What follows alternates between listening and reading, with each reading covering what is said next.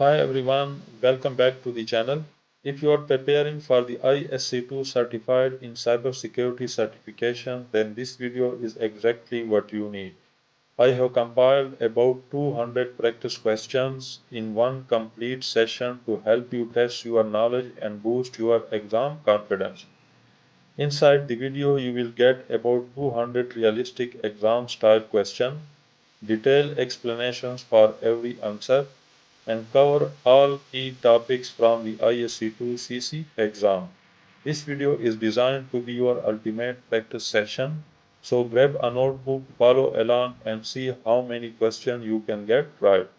If you find this helpful, hit the like button, subscribe for more cybersecurity content, and let me know in the comment how you are preparing for the exam. Alright, let's jump in and start practicing. Question number 1. Which concept describes an information security strategy that integrates people, technology, and operations in order to establish security controls across multiple layers of the organization? And the options are option A, least privilege, option B, defense in depth, option C, separation of duties, and option D, privileged accounts. And the correct option is option B, defense in depth. So what is defense in depth? If we look at this picture, defense in depth means that applying security control at all these layers.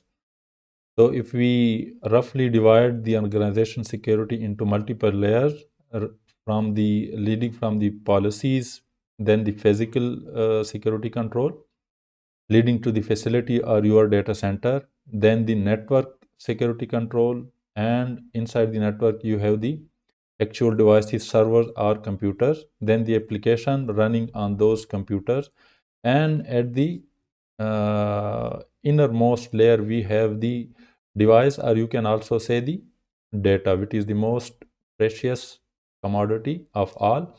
So applying security controls at all these layers means defense in depth. What does this mean? That if one layer is compromised, let's suppose if physical layer is compromised, you have still security controls applied at these other layers. If network is compromised, you have still security control applied on your actual server or computer, and so on and so forth. So that means defense in depth. You are not relying on any one solution or any one particular layer. Rather than you have applied your security controls across multiple layers.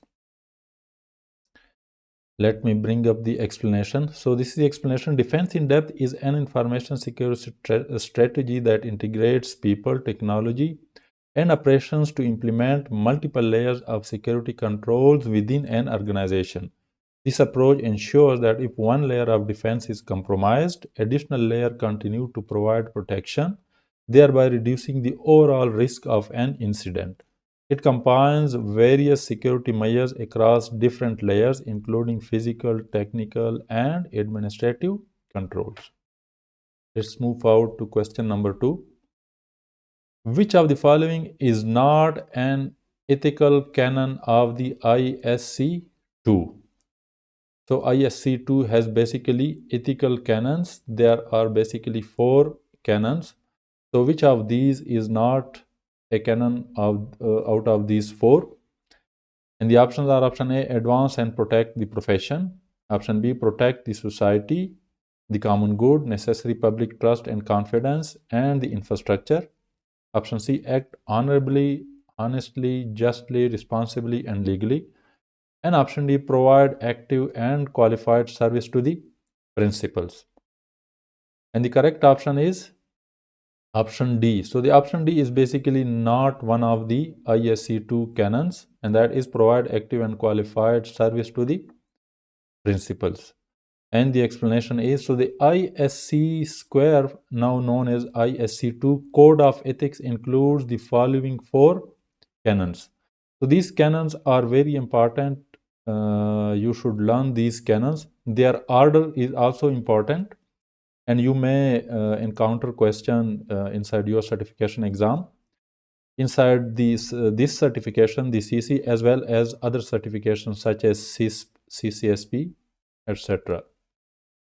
So the first one is protect society, the common good, necessary public trust and confidence, and the infrastructure. The second is act honorably, honestly, justly, responsibly, and legally. Third one is provide diligent and competent service to principals. And the last and the fourth one is advance and protect the profession. So the provide active and qualified service to the principle that was given in the question is basically not one of the ethical canons, as the correct phrasing is provide diligent and competent service to principals. Question number 3. The cloud deployment model where a company has resources on premise and in the cloud is known as. So, when a company has resources both inside their on premise data center and inside the cloud, then this model is known as, and the options are option A, hybrid cloud, option B, multi tenant, option C, private cloud, and option D, community cloud. And the correct option is option A, hybrid cloud. So what is a hybrid cloud? So hybrid cloud is basically the combination of two or more of these cloud models. So if you, in this particular case, if you have the public cloud as well as your on-premises traditional infrastructure, then the combination of both these will be known as the hybrid cloud. Similarly, if you have your private cloud as well as the public cloud, then this combination can also be called as the private cloud. Similarly, the combination of all these three is also known as the hybrid cloud. So I hope you got the answer that the hybrid cloud is basically a combination of public cloud as well as any other cloud type, such as the private cloud or the community cloud, or in this case the on-premises infrastructure. So in a hybrid cloud deployment model, a company utilizes both on-premise resources and cloud resources. This model allows organizations to store sensitive data on premises while leveraging the scalability and flexibility of the cloud for other workloads. Question number 4. Which of the following is a public IP address? So public IP address is the one that is routable over the internet and accessible from the internet or over the public network. And the options are option A, 13.16.123.1, option B, 192.168.123.1, option C, 172.16.123.1, and option D, 10.221.123.1.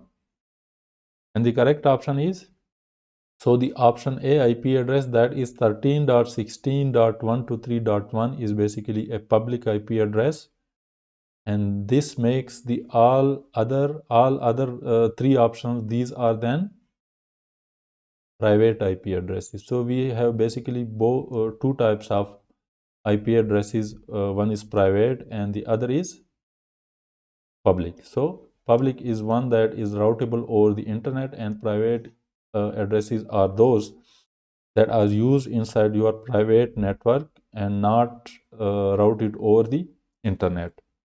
Let me get the explanation. So public IP addresses are routable on the internet, while private IP addresses are reserved for internal network use. The ranges for private IP addresses are, so these are three ranges for private IP addresses: 10.00 to 10.255.255.255.255. This can also be written as such, 10/8. Then 172.16.00 to 172.31.255.255. This can also be written as slash. Well, if you don't know these notation, don't worry. And the third one is 192.168.00 to 192.168.255.255. So this one can be written in the CIDR notation, that is classless interdomain routing. This notation is also known as the CIDR /16. You can also write 0.0.0 as I have written over here, and as well as or you can simply write the digits and then you can omit the 00 and write the /16. So as you can see that only 13.16.123.1 falls outside of these ranges, making it a public IP address. So since 13 is out of these ranges, so that's why this is the only public IP address. Question number 5. Which device would be more effective in detecting an intrusion into a network? And the options are option A, routers, option B, HIDS, that is host-based intrusion detection system, option C, firewalls, and option D, NIDS, network intrusion detection system. And the correct option is NIDS, network-based intrusion detection system. So HIDS is also an intrusion detection system, but it is more suited or specialized toward a specific host. Here we are talking about intrusion inside a network. That's why NIDS or network-based intrusion detection system is the correct answer. So a network intrusion detection system, that is NIDS, is designed to monitor network traffic for suspicious activity and potential intrusions. It is positioned within the network to detect malicious or abnormal behavior by analyzing packet data as it flows across the network. And the other options are the router basically primarily direct traffic and may have basic security features but are not designed specifically for intrusion detection. Similarly, HIDS, host-based intrusion detection system, monitors activity on individual hosts rather than across the network. And firewalls control and filter traffic but do not typically provide the same level of detection for suspicious activity as NIDS does. Question number 6. Which access control is more effective at protecting a door against unauthorized access? We are talking about physically securing an access to a door. And the options are option A, fences, option B, turnstiles, option C, barriers, and option D, locks. So this is a very common sense question, and the correct option is locks. So you secure the door by locking it using locks. So locks are specifically designed to secure doors and are more effective at preventing unauthorized access directly to the door itself. They provide a direct access control mechanism by requiring a key, code, or other form of authentication to unlock the door. Fences and barriers are useful for perimeter security but do not protect the door directly. And turnstiles control human traffic flow but are more suited to entry points rather than securing a door itself. Question number 7. Which of the following is a detection control? So there are multiple types of control. One is detection. Similarly, there are preventive control, and there are physical control, there are technical control. Here we are talking about a detection control that detect an intrusion. And the options are option A, turnstiles, option B, smoke detectors, option C, bollards, and option D, firewalls. And the correct option is, of course, the option B, smoke detectors or smoke sensors, because they are used to detect the presence of smoke or fire. So smoke sensors are a type of detection control as they detect the presence of smoke, which could indicate a fire and trigger an alert. Detection controls are designed to identify and alert to potential issues or unauthorized activities. Turnstiles and bollards are physical controls used primarily for access control and traffic management, while firewalls are preventive controls that block unauthorized access but are not specifically designed to detect events, though some firewall may have detection capabilities when integrated with intrusion detection systems. Question number 8. Which type of attack has the primary objective of controlling the system from outside? And the options are option A, backdoors, option B, rootkits, option C, cross-site scripting, and option D, Trojans. And the correct option is option A, backdoors. So what are the backdoors? A backdoor is a type of attack or method that allows unauthorized access to a system with the primary objective of enabling an attacker to control the system remotely. Backdoors are often installed to bypass normal authentication or access mechanisms, allowing attackers to re-enter the system whenever they want without detection.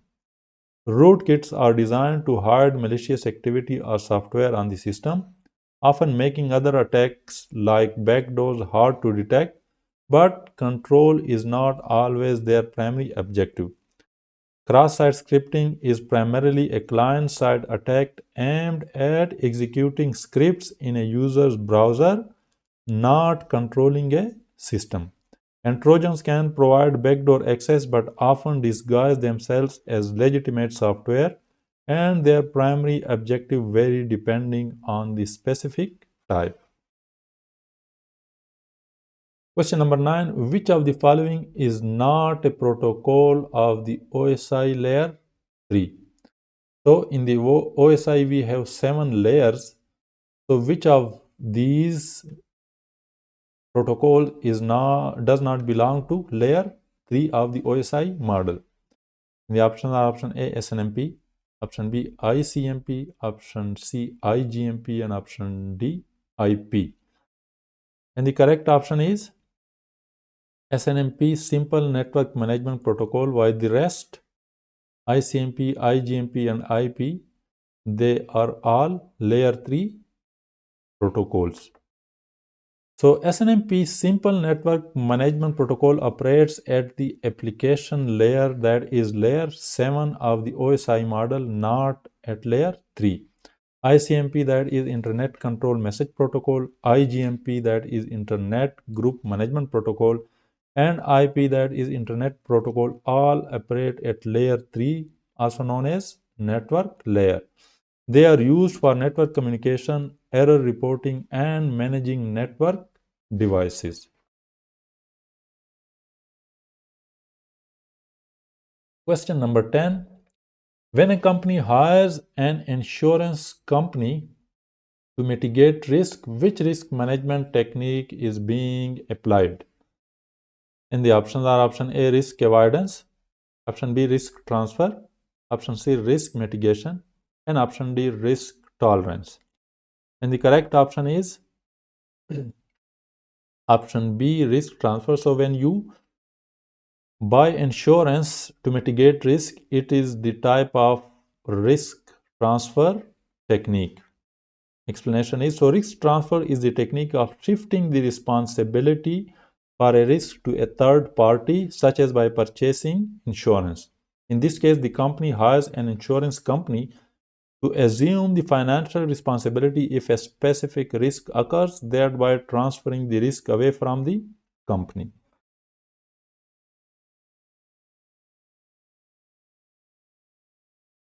Question number 11. The SMTP protocol, that is Simple Mail Transfer Protocol, operates at which OSI layer?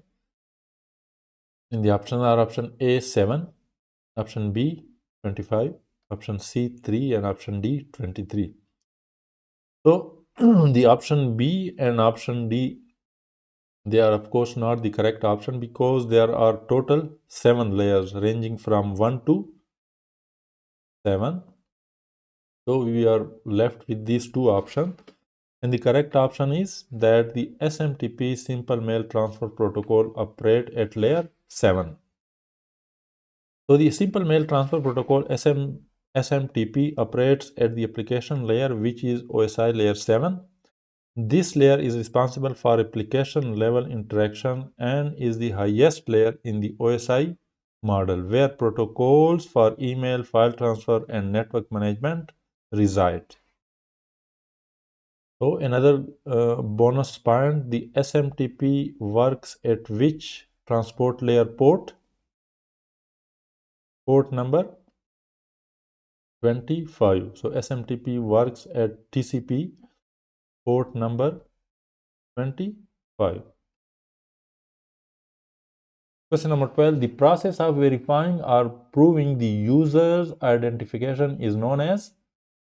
And the options are option A, confidentiality, option B, integrity, option C, authentication, and option D, authorization. So proving the user's identity, this process is known as authentication. So when a user logs in using his or her username and password, this process is basically known as authentication. So authentication is the process of verifying or proving the identity of a user or system. It ensures that the person or entity attempting to access a system is who they claim to be. This is a key part of security, distinguishing it from confidentiality, that is protecting data from unauthorized access, integrity, that is ensuring data remains accurate and unaltered, and authorization, determining access levels for an authenticated user. Question number 13. If an organization wants to protect itself against tailgating, which of the following types of access control would be most effective? So, tailgating is when an legitimate user enters a facility and another illegitimate user follows him or her. This process is known as tailgating. So, how to prevent this?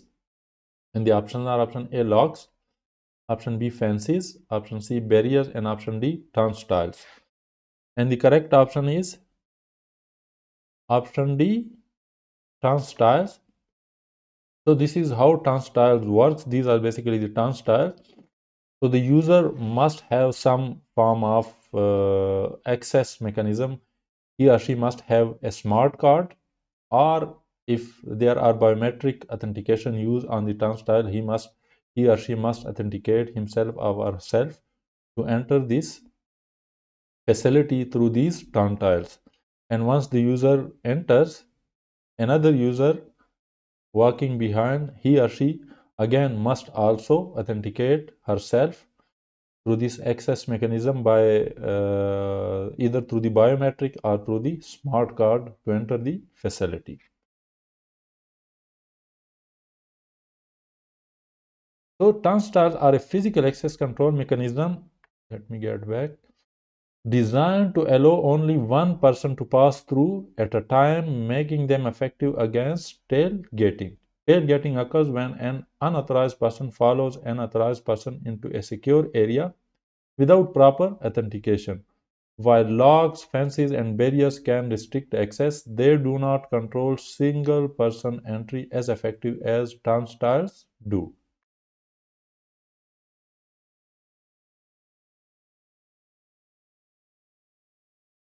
Question number 14. Logging and monitoring systems are essential to, and the options are option A, identifying inefficient performing systems, preventing compromises, and providing a record of how systems are used. Option B, identifying efficient performing systems, labeling compromises, and providing a record of how systems are used. Option C, identifying inefficient performing system, detecting compromises, and providing a record of how systems are used. And option D, identifying efficient performing system, detecting compromises, and providing a record of how systems are used. And the correct option is that the logging and monitoring system are essential to identify inefficient performing system, detecting compromises, and providing a record of how systems are used. So logging and monitoring systems are crucial for identifying performance issues, detecting potential security compromises, and providing a detailed record of system usage. They help organizations maintain operational efficiency, enhance security, by detecting unusual activities and ensure compliance by keeping a record of events for auditing purposes.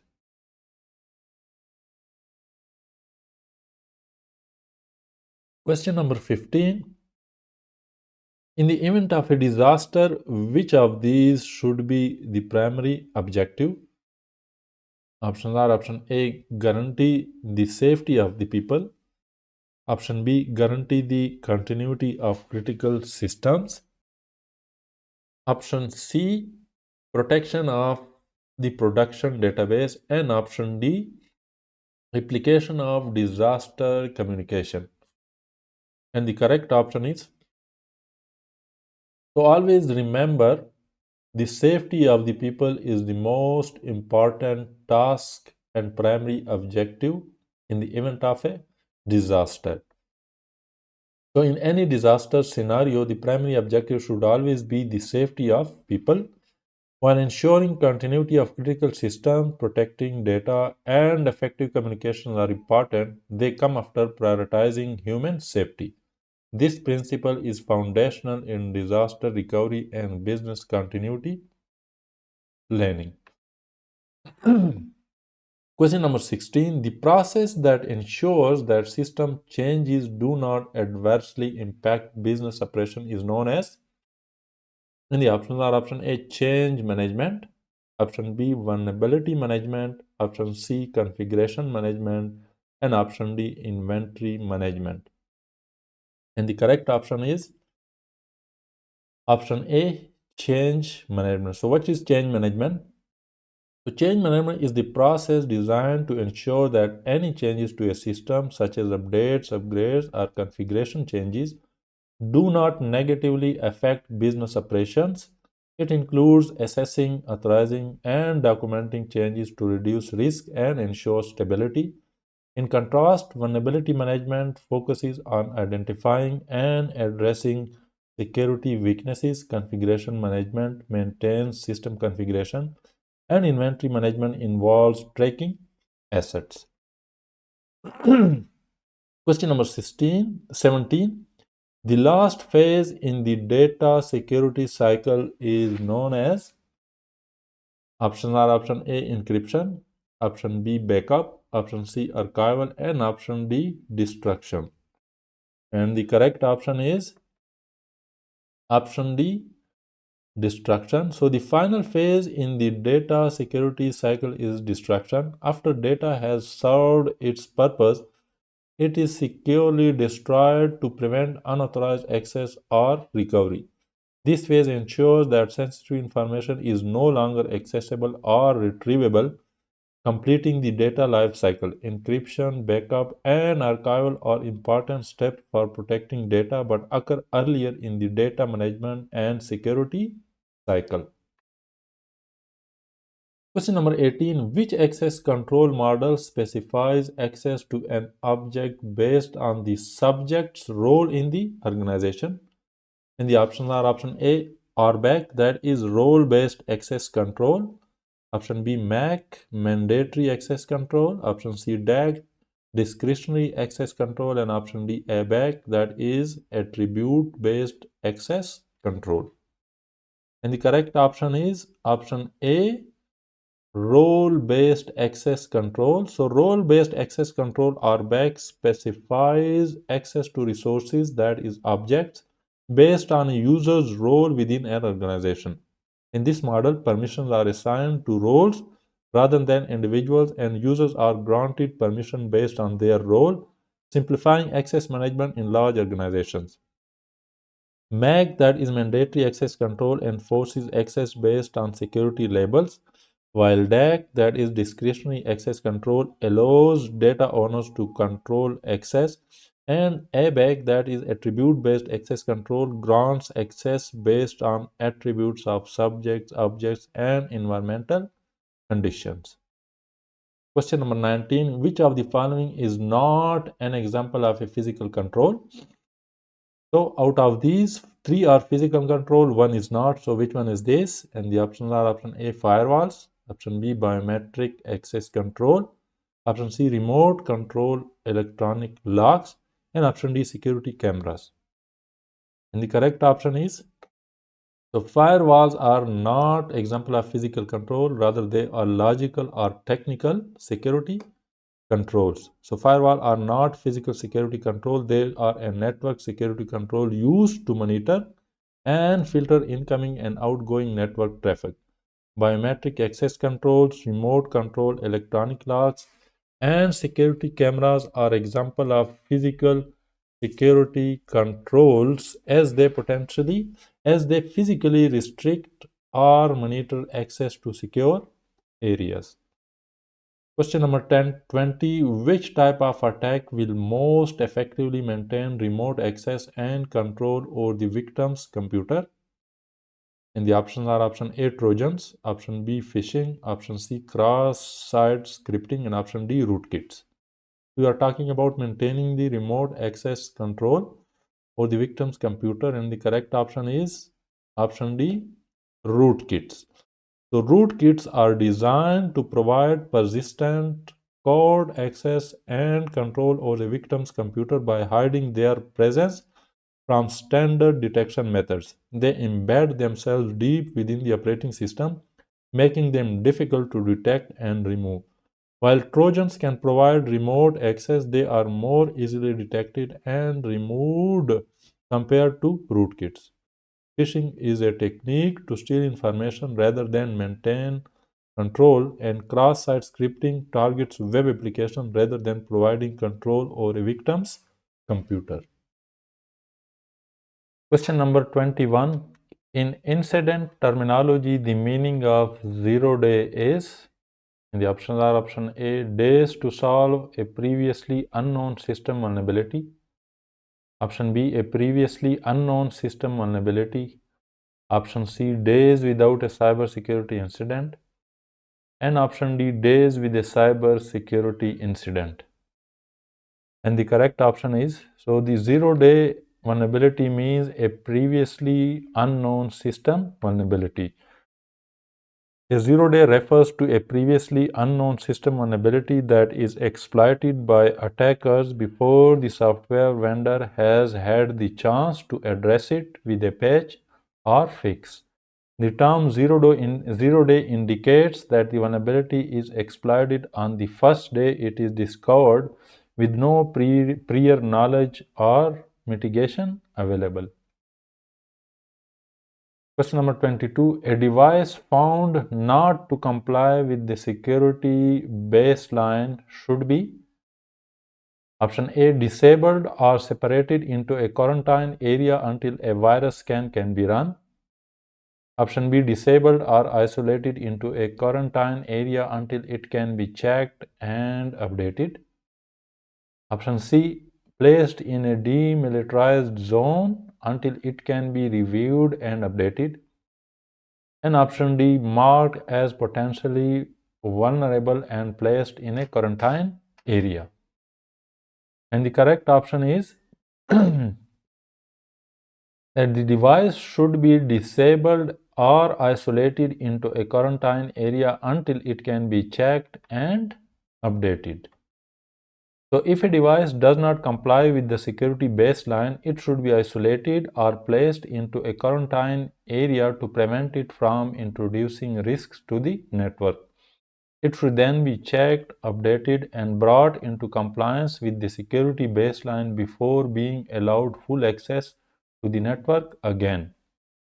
Option A could apply if there is a specific concern like a virus, but B is the most comprehensive answer for ensuring security compliance. Question number 23. Which type of attack primarily aims to make a resource inaccessible to its intended users? And the options are option A, denial of service, option B, phishing, option C, Trojans, and option D, cross-site scripting. And the correct option is option A, denial of service. So what is denial of service? A denial of service attack primarily aims to make a resource such as a server, website, or network inaccessible to its intended users by overwhelming it with excessive traffic or exploiting vulnerabilities to disrupt normal service. This attack's main goal is service disruption. Phishing involves tricking users into disclosing sensitive information. Trojans are malicious software that provide unauthorized access to systems, and cross-site scripting is an attack that injects malicious scripts into web pages to execute on users' browsers, often aimed at stealing information rather than denying access. Question number 24. Which type of attack embeds malicious payload inside a reputable or trusted software? Option A, Trojans. Option B, phishing. Option C, rootkits. And option D, cross-site scripting. And the correct option is option A, Trojan horse. So what is Trojan?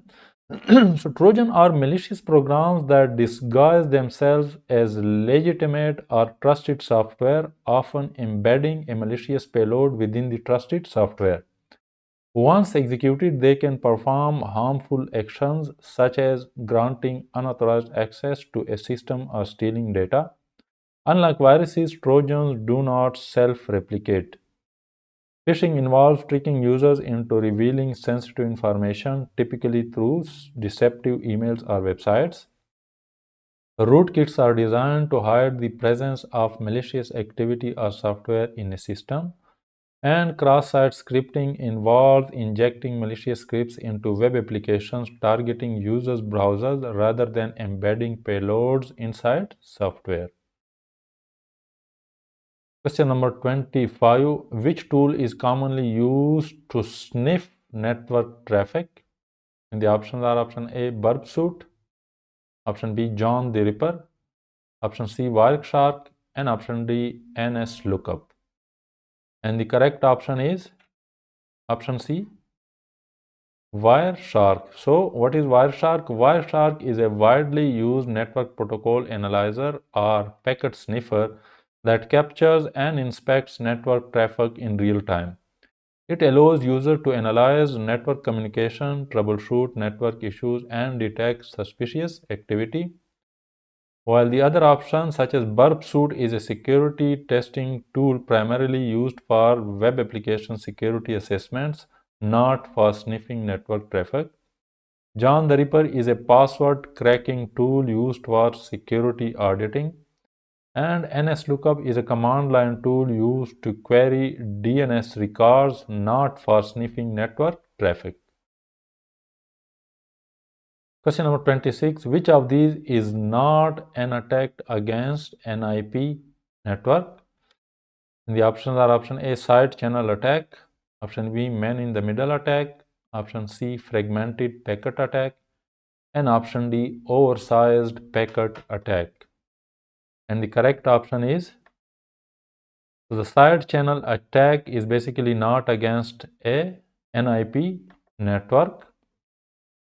So what is a side channel attack? A side channel attack is a type of attack that does not directly target the IP network itself. Instead, it exploits physical or environmental factors such as power consumption, timing, or electromagnetic leaks to gather information from a system, often aiming to break encryption or extract secrets from a device. Question number 27. The detailed steps to complete tasks supporting departmental or organizational policies are typically documented in option A, regulations, option B, standards, option C, policies, and option D, procedures. And the correct option is option D, procedures. So procedures are detailed step-by-step instructions that outline how specific tasks or activities should be carried out to support the implementation of policies and standards. They provide clarity on the exact actions required to meet organizational or departmental objectives. The other options, such as regulations, are legal requirements that must be followed. Standard defines specific requirements or benchmarks that must be met but don't typically include detailed step-by-step instructions. And policies are high-level principles or rules that guide decision-making and behavior within an organization.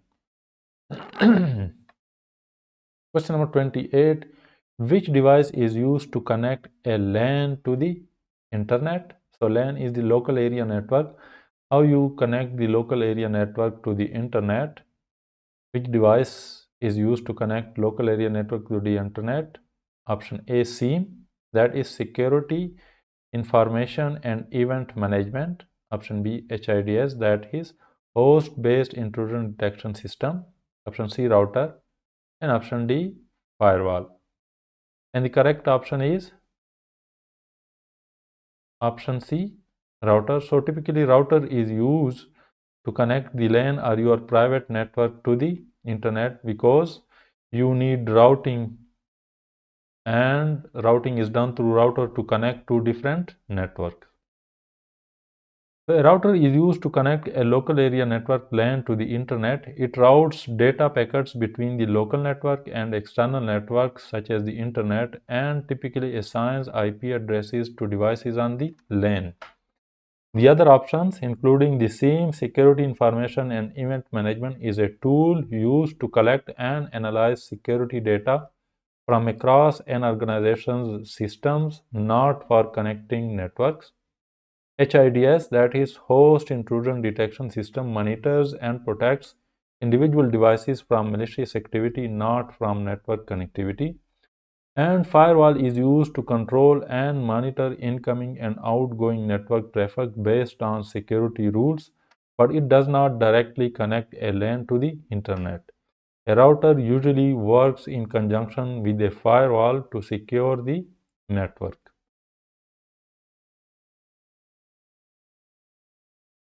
Question number 29. What does SIEM means? What does SIEM stands for? In the options are option A, Security Information and Enterprise Manager. Option B, Security Information and Event Manager. Option C, Security Information and Enterprise Manager. And option D, Security Information and Event Manager. So in fact, we have two options. The two options are basically repeated. But the correct option is option B, Security Information and Event Manager. So SIEM stands for Security Information and Event Manager. It is a system that collects, analyzes, and reports on security data from various sources within an organization to detect and respond to potential security threats. SIEM systems are used to provide real-time monitoring, logging, and event management to enhance security posture. Question number 30. A security safeguard is the same as a, and the options are option A, safety control, option B, privacy control, option C, security control, and option D, security principle. And the correct option is option C, security control. So a security safeguard refers to measures or controls implemented to protect information systems, data, and assets from security threats. It is synonymous with a security control, which refers to any mechanism or practice designed to mitigate security risks and protect the confidentiality, integrity, and availability of systems and data. Question number 31. Which access control model can grant access to a given object based on complex rules? Option A, DAC, discretionary access control. Option B, ABAC, that is attribute-based access control. Option C, RBAC, that is role-based access control. And option D, MAC, that is mandatory access control. And the correct option is option B, attribute-based access control. So the complex rules here, you can say it means or it refers to the attributes. where you can use different attributes and rules to give access. So ABAC, that is attribute based access control, grants access to a given object based on complex rules that evaluates attributes associated with users, objects on the environment. These rules can include attributes like roles, locations, time of access, or other environmental factors, allowing for very granular and dynamic access control. Other options such as DAG, discretionary access control, allows the owner of the object to decide who can access it, usually with simple permissions. RBAC, that is role-based access control, grants access based on the user's role within the organization, typically limiting it to predefined roles and permissions.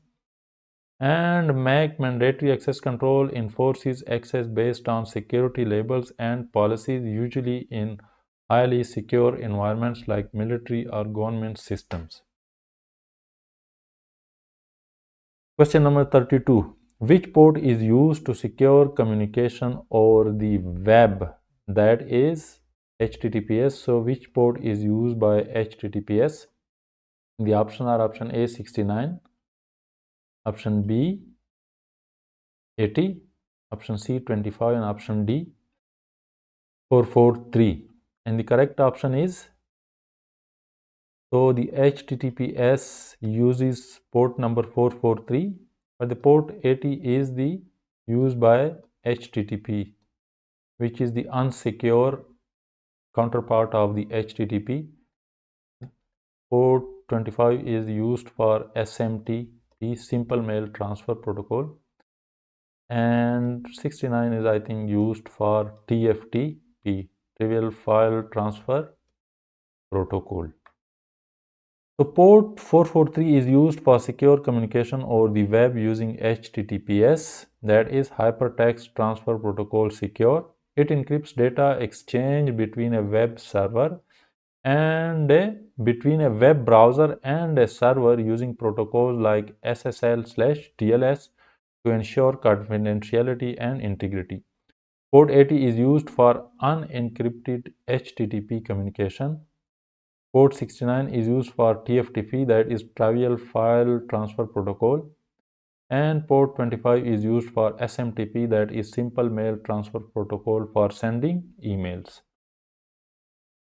Question number 33. Which of these has the primary objective of identifying and prioritizing critical business processes?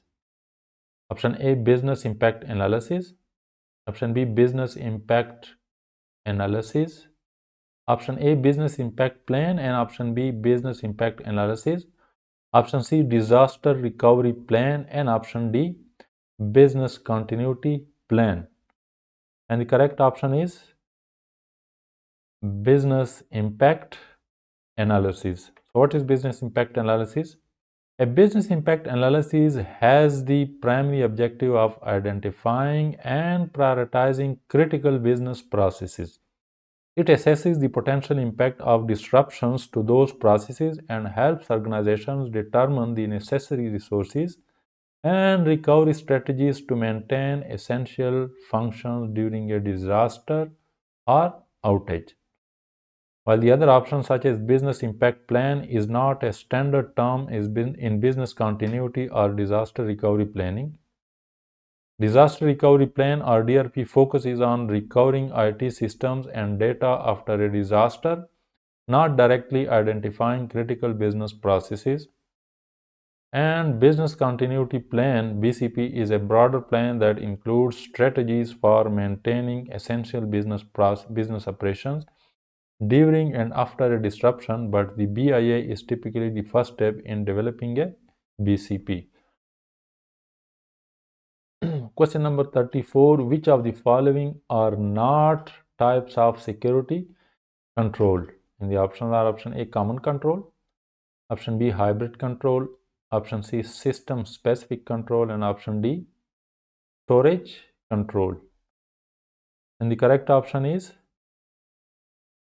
option D, storage control. So the recognized types of security controls are common controls. So these are security controls that apply across multiple system or organizational units. Similarly, hybrid control, these are controls that combine aspects of both common and system-specific control.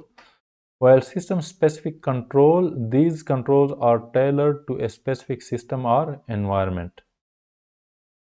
Storage controls is not a standard category of security controls. While storage security is important and may involve various controls like encryption or access restriction, it is not typically classified as a specific type of security control. Question number 35. Which of the following is not a type of learning activity used in security awareness? Option A, awareness. Option B, training. Option C, education. And option D, tutorial. And the correct option is option D, tutorial. So in the context of security awareness, the three primary types of learning activities are awareness, activities aimed at making employees or users aware of security risks and best practices. This often involves brief, high-level materials such as posters or short presentations. Training, more in-depth learning activities that provide users with the knowledge and skills needed to handle specific security-related tasks or procedures. And education, this focuses on a deeper long-term understanding of security concepts, often provided through formal courses or classes. A tutorial is a specific method or format for delivering learning content, but it is not typically characterized as a primary type of learning activity in a security awareness program. It could be part of training or education, but it is not a standalone category. Question number 36. The magnitude of the harm expected as a result of the consequences of an unauthorized disclosure, modification, destruction, or loss of information is known as. Options are option A, vulnerability, option B, threat, option C, impact, and option D, likelihood. And the correct option is option C, impact. So impact refers to the magnitude of harm that could result from the unauthorized disclosure, modification, destruction, or loss of information. It is a measure of severity of the consequence if a security incident occurs. The other options, such as vulnerability, refers to weakness in a system that could be exploited by threats. Threat refers to potential events or actors that could exploit vulnerabilities to cause harm. And likelihood refers to the probability of a threat exploiting a vulnerability leading to an impact. Question number 37. The implementation of security controls is a form of option A, risk reduction, option B, risk acceptance, option C, risk avoidance, and option D, risk transference. And the correct option is option A, risk reduction.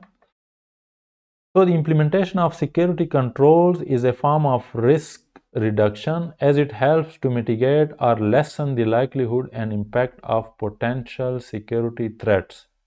By putting security measures in place, an organization reduces its exposure to risks.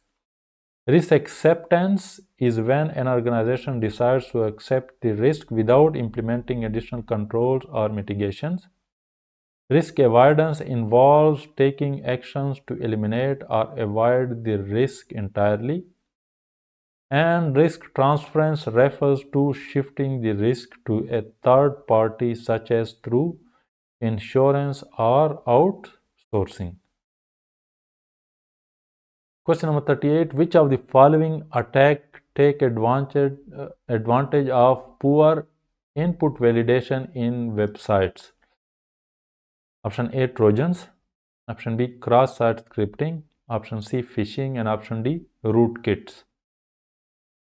And the correct option is option B, cross-site scripting. So what is cross-site scripting? Cross-site scripting is an attack that takes advantage of poor input validation in websites. It involves injecting malicious scripts into web pages viewed by other users. These scripts can execute actions on behalf of the user or steal sensitive information like session cookies. Trojans are a type of malware that disguises themselves as legitimate software. Phishing is a social engineering attack that tricks individuals into divulging personal information or credentials. And rootkits are malicious software designed to hide the existence of certain processes or programs on a computer system. Question number 39. Which of the following is an example of an administrative security control? Options are option A, access control list, option B, acceptable use policies, option C, badge readers, and option D, no entry signs. And the correct option is option B, acceptable use policies. So acceptable use policies are an example of administrative security controls. These are written policies that define the acceptable and prohibited behavior for users within an organization's IT environment. Administrative controls are typically non-technical and involve management processes, procedures, and policies to govern security practices.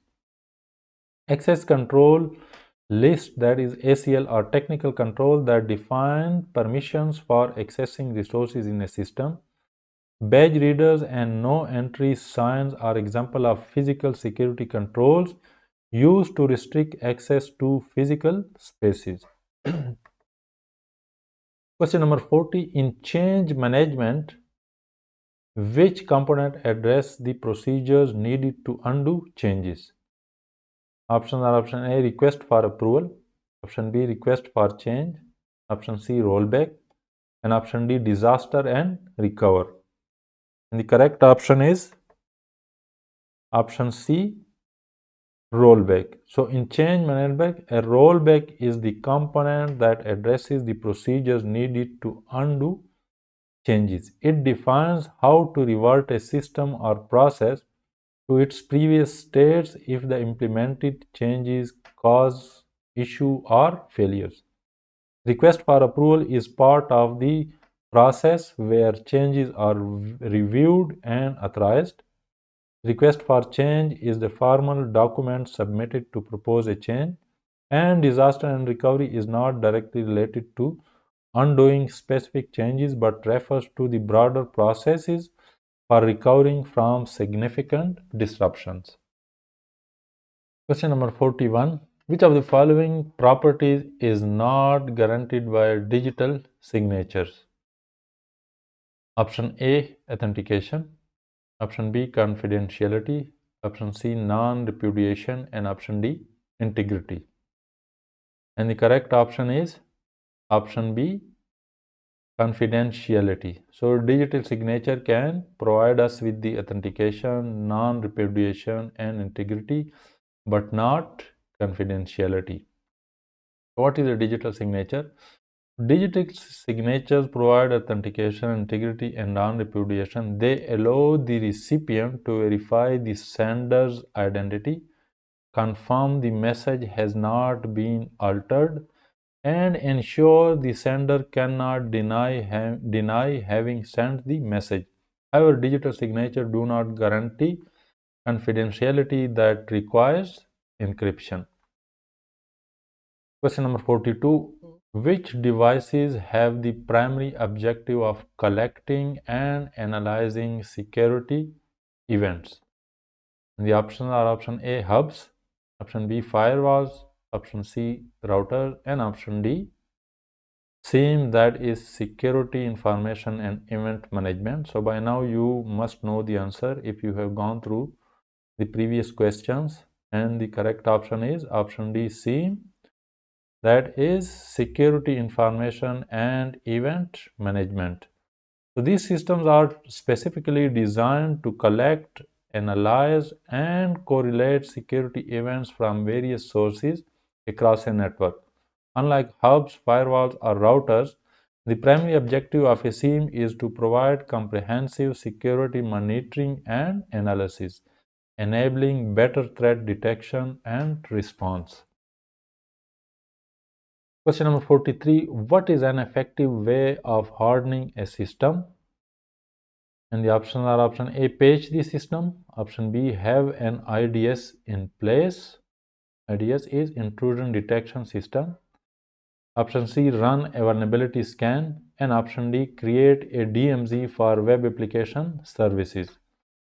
And the correct option is option A, patch the system. So, patching a system is a fundamental and effective way of hardening it. Applying patches addresses known vulnerabilities, reducing the risk of exploitation, while having an IDS, running vulnerability scan, and creating a DMZ are also valuable security measures. They are not directly methods for hardening a specific system, but rather for detecting issues or adding network level security. Question number 44. Which type of key can be used to both encrypt and decrypt the same message? And the options are option A, a public key, option B, a private key, option C, an asymmetric key, and option D, a symmetric key. And the correct option is option D, a symmetric key. So the symmetric key is basically used to both encrypt and decrypt a message. Asymmetric key is basically the pair of the public and private key. So if you encrypt the message with one key, you will decrypt it with the second key. So the explanation is that in symmetric encryption, the same key is used to both encrypt and decrypt a message. This type of key is shared between the sender and the receiver. In contrast, asymmetric encryption uses a key pair, that is public and private keys, where one key is used for encryption and the other for decryption. Question number 45. Which regulations address data protection and privacy in Europe? So we are talking specifically about data privacy and protection inside Europe. And the options are option A, SOX, option B, HIPAA, option C, FISMA, and option D, GDPR. And the correct option is option D, GDPR. So what is GDPR? GDPR is the General Data Protection Regulation, is a regulation in Europe that focuses on data protection and privacy for individuals within the European Union.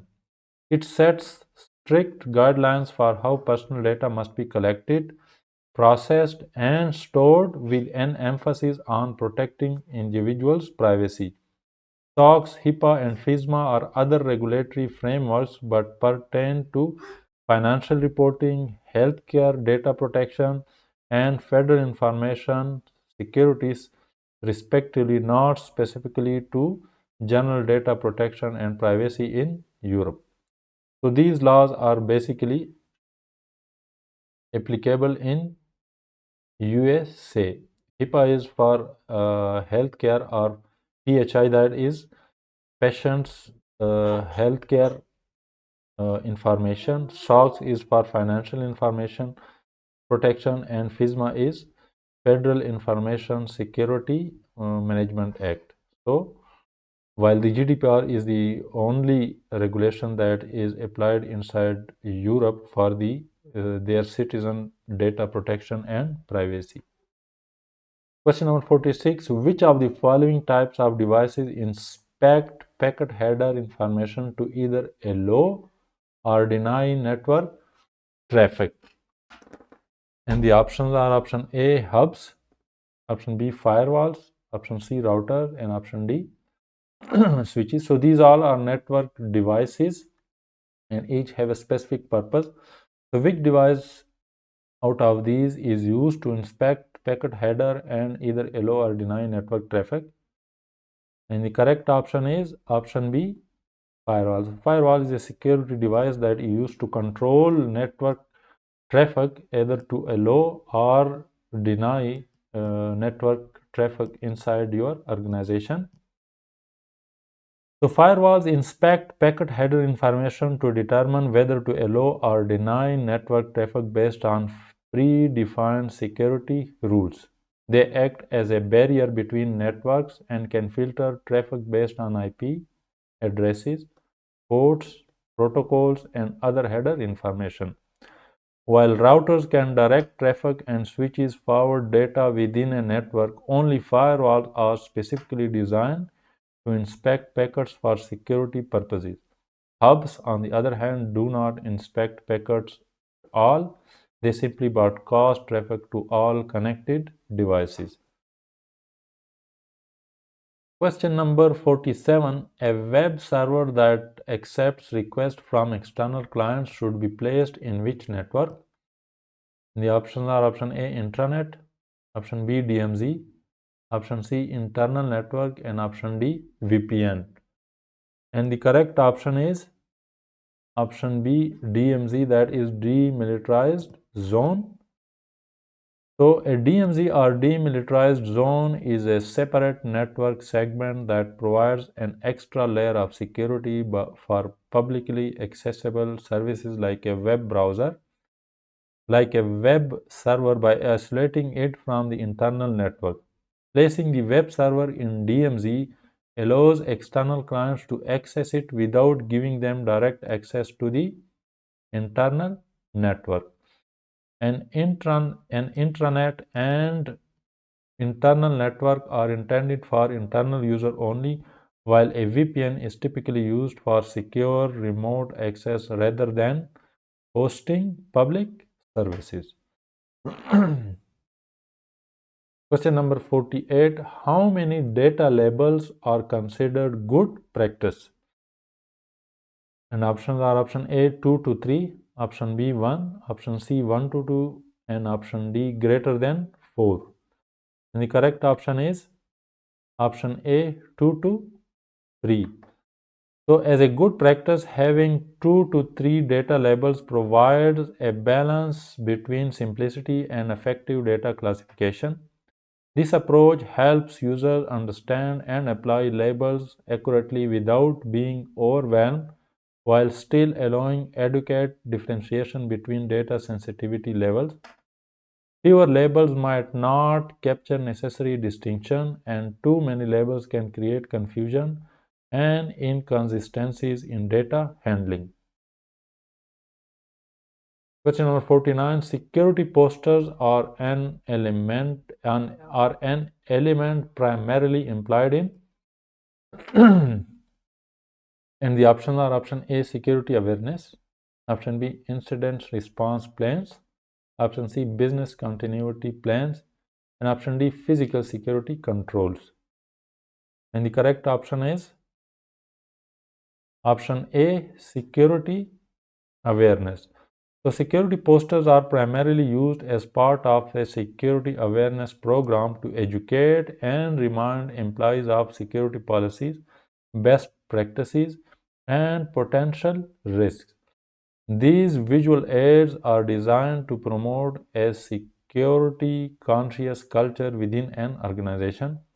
While they may support other security measures indirectly, their main purpose is to raise awareness rather than directly contribute to incident response, business continuity, or physical security controls. Question number 50. Which of these types of user is less likely to have a privileged account? Option A, security system administrator, option B, security analyst, option C, help desk, and option D, external worker. And the correct option is option D, external worker. So external workers such as contractors or temporary staff are less likely to have privileged accounts because they typically have limited access to systems and resources necessary for their job role. Privileged accounts are generally reserved for users like system administrators who require elevated access to manage and maintain systems, or security analysts and helpdesk staff who may need certain levels of access for troubleshooting or monitoring. However, external workers usually only have access to specific systems or data based on the scope of their contracted tasks. Question number 51. The predetermined set of instructions or procedures to sustain business operations after a disaster is commonly known as, and the options are option A, business impact analysis, option B, disaster recovery plan, option C, business impact plan, and option D, business continuity plan.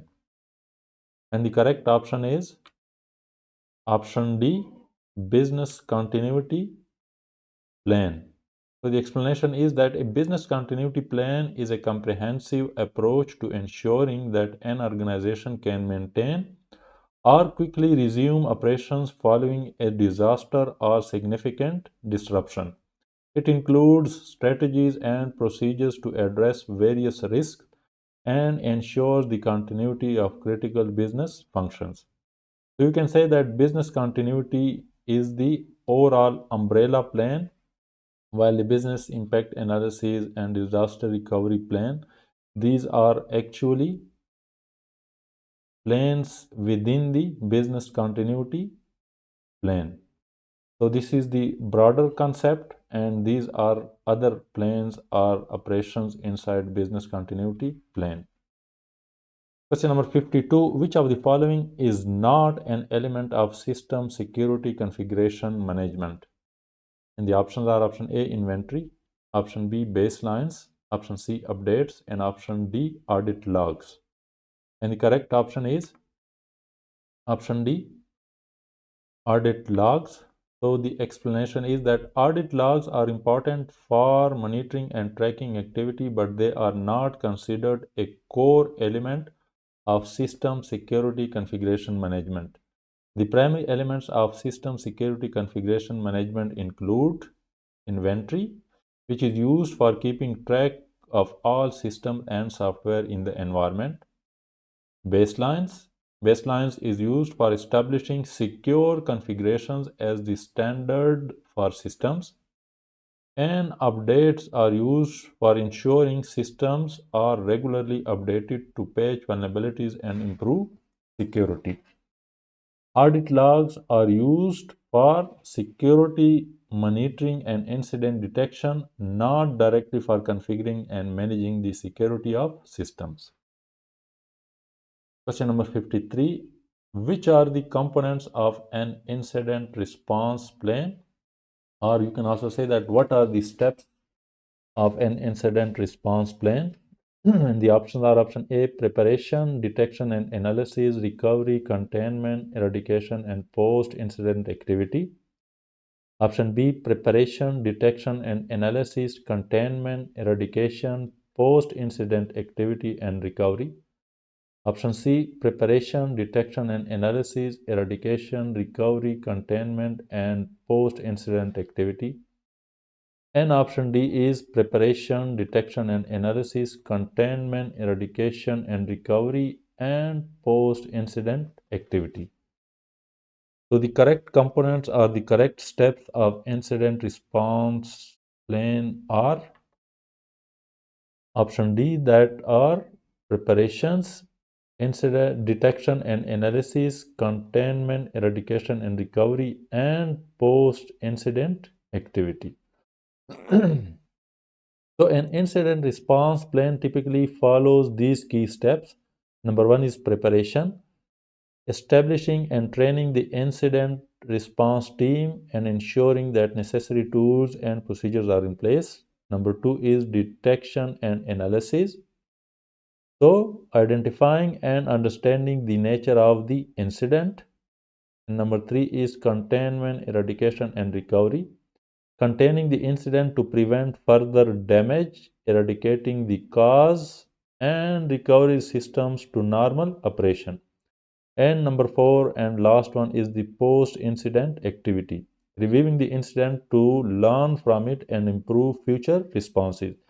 This order helps to ensure an effective and organized response to security incidents. Question number 54. Which of the following is an example of 2FA, that is two-factor authentication? And the options are option A, badges, option B, passwords, option C, keys, and option D, one-time passwords. And the correct option is, so this question is a little bit tricky. Two-factor means that two factors are used for authentication, such as you can use a password along with a fingerprint biometric. So you can say that this is a two-factor. So in this question, the example of two-factor authentication is option D, one-time password. So how it is, although it is a single factor, so how is one-time password a two-factor authentication? So this is the explanation. So two-factor authentication involves using two different forms of authentication to verify a user's identity.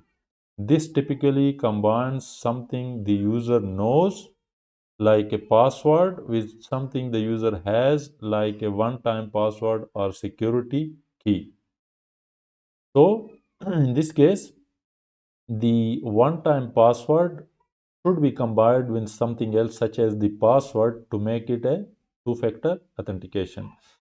Other options such as the badges could be part of physical security system but not necessarily two-factor authentication. Passwords are a single factor and are not two-factor authentication by themselves. And keys like security token or physical USB keys can be part of two-factor authentication but are not two-factor authentication on their own without another factor. One-time password, which is option D, generated for a single login session, are an example of a second factor used in two-factor authentication alongside something like password. Question number 55. Which of the following is not a feature of a cryptographic hash function? So we are talking about hashing. So which of these is not a characteristic or a feature of the hashing function? And the options are option A, reversible, option B, unique, option C, deterministic, and option D, useful. And the correct option is reversible. So what does this mean? This means that the hashing function is not reversible. Unlike encryption, where when you encrypt, you can also decrypt it. You can change the plain text to encrypted data, and then the encrypted data can be changed again to plain text. While in hashing, once you change something to hash, you cannot convert the hash to the original data. So that's why the hashing function is also known as one-way function. This is also known as one-way function. Since it goes only one way, you cannot reverse it. So cryptographic hash functions are designed to be irreversible. It should not be feasible to deduce the original input from the hash output. They are deterministic. What does this mean? That the same input always produce the same output. They are unique. That is, collisions where two different inputs produce the same output are highly unlikely and useful for various purposes like verifying data integrity. Being reversible is not a feature of cryptographic hash functions. Question number 56.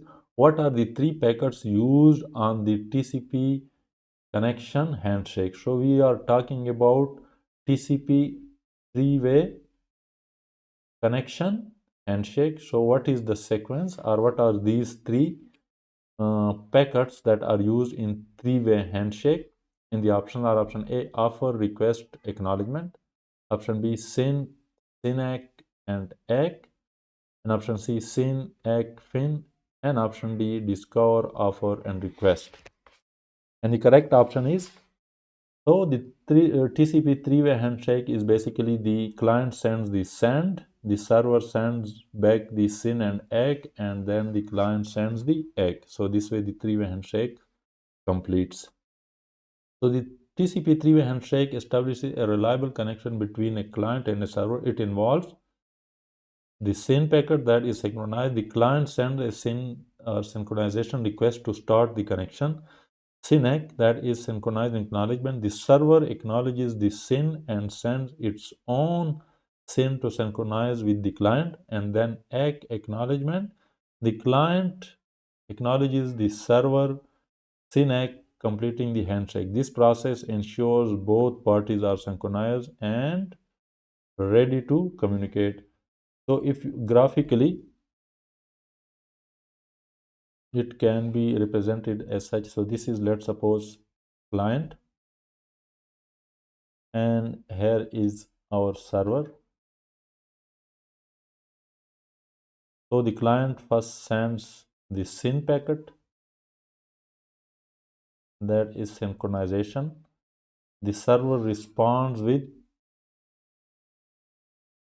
own synchronization packets as well as the acknowledgement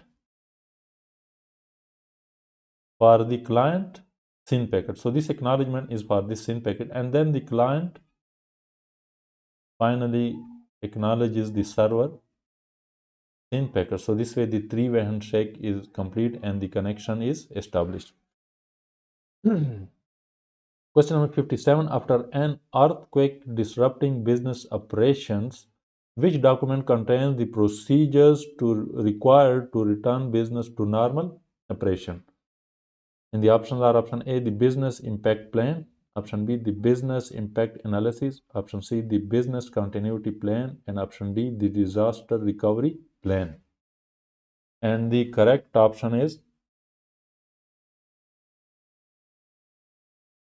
option D, the disaster recovery plan. So what is the disaster recovery plan? A disaster recovery plan outlines the specific steps and procedures needed to restore IT systems, applications, and critical infrastructure to normal operation after a disruption, such as an earthquake. It is a subset of the broader business continuity plan and focuses specifically on recovery and restoration efforts.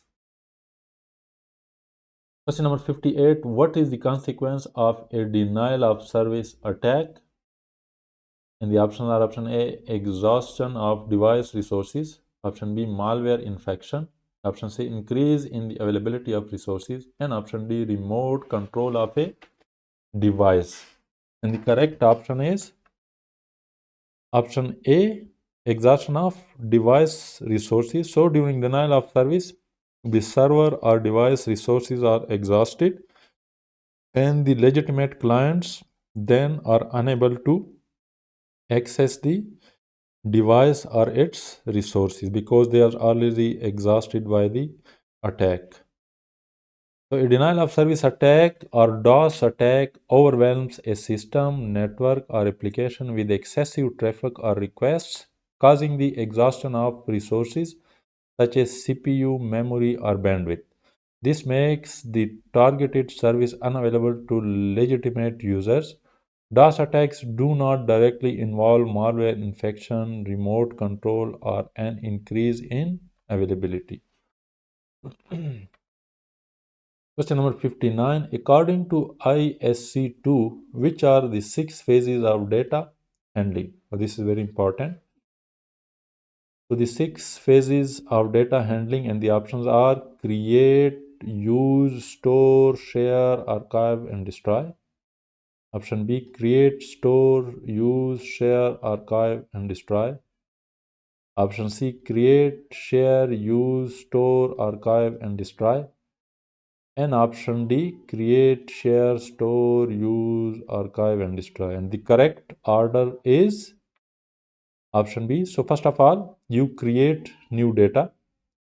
Immediately after creating the data, you need some storage to store it for further use. After the data is stored, then you can use it for your further usage. Then after usage, you can also share it with other users. And last, or the second last, is that after data is no longer actively used, it can be archived, or it is archived in cold storage.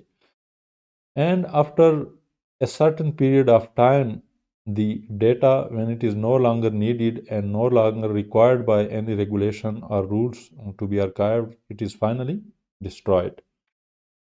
So, according to ISC2, the six phases of data handling include: create, data is generated or collected; store, data is securely saved in a system or repository; use, data is processed or accessed for its intended purpose; share, data is transferred or made available to others as needed; archive, data is moved to long-term storage for retention; and destroy, data is securely deleted when it is no longer needed. These phases ensure a life cycle approach to managing and protecting data. Question number 60. Which of the following is less likely to be part of an incident response team? Option A, legal representative; option B, human resources; option C, representatives of senior management; and option D, information security professional. And the correct option is human resources, HR. So while human resources, that is HR, may be involved in specific incidents such as those involving employee misconduct, they are less likely to be core members of a general incident response team. The team typically includes information security professional to handle technical aspects, legal representative for compliance and legal issues, and senior management representatives for decision making and resource allocation. HR's involvement is situational and not always essential to the team's composition. Question number 61. Which of these tools is commonly used to crack passwords? And the tools are: option A, burp suit; option B, NS lookup; option C, John the Ripper; and option D, Wireshark. And the correct option is option C, John the Ripper. And the explanation is: so John the Ripper is a popular password cracking tool designed to identify weak passwords by performing brute force or dictionary attacks. It is commonly used in penetration testing and security assessments. The other option, such as burp suit, is primarily used for web application security testing. NS lookup is a network administration tool for querying DNS, and Wireshark is a network protocol analyzer used to capture and analyze network traffic. Question number 62. In order to find out whether personal tablet devices are allowed in the office, which of the following policies would be helpful to read? And the options are: option A, BYOD, that is bring your own device; option B, privacy policy; option C, change management policy; and option D, AUP, or acceptable use policy. And the correct option is, so since we are talking about personal devices, so the relevant policy will be bring your own devices. So the bring your own device policy outlines the rules and regulations for employees using personal devices such as tablets in the workplace. It specifies whether such devices are allowed, the security requirements, and the acceptable use. Privacy policy focuses on how personal and sensitive data is handled. Change management policy addresses processes for implementing changes in systems or infrastructure. And acceptable use policy defines how organizational resources can be used but may not explicitly address personal devices. Question number 63. In which cloud deployment model do companies share resources and infrastructure on the cloud? So we are talking about companies sharing resources and infrastructure inside cloud. And the options are option A, hybrid cloud, option B, multi-tenant, option C, private cloud, and option D, community cloud. And the correct option is option D, community cloud. So community cloud is a type of cloud where multiple companies that have similar interests or requirements use the resources and share them inside the cloud.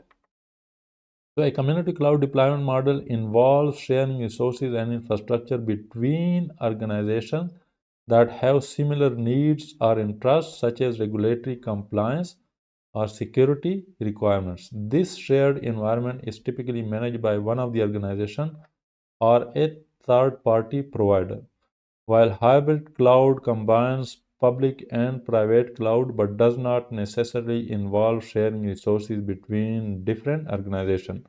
Multi-tenant refers to a cloud architecture where multiple customers share the same infrastructure, but it does not specify a cloud deployment model. Private cloud is dedicated to a single organization and does not involve sharing resources. Question number 64. Which of these is the primary objective of a disaster recovery plan? And the options are option A, restore company operation to the last known reliable operation state. Option B, outline a safe escape procedure for the organization's personnel. Option C, maintain crucial company operations in the event of a disaster. And option D, communicate to the responsible entities the damage caused to the operations in the event of a disaster. And the correct option is option A, restore company operation to the last known reliable operation state. So the primary objective of a disaster recovery plan is to restore company operations to a functional state as quickly as possible after a disaster, typically aiming to return to the last known reliable operation state. This plan focuses on IT system and infrastructure recovery. Option B, that is safe escape procedure, is related to emergency response plan or business continuity plans rather than disaster recovery plan. Option C, that is maintain operation, is a broader goal that follows under business continuity plan. And option D, communication about damage, is part of disaster recovery but the primary focus is on restoring operations. Question number 65. An entity that acts to exploit a target organization's system vulnerabilities is a option A, threat actor, option B, threat vector, option C, threat, and option D, attacker. And the correct option is option B, threat vector. So what is a threat vector? A threat vector is an entity, that is an individual or group, that actively exploits vulnerabilities in a system to cause harm, such as stealing data or disrupting operations. They are the ones who carry out attacks. Other options, such as threat vector, refers to the method or path used by a threat actor to exploit vulnerabilities, such as phishing, malware. Option C, threat, is a general term referring to any potential danger, including both actors and vectors.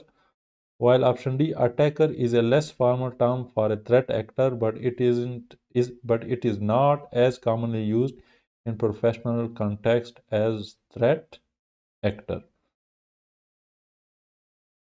Question number 66. A best practice of patch management is to option A, apply all patches as quickly as possible. Option B, test patches before applying them. Option C, apply patches every Wednesday. And option D, apply patches according to vendor's reputation. And the correct option is option B, test patches before applying them. So a best practice in patch management is to test patches in a controlled environment before deploying them to production systems. This helps ensure that the patch does not cause unintended issue or conflicts with other systems and softwares. Option A, apply all patches quickly could lead to unforeseen issues and is not recommended without testing. Option C, applying patches every Wednesday is not a best practice as the timing should depend on the patch release, schedule, and severity of the vulnerabilities. And option D, applying patches based on vendor reputation is not sufficient. Patches should always be tested for compatibility and functionality. Question number 67. Which of these would be the last option if a network administrator needs to control access to a network? And the options are option A, HIDS, that is host based intrusion detection system, IDS, intrusion detection system. SIEM, that is security information and event management, and option D, NAC, that is network access control. So since we are talking about controlling access to the network, therefore the correct option is network access control. So network access control, NAC, is designed to control access to a network by enforcing policies on devices attempting to connect. It ensures that only authorized compliant devices are allowed to access the network, making it the best option for this purpose. Other options such as HIDS, host-based intrusion detection system, monitors individual devices for signs of malicious activity but does not directly control network access. Option B, IDS, intrusion detection system, detects and alerts on suspicious activity in the network but does not control access. And option C, SIEM, that is security information and event management, aggregates and analyzes security data from various sources but does not specifically control access to the network.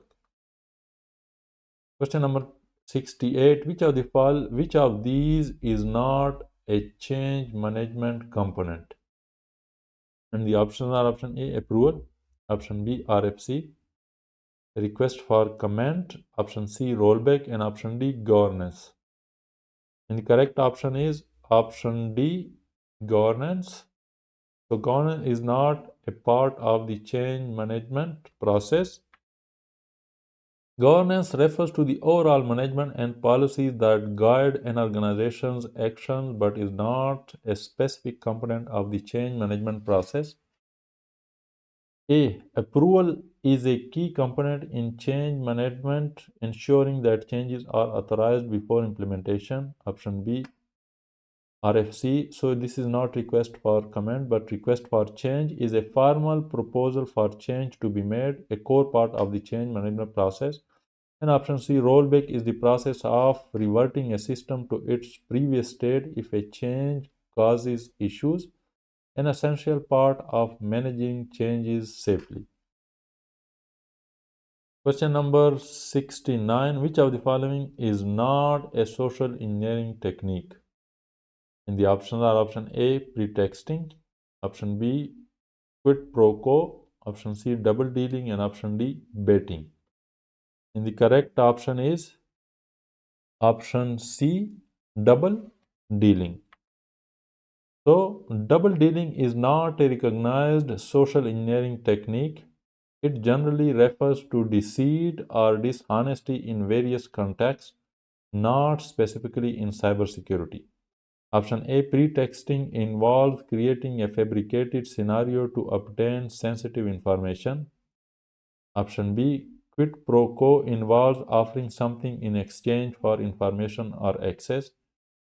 And option D, baiting, involves offering something enticing to lure victims into revealing information or downloading malicious software. Question number 70.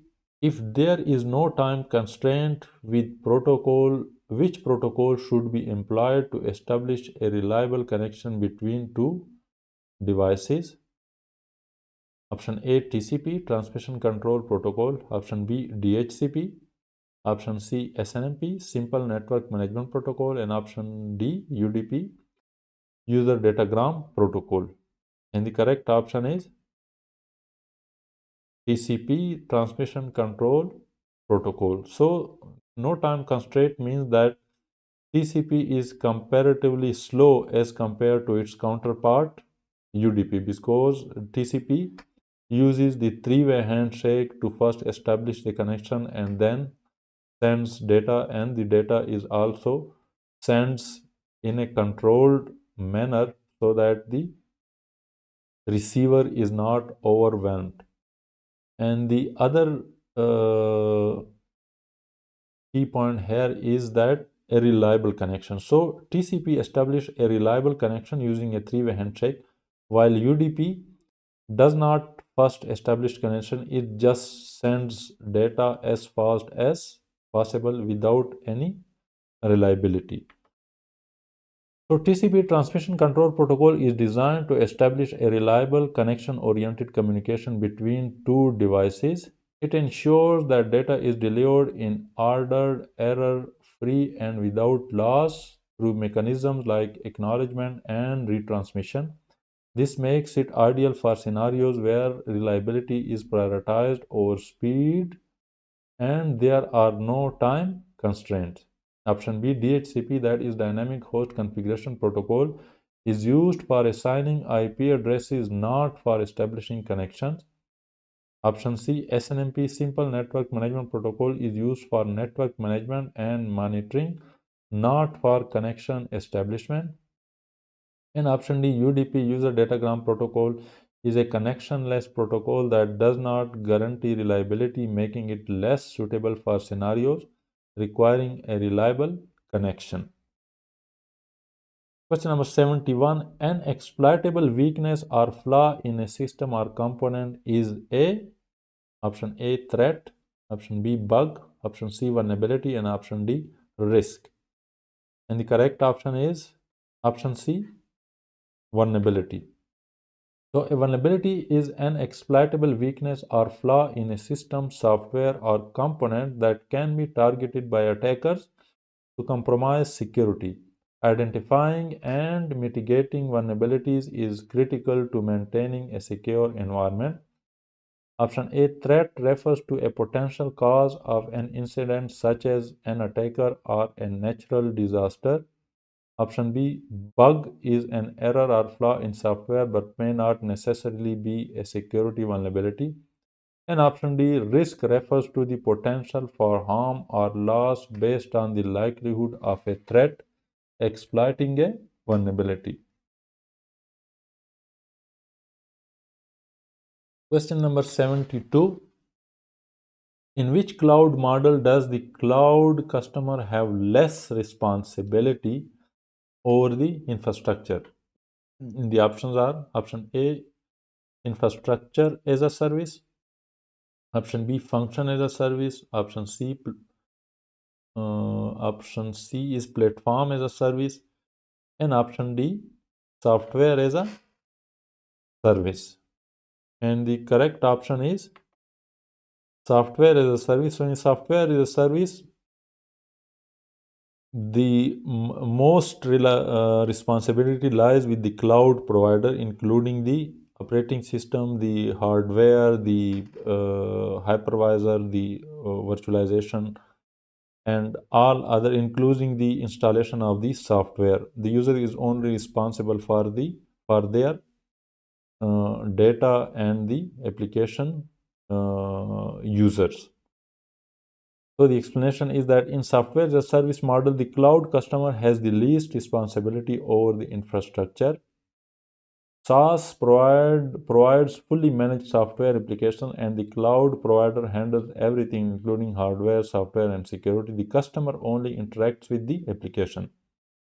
The infrastructure as a service gives customer more responsibility for managing the infrastructure, including virtual machines and networks.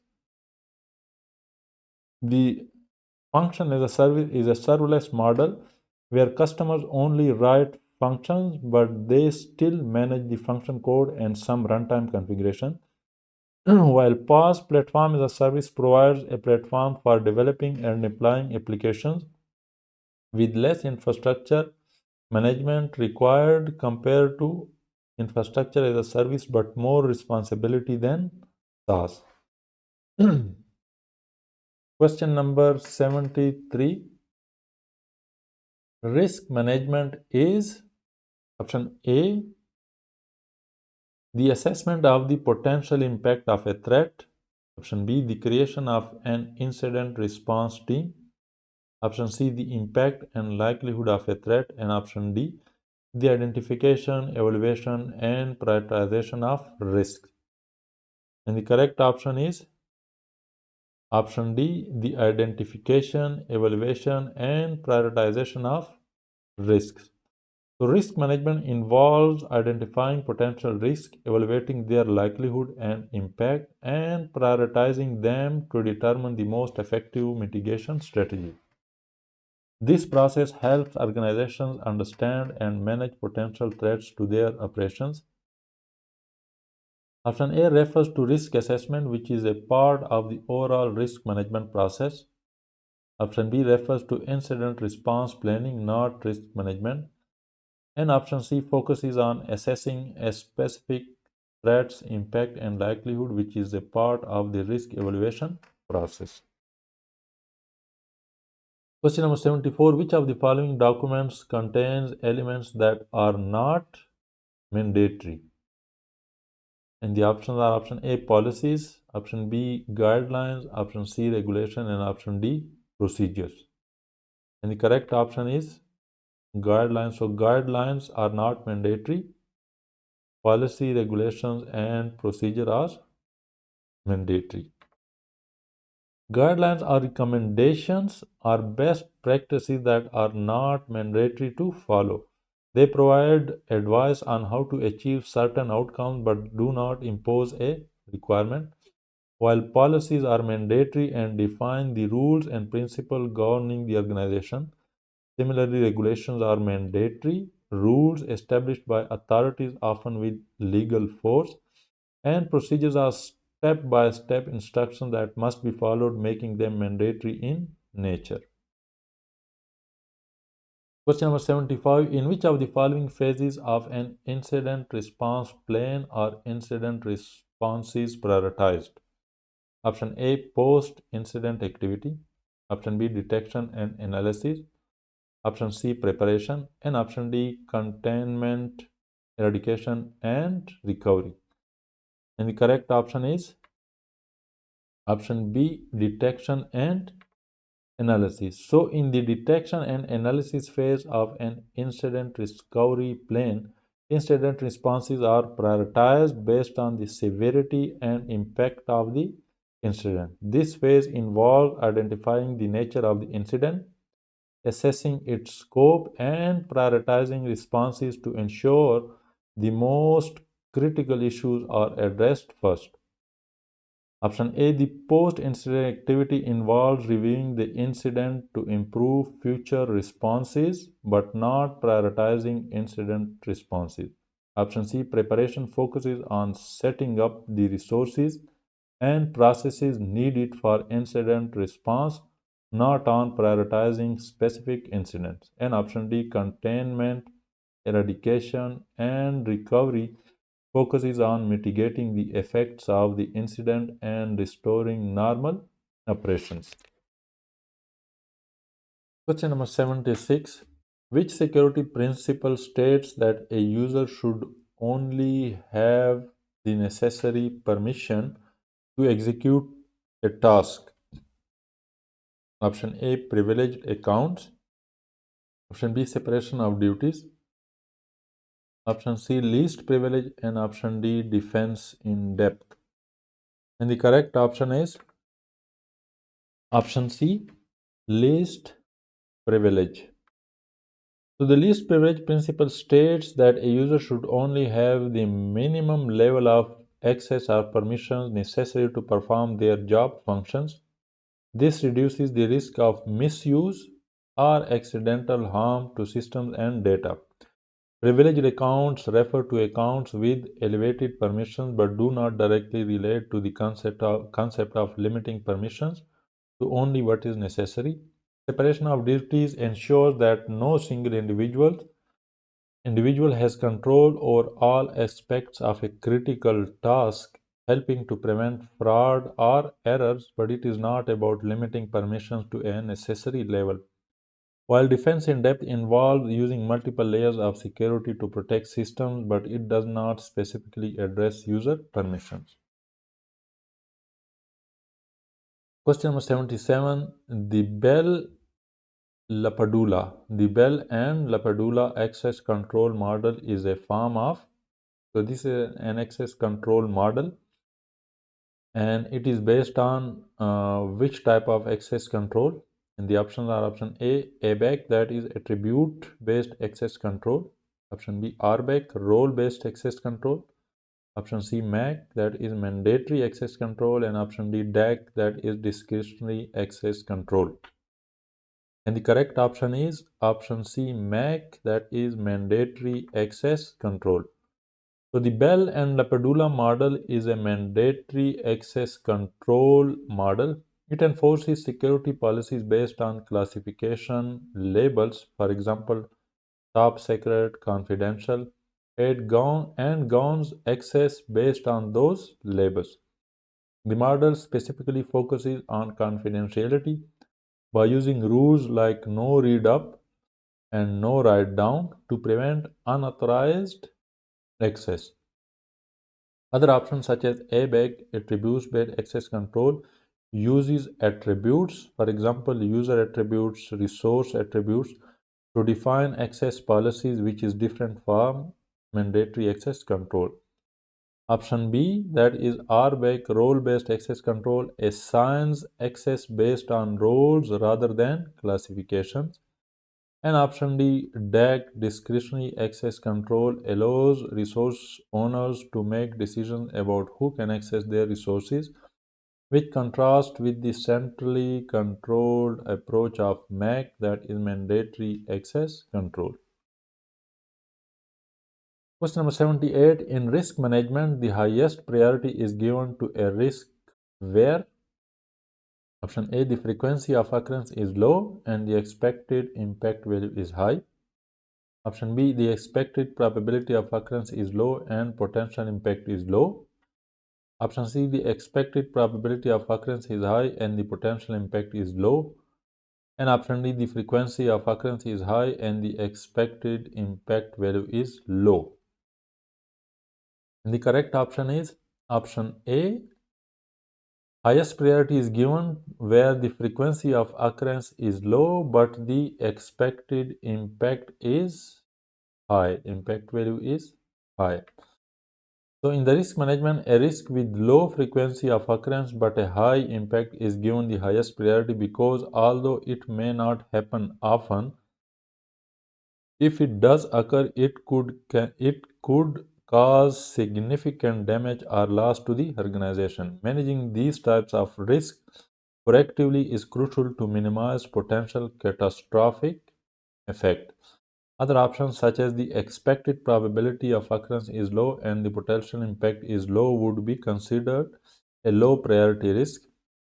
Similarly, the expected probability of occurrence is high and the potential impact is low, may require attention but is less critical than high impact risk. And the frequency of occurrence is high and the expected impact value is low would also be low priority although it requires ongoing monitoring.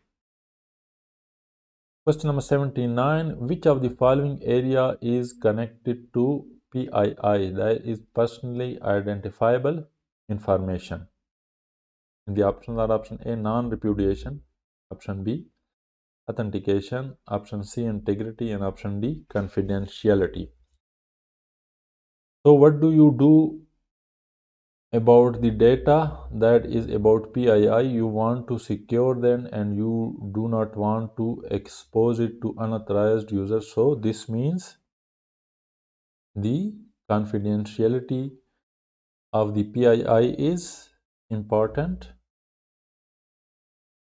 So confidentiality is directly related to personally identifiable information as it ensures that sensitive information such as PII is kept secure and is only accessible to authorized individuals.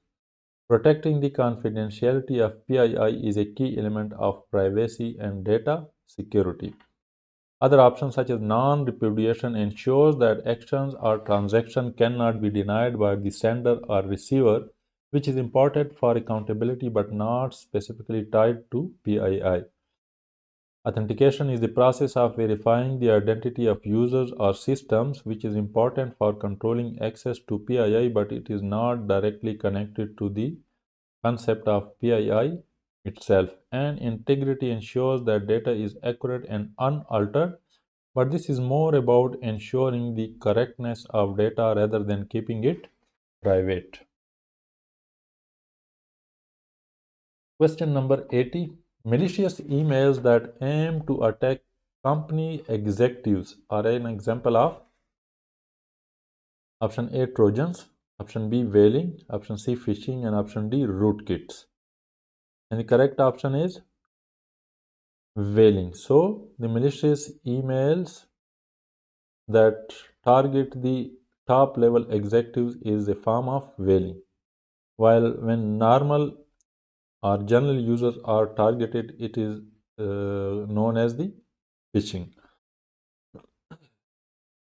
So whaling is a type of social engineering attack specifically targeting high-profile individuals within an organization such as executive or important personnel. These malicious emails are crafted to appear legitimate and often contain urgent requests or instructions to deceive the victim into taking harmful actions like transferring money or disclosing sensitive information. Other options such as Trojans are type of malware that disguise themselves as legitimate software to gain access to systems. Phishing is a broader term for email-based attack aimed at stealing personal information or credentials, but whaling is a more targeted form of phishing. While rootkits are malware designed to hide the presence of other malicious software on a system, but they are not directly related to email attacks. Question number 81. Governments can impose financial penalties as a consequence of breaking a option A regulation, option B standard, option C policy, and option D procedure. And the correct option is option A regulation. So governments can impose financial penalties when regulations are violated. Regulations are legally binding rules set by the authorities that must be followed, and breaking them can result in fines or other legal consequences. Other options such as standards typically refer to agreed upon norms or benchmarks which are not legally binding in the same way regulations are. Policy is a set of guidelines or principles followed by an organization, and non compliance typically leads to internal consequences, not legal penalties. Procedure outlines specific steps for carrying out tasks within an organization and does not carry legal penalties for non compliance. Question number 82. Which type of attack attempts to trick the user into revealing personal information by sending a fraudulent message? Option A phishing, option B cross site scripting, option C denial of service, and option D Trojan. And the correct option is option A phishing. So, phishing is a type of attack that uses fraudulent messages such as emails to trick users into revealing personal information such as passwords, credit card numbers, or other sensitive data. These messages often appear to come from trusted sources like banks or well known companies to deceive the recipient. Cross site scripting involves injecting malicious scripts into web pages, typically to exploit vulnerabilities in web applications, but it is not about tricking users into revealing personal information via messages. Denial of service are attacks that aim to overwhelm and disrupt services, not to trick users into revealing personal information. And Trojans are malicious software programs that deceive users into installing them, but they do not typically rely on tricking users into revealing personal information through messages. Question number 83. In which of the following access control model can the creator of an object delegate permissions? And the options are option A, ABAC, that is attribute based access control. Option B, MAC, mandatory access control. Option C, RBAC, role based access control. And option D, DAC, discretionary access control. So the access control where the creator of the object or the user can delegate the permission to other user is basically discretionary access control or DAC. So in the discretionary access control model, the creator or owner of an object like a file or resource has the discretion to assign or delegate permission to other user. This model allows the owner to control who has access to their resources, including the ability to share or delegate permissions. Option A, ABAC, that is attribute-based access control, is based on attributes, that is user attributes, resource attributes, and policies, not on the discretion of the object creator. Option B, MAC, that is mandatory access control, enforces access control policies that cannot be changed by the users. Access is determined by predefined security labels. And option C, RBAC, role-based access control, assigns permissions based on roles, not individual users' discretion. Question number 84. Which type of attack has the primary objective of encrypting devices and their data and then demanding ransom payment for the decryption key? Option A, ransomware. Option B, Trojan. Option C, cross-site scripting. And option D, phishing. So this is a very popular attack during the last few years, and this is basically the ransomware where the attackers encrypt the user's data and then demand the ransom money in exchange for the decryption key. So ransomware is a type of malicious software that encrypts a victim's files or devices, making them inaccessible. The attacker then demands a ransom payment, typically in cryptocurrency, in exchange for the decryption key to restore access to the files. Trojan refers to malware that disguises itself as legitimate software to trick users into installing it, but it does not necessarily involve encryption or ransom demands.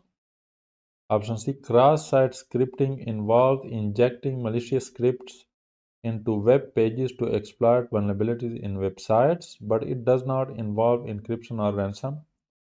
And option D, phishing, is a social engineering attack aimed at tricking individuals into revealing sensitive information like passwords or personal details, but it does not involve encrypting data for ransom.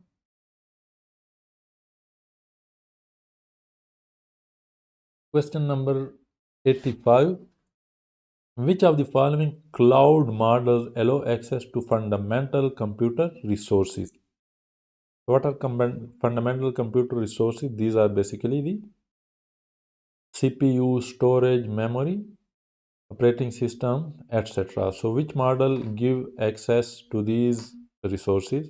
And the options are option A, SaaS, that is software as a service. Option B, FaaS, function as a service. Option C, PaaS, platform as a service. And option D, infrastructure as a service. And the correct option is, of course, the option D, infrastructure as a service, where user is given the fundamental computer resources like the memory, storage, CPU, and user can use it at its own discretion.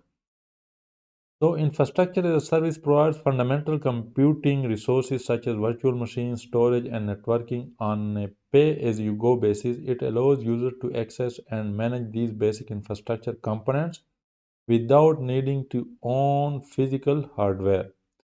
While other options such as software as a service delivers software applications over the internet where users can access the software but don't manage the underlying infrastructure. The option B, FaaS, that is function as a service, allows users to run code in response to events without managing servers. but it is not focused on providing fundamental computer resources.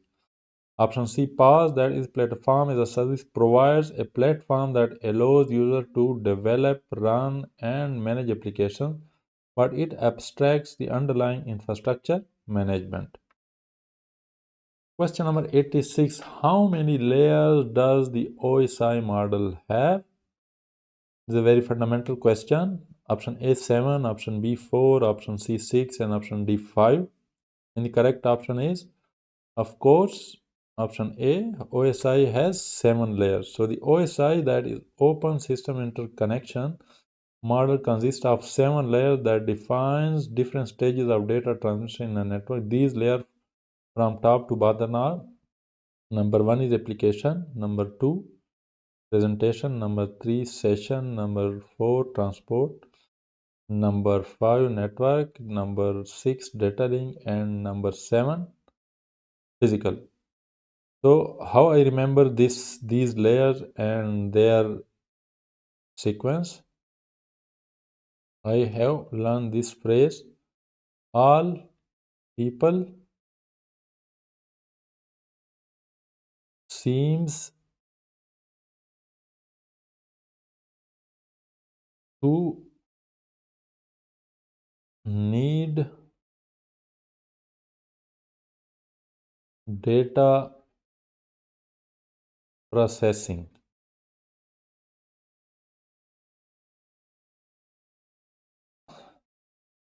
So the first alphabet of these words basically give you these layers. So all A is for application, people P is for presentation, seems C is for S is for the session, then uh, T is for transport, in need N is for network, data D is for data link, and processing P is for physical. So this is how you can remember these layers and their sequence. Question number 87, which of the following principle aims primarily at fraud detection? Option A, privileged accounts, option B, defense in depth, option C, least privilege, and option D, separation of duties. And the correct option is option D, separation of duties. So how does separation of duties detect fraud? The separation of duties is a security principle that is primarily aimed at fraud detection and prevention. It ensures that no single individual has control over all aspects of a critical process. By dividing responsibilities and requiring multiple individuals to be involved in sensitive tasks, it reduces the risk of fraud, errors, and malicious activity. Option A, privileged accounts refer to accounts with elevated permissions, and while their use should be controlled, they are not specifically aimed at fraud detection. Option B, defense in depth, is a security strategy that layers multiple defenses to protect assets, but it is more about overall protection than specifically detecting fraud. And option C, least privilege, is about granting users the minimum level of access needed for their role, reducing the risk of accidental or intentional misuse. But it is not primarily focused on fraud detection. Question number 88, which protocol uses a three-way handshake to establish a reliable connection? So the options are TCP, SMTP, UDP, and SNMP. So this is very straightforward question. We have already gone through this question, this concept in different questions. So the correct option is TCP. TCP basically uses three-way handshake to establish a connection. So TCP uses a three-way handshake to establish a reliable connection between two devices. The three steps in the three-way handshake are: number one, send. The client sends a synchronization request to the server.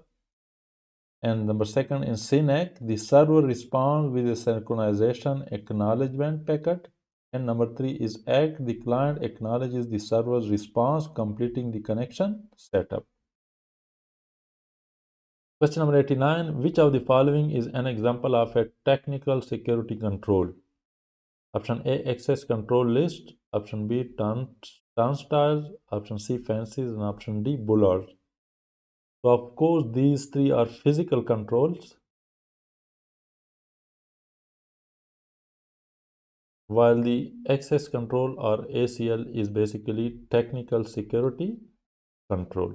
So, the correct option is option A. So, access control list or ACLs are an example of a technical security control. They are used in networking and computing to define which users or systems are permitted to access specific resources and what actions they can perform. ACLs are implemented via software or hardware system and are part of the technical measures for controlling access to sensitive data and systems. Turnstiles, fences, and bullards are examples of physical security control which protect the physical infrastructure and prevent unauthorized physical access to the building or area.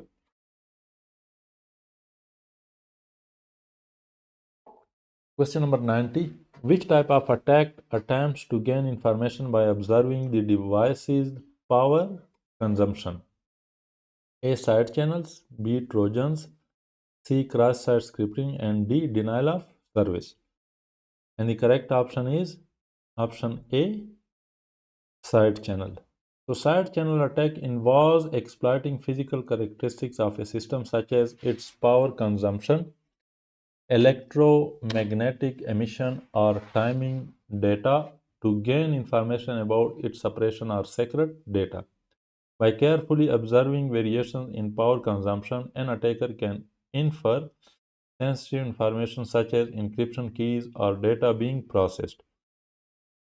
Option B. Trojans are malicious software designed to disguise themselves as legitimate programs, typically to steal information or cause harm. Cross-site scripting is a vulnerability that allows attackers to inject malicious scripts into web pages viewed by users, and denial of service attacks aims to overwhelm a system or network, making it unavailable to legitimate users, but they do not rely on power consumption observation.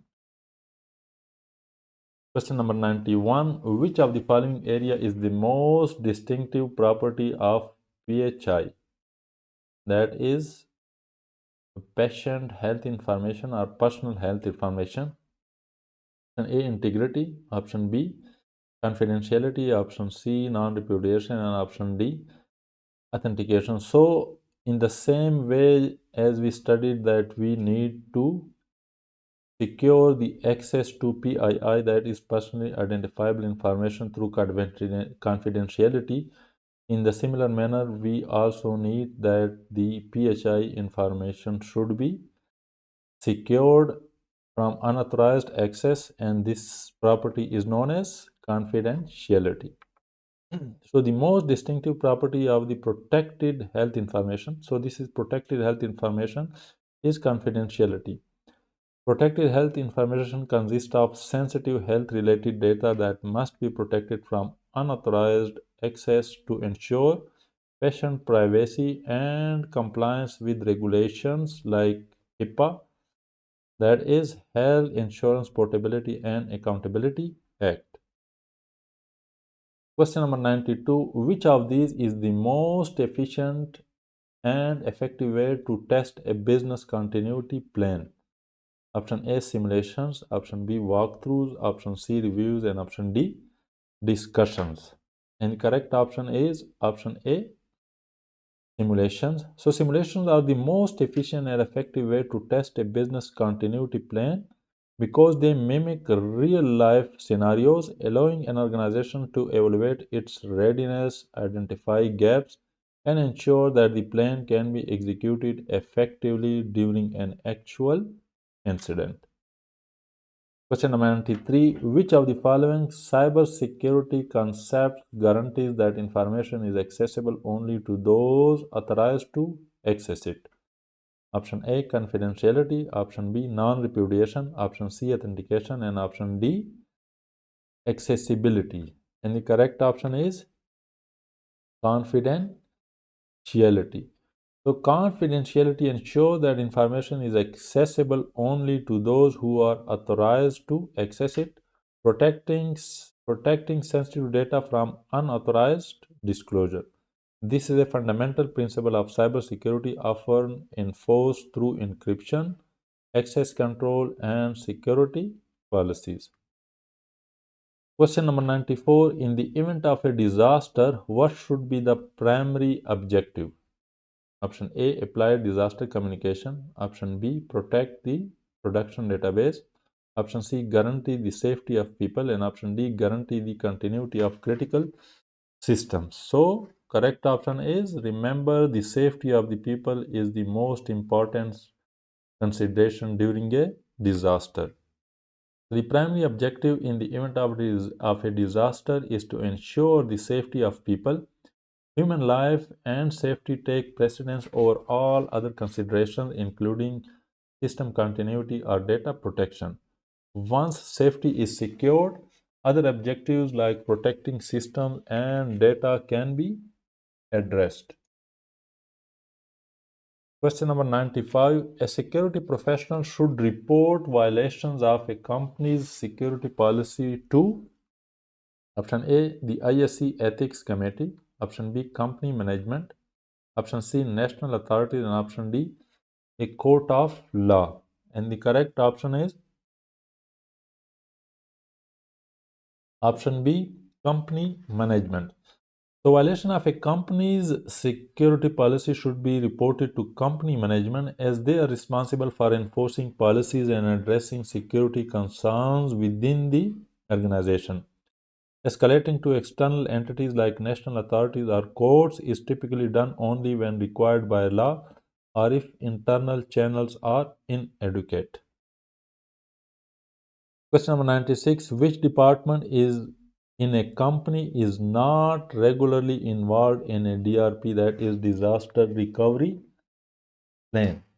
And the options are option A, executives, option B, IT, option C, public relations, and option D, financial. And the correct option is option D, financial. So while executive may oversee and approve disaster recovery planning at a high level, they are not typically involved in the regular hands-on processes of DRP.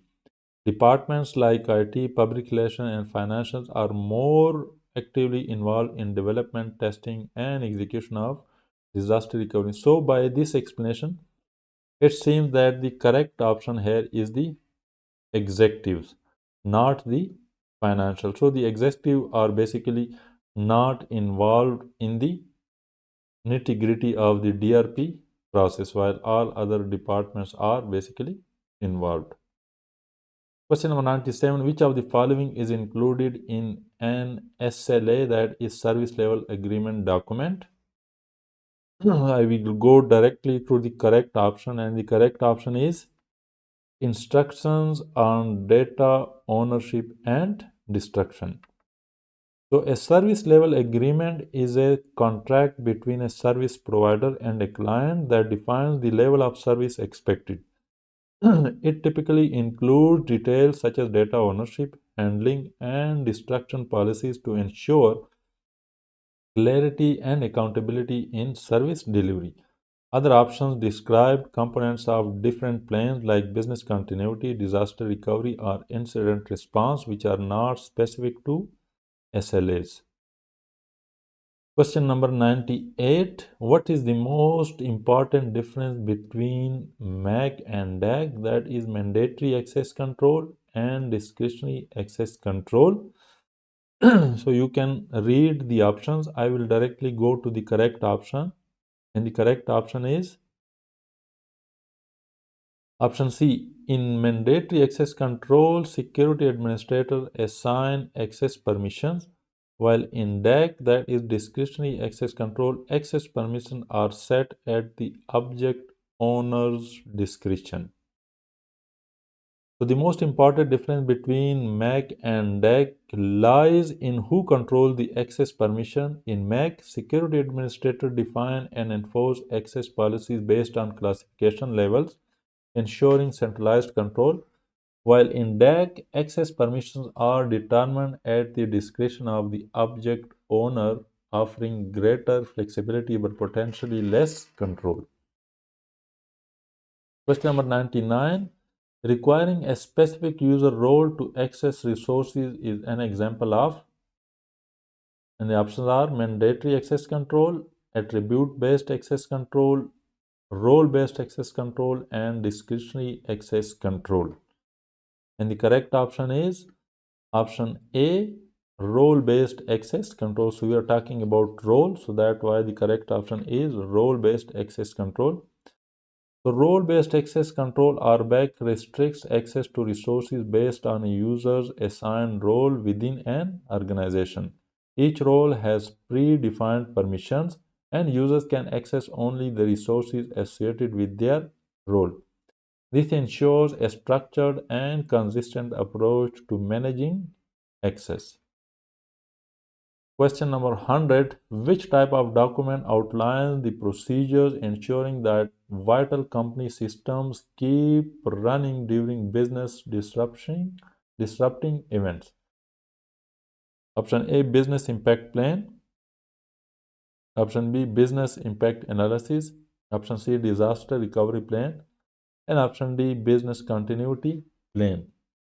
And the correct option is option D, business continuity plan. So a business continuity plan outlines procedures to ensure that essential business systems and processes continue to operate during and after disruptive events. It focuses on maintaining critical functions, minimizing downtime, and ensuring organizational resilience. Question number 101. Which of the following is not a best practice in access management? And the options are option A, give only the right amount of permission. Option B, periodically assess if user permissions still apply. Option C, request a justification when upgrading permission. And option D, trust but verify. And the correct option is option D, trust but verify is not a best practice in access management. Rather than the best practice in access management related to this phrase is never trust,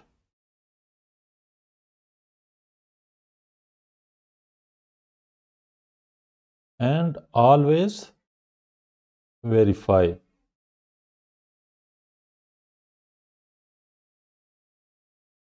So you should never trust any device, any access request, even if it is from the internal network, but you should always first verify it.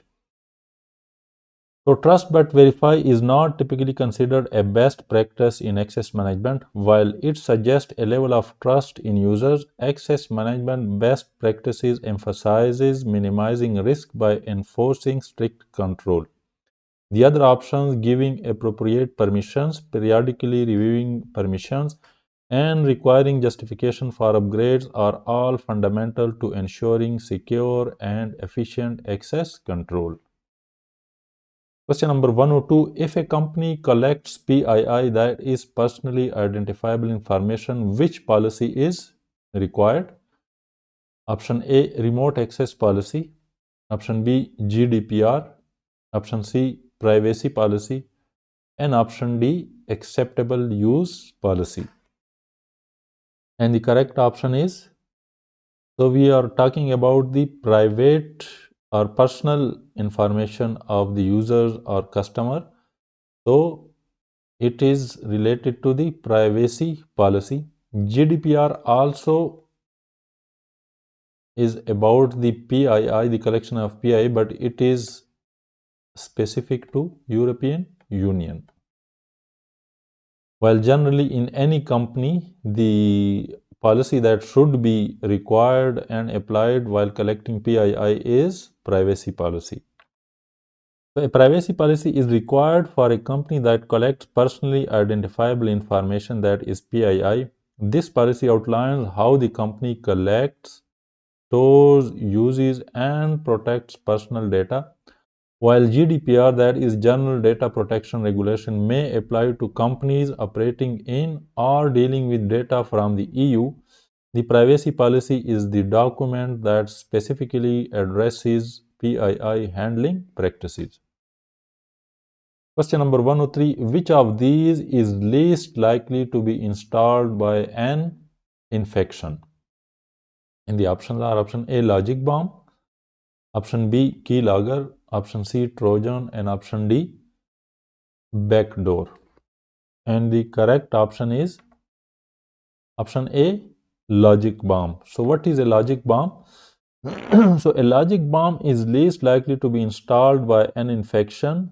It is a type of malware that is triggered by a specific condition or event, such as a particular date or action, rather than being installed as part of an ongoing infection.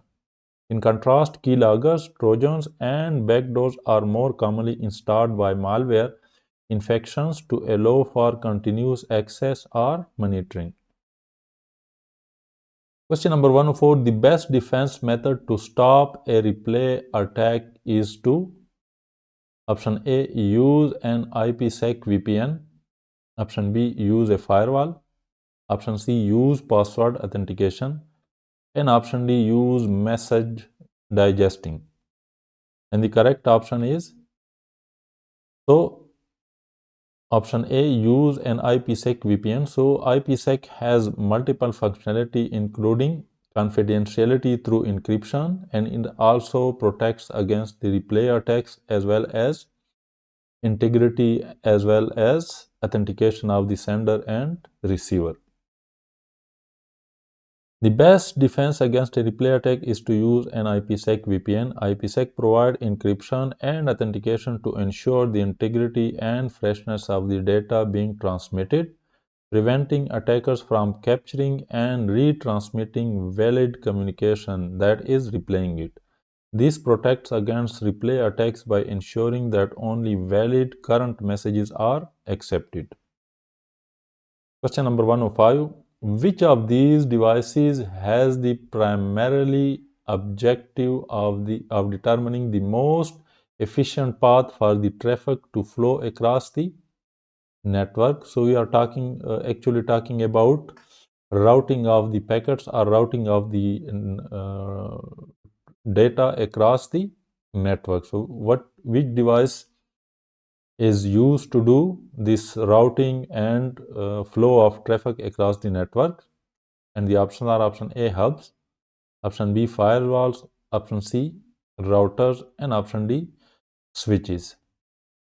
And the correct option is option C, router. So router is primarily used for routing traffic across the networks, but modern switches also have the functionality of routing, and they are commonly known as layer 3 switches. Since routing is done at layer 3, so these switches are known as layer 3 switches. They also have the functionality of routing. Similarly, firewalls may also have the functionality of routing, but the routers are basically the type of device that is primarily used for routing, and that's why we call it router, the device that do routing. So routers have the primary objective of determining the most efficient path for traffic to flow across network. They examine network layer information, that is layer 3 information. What is layer 3 information? The source and destination IP address, and use routing tables and protocols to forward data packets to their destination efficiently. Hubs, switches, and firewalls serve different functions, such as basic data transmissions, which is done by hubs, managing local network traffic, which is done by switches, and security filtering, which is done by firewalls. Question number 106. Which of these types of malware self-replicates without the need for human intervention? And the options are option A, worm, Option B, Trojan. Option C, virus. And option D, rootkit. And the correct option is option A, worm. So worm is the type of malware that self-replicates without any assistance from the human beings. So a worm is a type of malware that self-replicates and spread across network or system without requiring human intervention. Unlike viruses, which need to attach themselves to a host file or program, worms can independently propagate and often cause widespread damage by consuming network bandwidth or exploiting vulnerabilities. Trojan, viruses, and rootkit do not self-replicate in the same way. Question number 107. An ISC square member as an ISC square or as an ISC2 member, you are expected to perform with due care. What does due care specifically mean? Option A, do what is right in each situation you encounter on the job. Option B, give continuity to the legacy of security practices of your company. Option C, apply patches annually. And option D, researching and acquiring the knowledge to do your job right. And the correct option is option A, do what is right in each situation you encounter on the job. So, due care refers to the expectation that professionals will act with reasonable caution, responsibility, and diligence in their duties. This means doing what is right in each situation and ensuring that decisions and actions are made to protect the security and well-being of the organization and its assets. Question number 108. During the investigation of an incident, which security policies are more likely to cause difficulties? Option A, configuration standards. Option B, incident response policies. Option C, communication policies. Option D, retention policies. And the correct option is option D, retention policies. So, retention policies are more likely to cause difficulties during an incident investigation because they govern how long data is kept. If data retention periods are too short, critical evidence may be deleted before it can be used in the investigation. Conversely, overly long retention periods can create unnecessary data storage challenges. Other policies like incident response, communication, and configuration standards are designed to support investigations and are less likely to interfere with the process.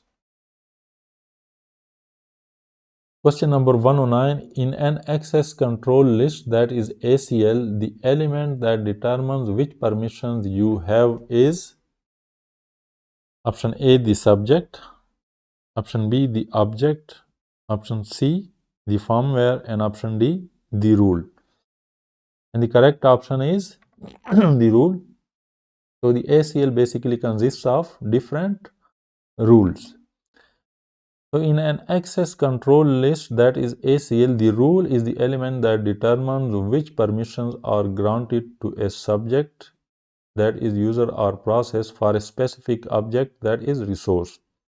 The rule specifies the action that can be performed, such as read, write, or execute, and is used to control access to the object based on the subject's identity or attributes.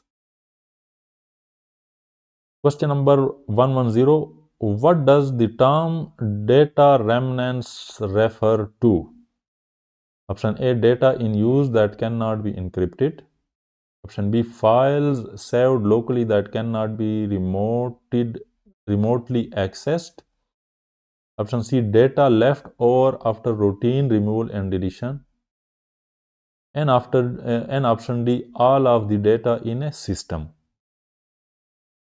So the data remnants basically refers to option C, data left over after routine removal and deletion.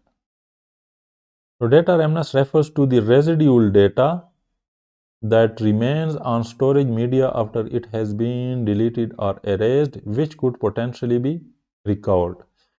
Even after routine deletion processes, traces of data might still be present on the physical device, posing a security risk if sensitive information is not properly sanitized. Question number 111. Which type of recovery site has some or most system in place but does not have the data needed to take over operations? Option A, hard sites. Option B, a cloud site. Option C, a warm site. And option D, a cold site. So these are the different recovery site types. So which type of site is the one where systems are in place but data is not available for recovery to start the operations? And the correct option is option C, a warm site. So a warm site is a type of disaster recovery site that has some hardware and software systems in place, but it lacks the most recent data backups. This means that in the event of a disaster, it would take some time to restore the necessary data to the warm site before operations can resume. Here is a brief explanation of other options. A hard site. A hard site is fully operational and can take over operations immediately after a disaster. It has all the necessary hardware, software, and up-to-date data backups. A cloud site. So a cloud site leverages cloud computing resources to provide disaster recovery capabilities. It can be a hot, warm, or cold site depending on the specific configuration and data replication strategies. And a cold site is the least prepared type of disaster recovery site.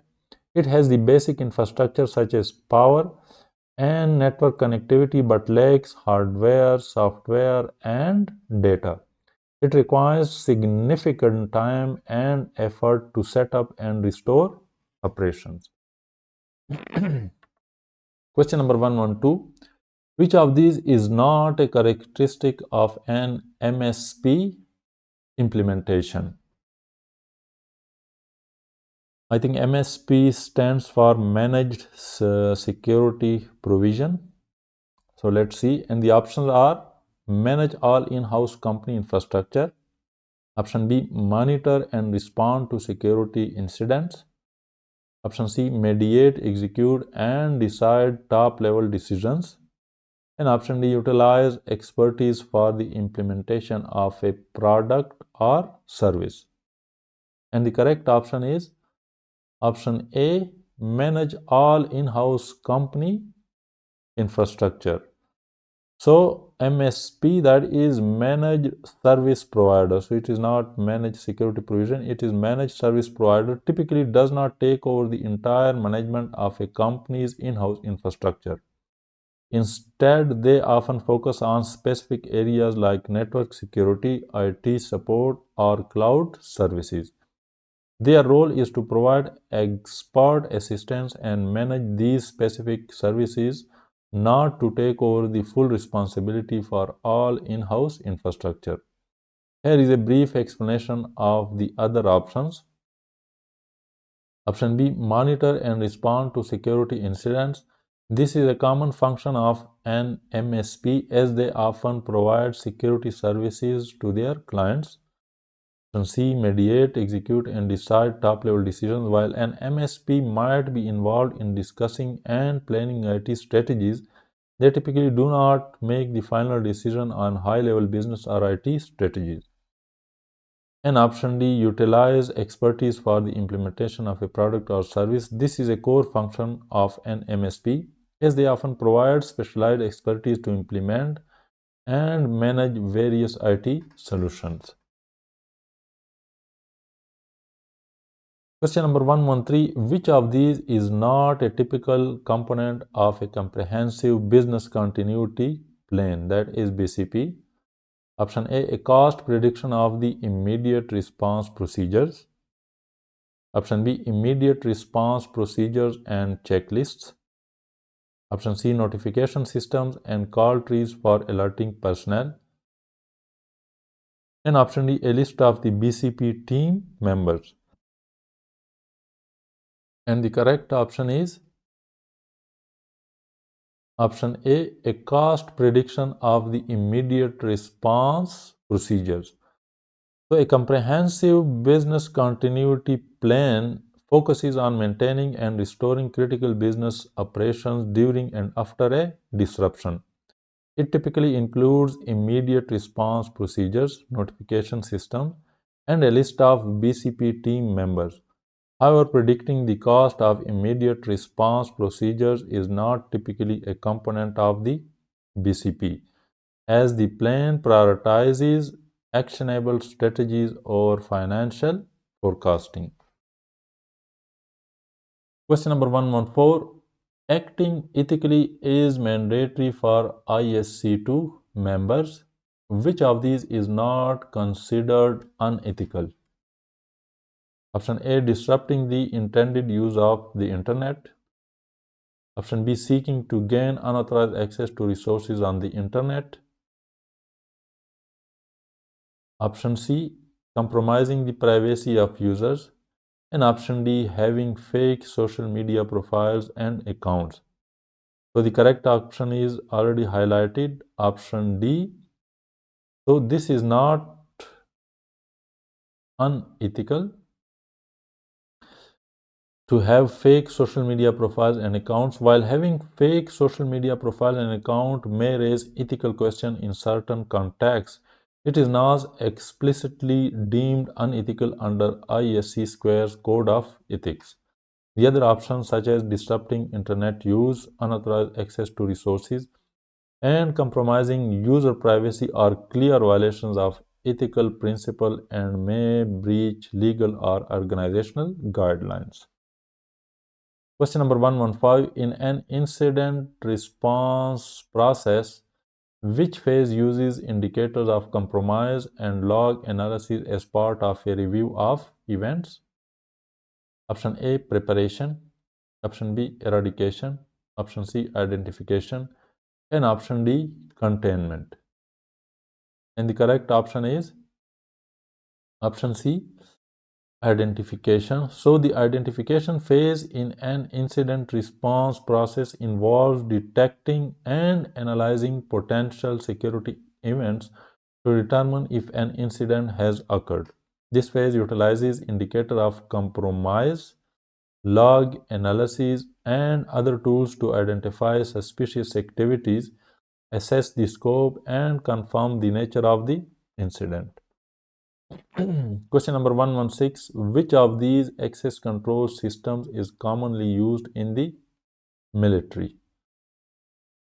Option A, ABAC, that is attribute based access control system.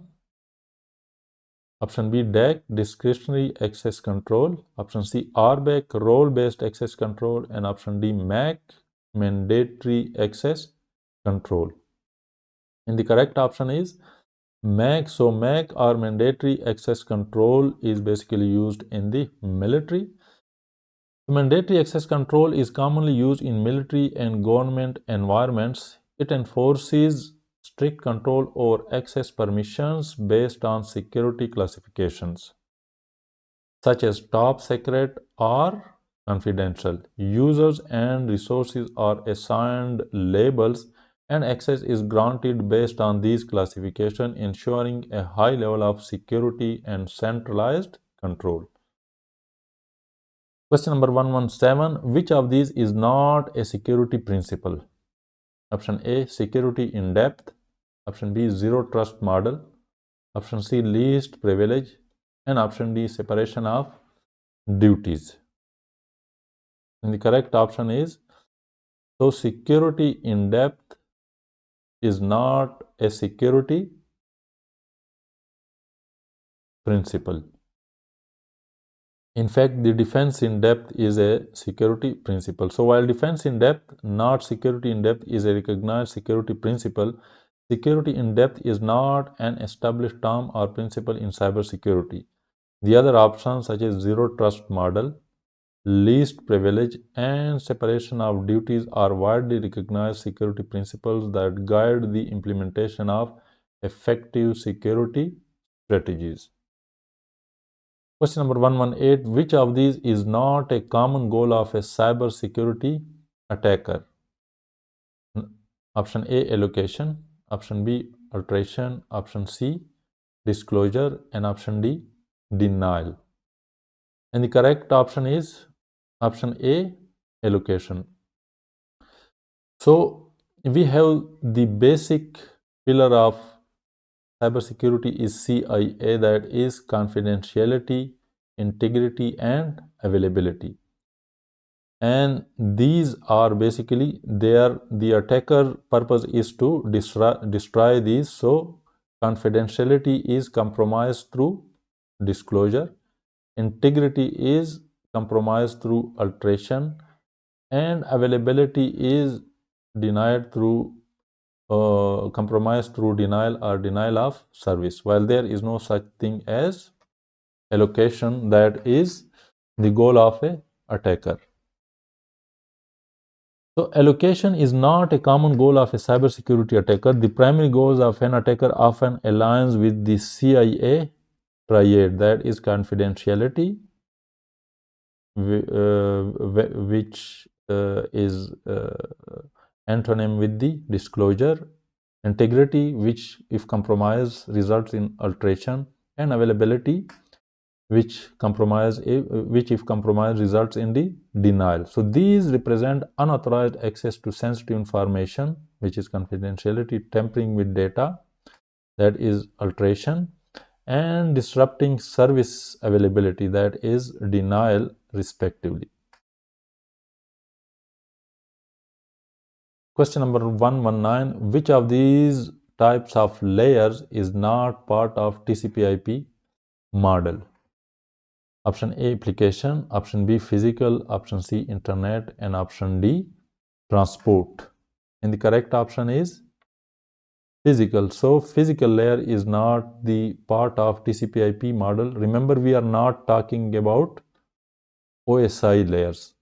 Physical layer is in fact part of the OSI layers, which have 7 layers, while the TCP/IP model is, I think it has 4 layers.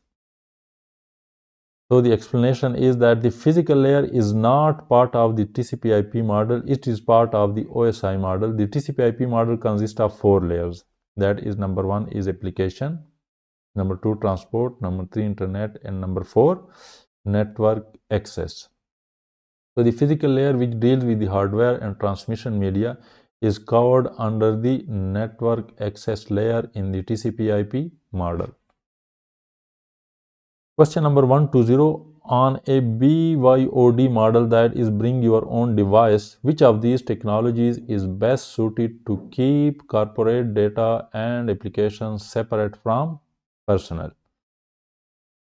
Option A, biometrics. Option B, full device encryption. Option C, context-aware authentication. And option D, containerization. And the correct option is option D, containerization. So containerization is the best technology for keeping corporate data and applications separate from personal data on a bring your own device model. It allows organizations to isolate corporate apps and data within a secure container on the device, ensuring that personal apps and data are kept separate. This helps maintain security without compromising the personal use of the device. Other options like biometrics, full device encryption, and context-aware authentication enhance security but do not provide the same level of separation as containerization. Question number 121. In the context of risk management, which information does ALE outline? So ALE is the analyzed loss expectancy, or you can also say that it is the annual loss expectancy in the context of risk management. So what does this mean, annual loss expectancy? Option A, the expected cost per year of not performing a given risk mitigation action. Option B, the business impact of a risk. Option C, the percentage of asset loss efficiency. And option D, the probability of risk coming to pass in a given year. And the correct option is option A, the expected cost per year of not performing a given risk mitigation action. So ALE, that is annualized last expectancy, is a risk management metric that outlines the expected cost per year of a risk event occurring if no mitigation action is taken. It is calculated by multiplying the single loss expectancy by the annual rate of occurrence. So, annualized loss expectancy helps organizations understand the potential financial impact of a risk and make informed decisions about risk mitigation. Question number 122. Which of these techniques is primarily used to ensure data integrity? Option A, message digest. Option B, content encryption. Option C, backups. And option D, hashing. And the correct option is message digest. So the explanation is that,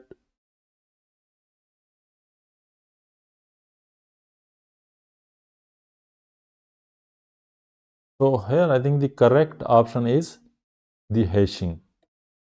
The explanation is for hashing, so the correct option is hashing, not the message digest. They both are related. Message digest is created using hashing. So you can say that the integrity is done through the process of hashing, and message digest is the one type of procedure through which you can ensure integrity. And the other options such as encryption, it is for confidentiality, and backup, it is for availability, not integrity. So the explanation for hashing is that hashing is primarily used to ensure data integrity. A hash function produces a fixed side output, that is hash value, from input data, and any change in the data will result in a different hash value. By comparing the hash values before and after transmissions or storage, you can verify that the data has not been altered or corrupted. While message digest, a type of hash, also play a role in data integrity, hashing is the broader technique. Content encryption ensures confidentiality and backups provide data availability, but they do not specifically ensure data integrity. Question number 123. Which of these is an example of a privacy breach?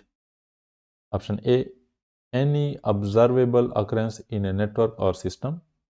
Option B, being exposed to the possibility of attack. Option C, unavailability of critical systems. And option D, access of private information by an unauthorized person. And the correct option is option D, access of private information by an unauthorized person. So a privacy breach occurs when private or personal information is accessed, disclosed, or used by someone who is not authorized to do so. This directly violates the confidentiality of the data, which is a key aspect of privacy. The other options describe potential security incidents or disruptions but do not specifically involve a privacy violation. Question number 124. Which of these terms refer to a collection of fixes? Option A, downgrade. Option B, patch. Option C, service pack. And option D, hot fix. And the correct option is option C, service pack. So a service pack refers to a collection of updates, fixes, and enhancements that are bundled together and released as a single package. It typically includes multiple patches and hot fixes for known issues. While a patch is a single update to fix a specific issue, a hot fix is an emergency fix often deployed to address a critical issue, and a downgrade refers to the process of reverting software to an earlier version. Question number 125. While performing background checks on new employees, which of these can never be an attribute for discrimination? Option A, employment history, reference, and criminal records. Option B, credit history, employment history, and references.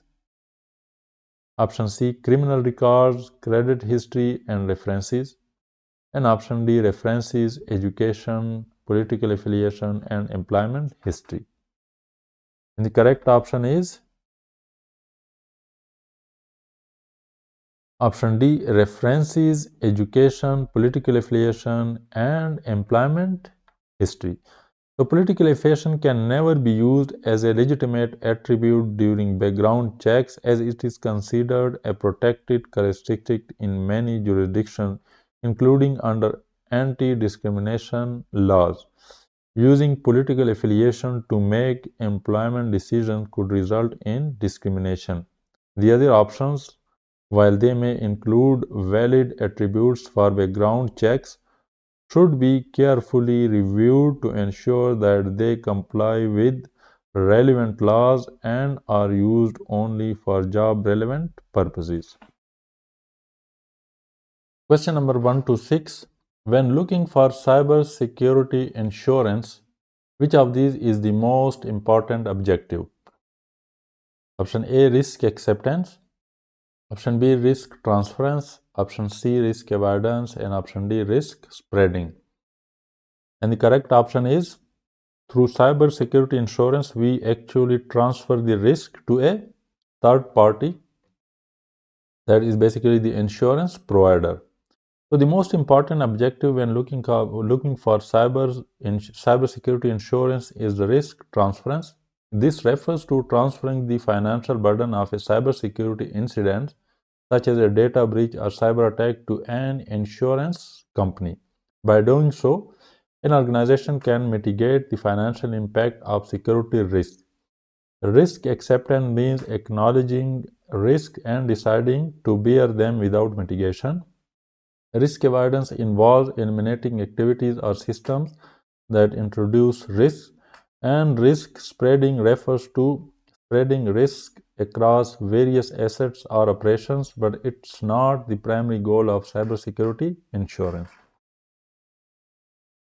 Question number 1 to 7. Which kind of document outlines the procedures ensuring that vital company systems keep running during business disrupting events? Option A, business impact analysis. Option B, business impact plan. Option C, business continuity plan. And option D, disaster recovery plan.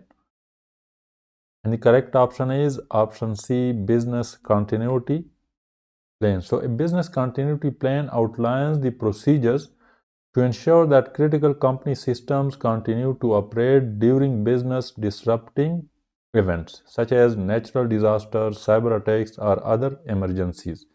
It focuses on maintaining essential business functions during and after disruptions.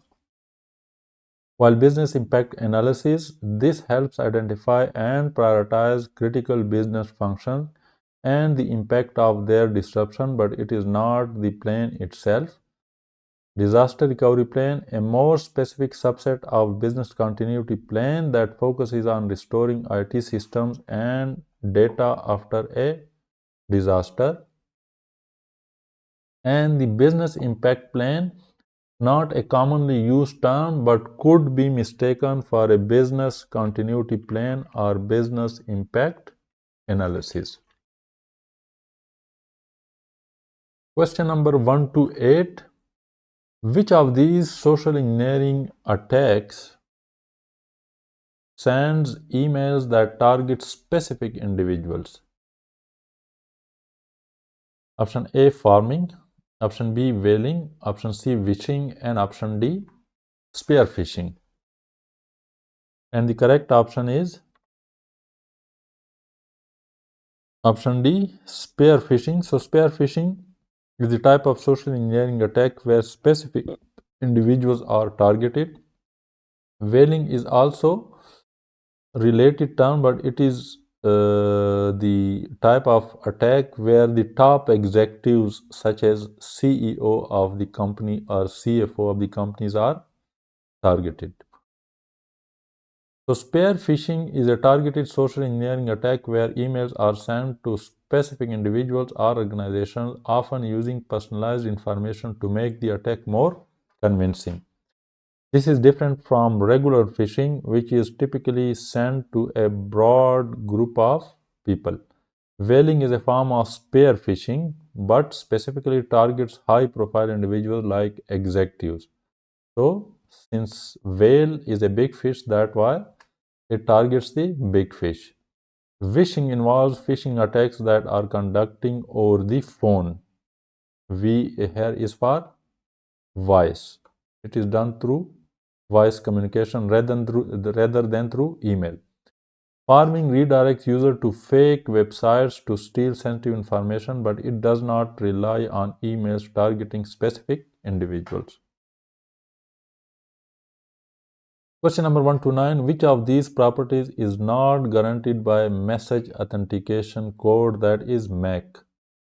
And the options are option A, authenticity, option B, anonymity, option C, integrity, and option D, non-repudiation. And the correct option is option B, anonymity. So a message authentication code that is MAC is used to verify the authenticity and integrity of a message, ensuring that the message has not been tampered with and that it originates from a trusted sender. However, anonymity is not a property guaranteed by a MAC. A MAC does not conceal the identity of the sender or recipient, which means it does not ensure anonymity. Authenticity guarantees that the message comes from the claimed sender.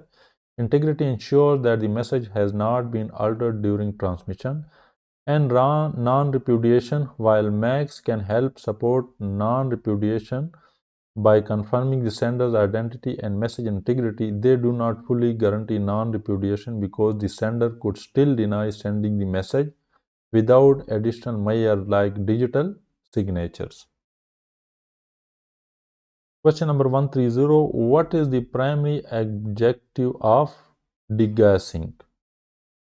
Option A, preventing magnetic side channel attacks. Option B, reducing noisy data on a disk. Option C, erasing the data on a disk. And option D, retaining the data on a disk. And the correct option is so degassing is basically used to erase the data on a disk, but it is specifically used and is effective against magnetic disk. This procedure degassing is not effective against other type of disks such as SSDs. So it is only effective against magnetic disks. So the primary objective of degassing is to erase data on a disk by disrupting the magnetic fields that store the data. This is typically done to securely wipe data from magnetic storage devices, making it irretrievable. Preventing magnetic side channel attacks is not the main purpose of degassing, it's more focused on data erasure. Reducing noisy data on a disk is not related to degassing. Degassing is about data destruction, not noise reduction. While retaining data on the disk is the opposite of degassing, which is intended to erase or destroy data. Question number 131. Which of these is part of the canons that is ISC square code of ethics? Option A, provide diligent and competent services to stakeholders. Option B, advance and protect the profession. Option C, prevent and detect unauthorized use of digital assets in a society. And option D, act always in the best interest of your client. And the correct option is advance and protect the profession is one of the canons of the ISC square. So ISC square has 4 canons and this is one of them. The ISC square code of ethics includes principles such as advancing and protecting the profession of cybersecurity. The canons of the ISC square code of ethics provides guidance on how members should act professionally and ethically in their roles. So the specific canons are, so these are the 4 canons. Number one, protect society, the common good, necessary public trust and confidence, and the infrastructure. Number two, act honorably, honestly, justly, responsibly, and legally. Number three, provide diligent and competent service to principals. And number four, advance and protect the professions. So these are the four canons, and this order is also important. So if you are given two choices, let's suppose if you are given this choice and this choice, and you have to do one thing, then you must do this one, because it comes first, and the advance and protecting the profession comes last. So the order of this canon is also important. Question number 132, which of these is not one of the ISC square ethics canons? So remember, as I already told in the earlier question, that these canons should be memorized and learned, including their order, so that you can answer any question inside your exam on these canons. So which of these is not a ISC square canon? Let's go to the correct option directly, and this is consider the social consequences of the system you are designing. And other, as we already read in the previous questions, are all the canons of the ISC square. So while considering the social consequence of the system you are designing is an important ethical consideration, it is not one of the official canons of the ISC square code of ethics. The actual canons of the ISC square code of ethics are, as I already went through in the previous question, I won't repeat it, but again you should learn these canons and in this specific order. Question number 133, which of these is the primary objective of the PCI-DSS standard? PCI is Payment Card Industry Data Security Standard.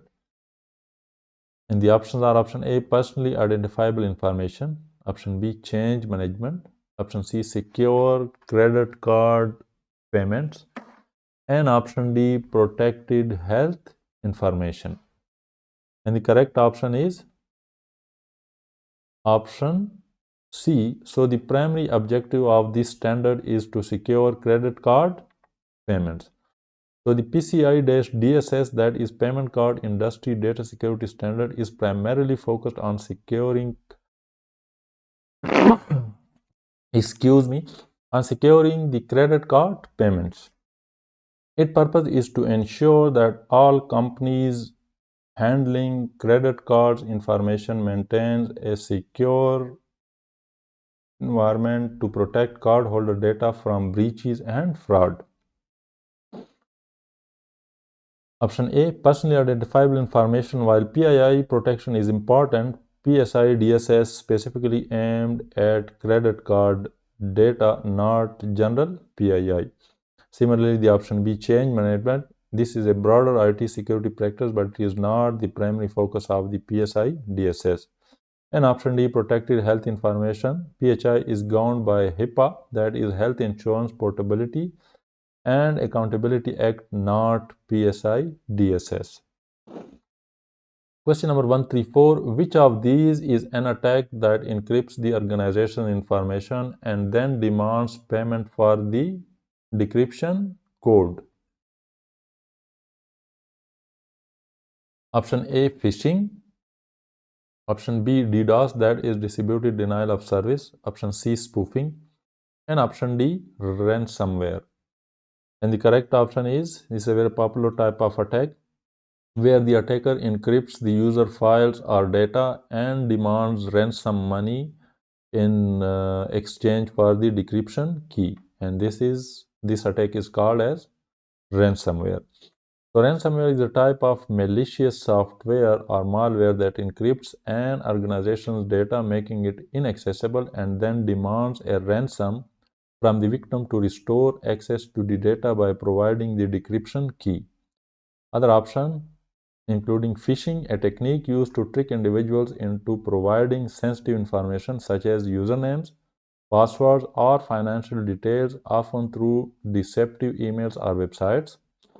Option B, DDoS, that is distributed denial of service, an attack that overwhelms a system or network with a flood of traffic, making it unavailable but does not involve data encryption.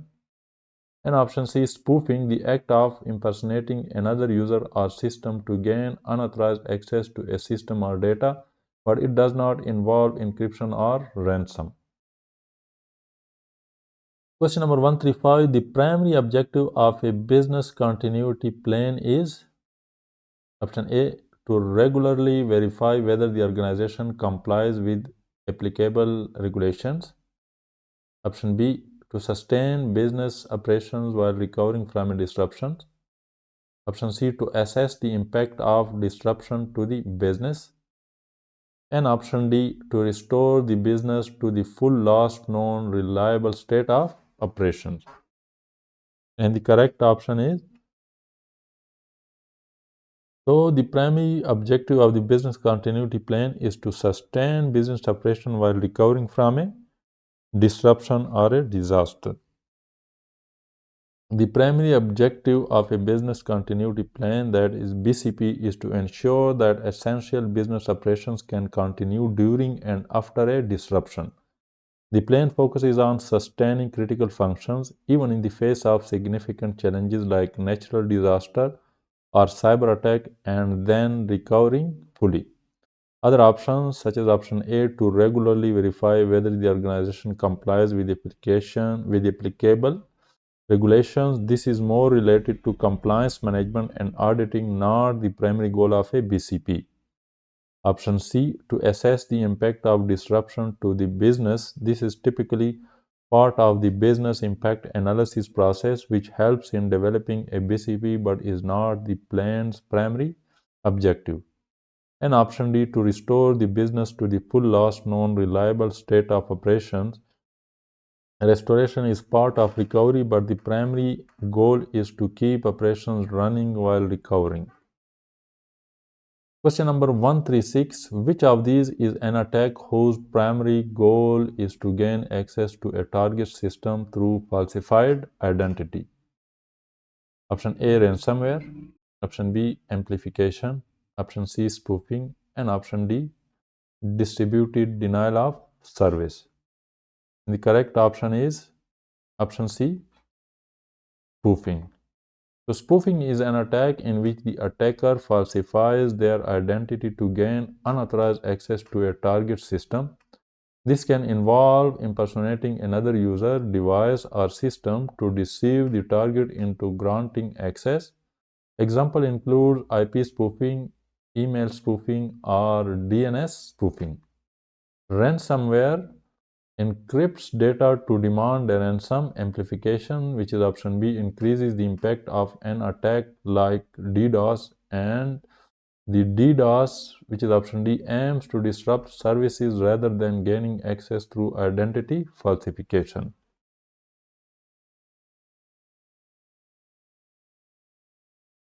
Question number 137. When an incident occurs, which of these is not primary responsibility of an organization's response team? Option A, determining the scope of the damage caused by the incident. Option B, implementing the recovery procedure necessary to restore security and recover from any incident-related damage. Option C, determining whether any confidential information has been compromised over the course of the entire incident. And option D, communicating with top management regarding the circumstances of the cybersecurity event. And the correct option is option D, communicating with top management regarding the circumstances of the cybersecurity event.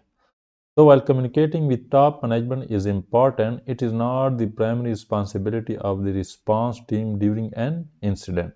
The team's main focus is on identifying the scope of the damage, implementing recovery procedures, and determining if any confidential information was compromised. Coordinating with top management typically falls under incident reporting or public relations teams after the immediate technical response is handled. Question number 138. What is the primary objective of a rollback in the context of the change management process? Option A. Identify the required changes needed. Option B. Validate the system change process. Option C. Restore the system to its last state before the change was made. And option D. Establish a minimum understood and acceptable level of security requirements. And the correct option is option C. Restore the system to its last state before the change was made. So the primary objective of a rollback in change management is to restore the system to its previous stable state if the implemented change causes issues or fail validation. This ensures business continuity and minimizes disruption. Other options focus on broader aspects of change management but are not the direct purpose of a rollback. Question number 139. Which of these entities is responsible for signing an organization's policies? Option A. Human resources. Option B. Security engineer. Option C. Financial department. And option D. Senior management. And the correct option is option D. Senior management. So senior management is responsible for signing an organization's policies because they have the authority to approve and enforce them across the organization. Their endorsement demonstrates commitment and ensures accountability, while departments like human resources or the financial department may help draft or implement policies. Final approval rests with senior management. Question number 140. Which of these terms refer to threat with unusually high technical and operational sophistication spanning months or even years? Option A. Rootkit. Option B. APT, that is Advanced Persistent Threat. Option C. Side channel. And option D. Ping of death.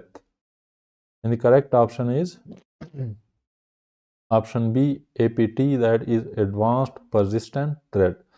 So an advanced persistent threat, that is APT, refers to a highly sophisticated and persistent cyber attack conducted over an extended period, often by skilled threat actors like nation states or organized groups. These attacks aim to steal sensitive information or disrupt operations while evading detection. Rootkits, that is option A, are tools to maintain access. Side channel attacks, that is option C, exploit system vulnerabilities indirectly. And ping of death is a type of denial of service attack. Question number 141. The primary objective of a security baseline is to establish option A, a minimum understood and good level of security requirements. Option B, a minimum understood and acceptable level of security requirements. Option C, security and configuration requirements. And option D, a maximum understood and acceptable level of security requirements. And the correct option is option B, a minimum understood and acceptable level of security requirements. So the primary objective of a security baseline is to define a minimum set of security requirements that are both understood and acceptable. This ensures that all systems meet an agreed upon level of protection, reducing vulnerabilities and maintaining consistency across the organization. Question number 142. Which of these attacks take advantage of inadequate input validation in websites? Option A, phishing. Option B, Trojans. Option C, cross-site scripting. And option D, rootkits. And the correct option is cross-site scripting. So cross-site scripting attacks exploit inadequate input validation on websites, allowing attackers to inject malicious scripts into web pages viewed by other users. This can result in unauthorized access to sensitive information or user sessions, while other options such as phishing deceives user into providing credential trojans, which is option B, or malicious software, and rootkits, which is option D, hide malware activity but they do not involve website input validation flaws. Question number 143. An organization needs a network security tool that detects and acts in the event of malicious activity. Which of these tools will best meet their needs? Option A, router. Option B, IPS, that is intrusion prevention system. Option C, IDS, intrusion detection system. And option D, firewall. And the correct option is option B, IPS, intrusion prevention system. So an intrusion prevention system not only detects malicious activity but also actively takes action to block or mitigate threats in real time. In contrast, an intrusion detection system only monitors and alerts without intervention, while firewalls and routers focus on controlling traffic and enforcing policies but are not specifically designed to detect and act against intrusions. Question number 144. In a DAC, that is discretionary access control policy scenario, which of these tasks can only be performed by a subject granted access to information? Option A, changing security attributes. Option B, reading the information. Option C, executing the information. And option D, modifying the information. And the correct option is option A, changing the security attributes. So in a discretionary access control policy, only the subject, such as the owner of the information, with the appropriate permissions can modify security attributes such as access rights or permissions for others. Other options like reading, executing, or modifying the information can be performed by subjects granted access, but changing security attributes is specifically reserved for the owner or authorized administrator. Question number 145. In the event of non-compliance, which of these can have considerable financial consequences for an organization? Option A, policies. Option B, regulation. Option C, guidelines. And option D, standards. And the correct option is regulations. So non-compliance to the regulations can have financial consequences such as fines and penalties from the regulating authorities. So non-compliance with regulations which are legally enforceable rules set by governing bodies can result in significant financial consequences for organizations, including fines, penalties, or lawsuits. Policy standards are internal or industry defined and lack legal enforcement, while guidelines are advisory in nature. Question number 146. What does the term LAN, that is local area network, refer to? Option A tool to manage and control network traffic as well as to protect a network. Option B, a network on a building or limited geographical area. Option C, a device that connects multiple other devices in a network. And option D, a long distance connection between geographically distant networks. And the correct option is option B, a network on a building or limited geographical area. So LAN is, how does LAN work? LAN basically consists of a network switch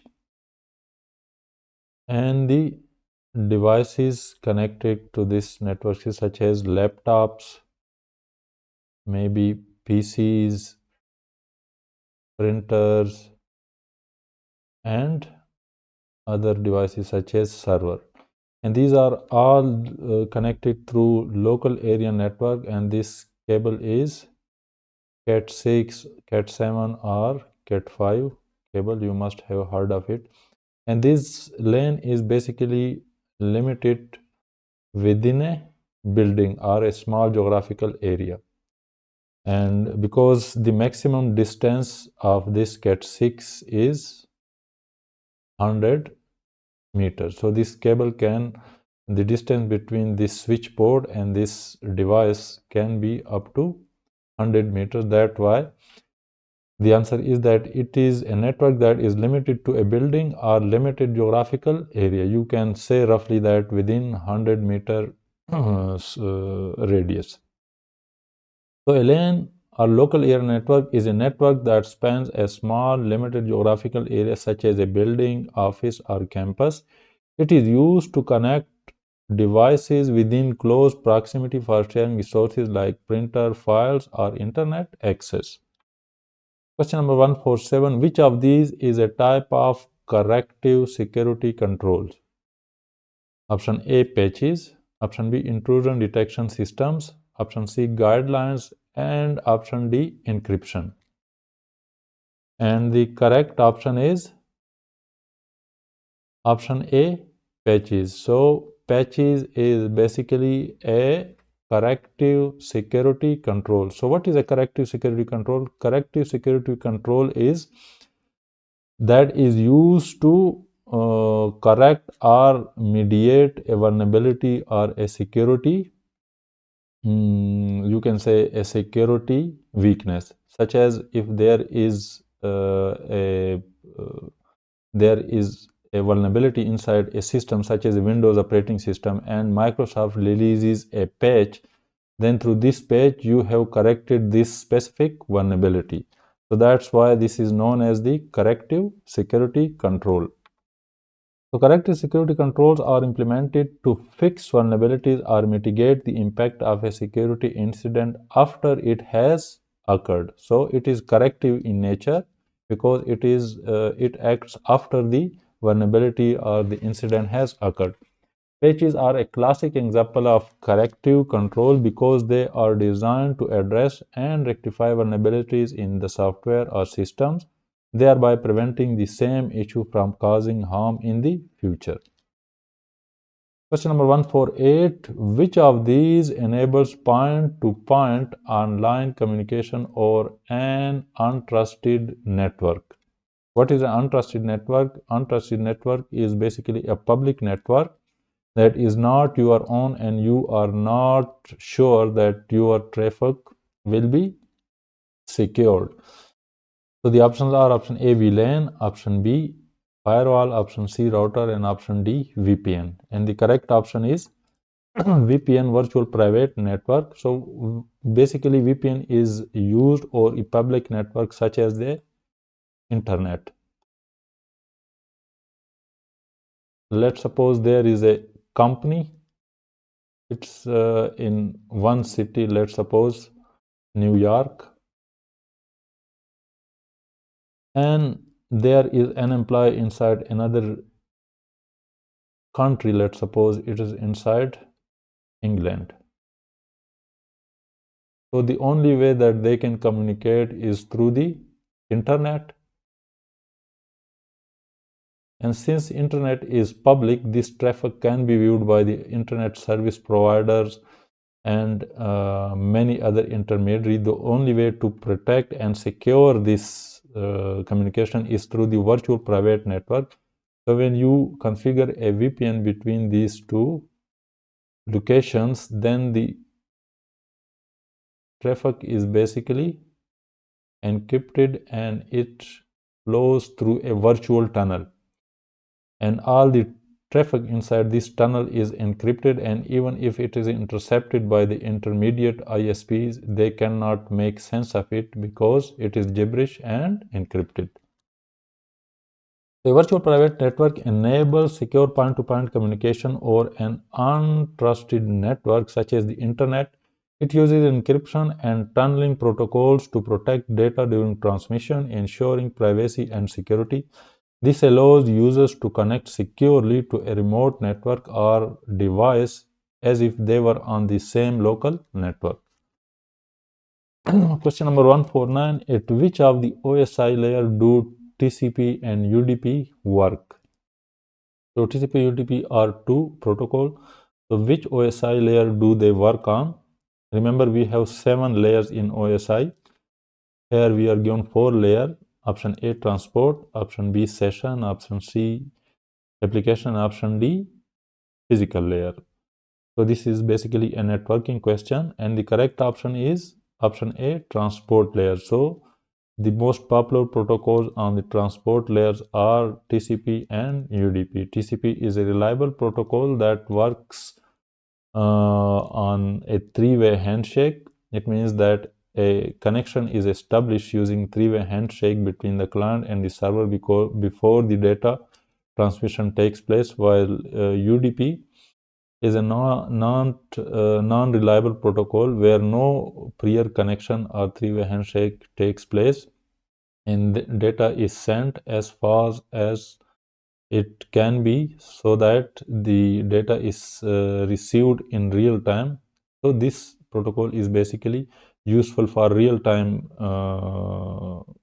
applications such as the audio call. So in audio call, you cannot wait or you cannot delay the packets, because the conversation between two persons should be in real time and fast. So the TCP, transmission control protocol, and UDP, user datagram protocol, operate at transport layer of the OSI model. This layer is responsible for end-to-end communication, providing mechanisms like error detection, flow control, and segmentation of data. TCP is connection-oriented, ensuring reliable data delivery, while UDP is connectionless and faster but does not guarantee delivery. Question number 150. Which is the primary focus of the ISO 27002 standard? Option A, Health Insurance Portability and Accountability Act, that is HIPAA. Option B, Information Security Management System, that is ISMS. Option C, Risk Management.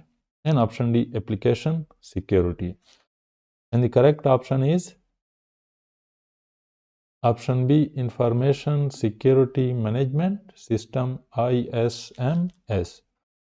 So the ISO 27002 standard provides guidelines and best practices for implementing and maintaining an information security management system. It focuses on information security controls to manage risk effectively and ensure the confidentiality, integrity, and availability of information.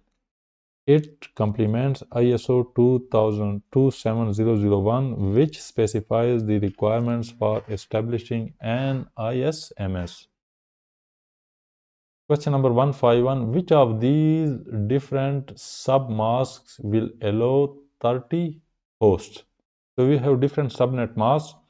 Which of these will allocate or allow accommodation of about 30 hosts? We are talking about 30 IP addresses.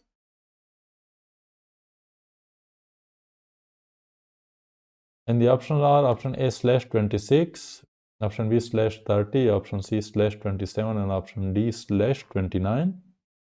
And the correct option is option C /27.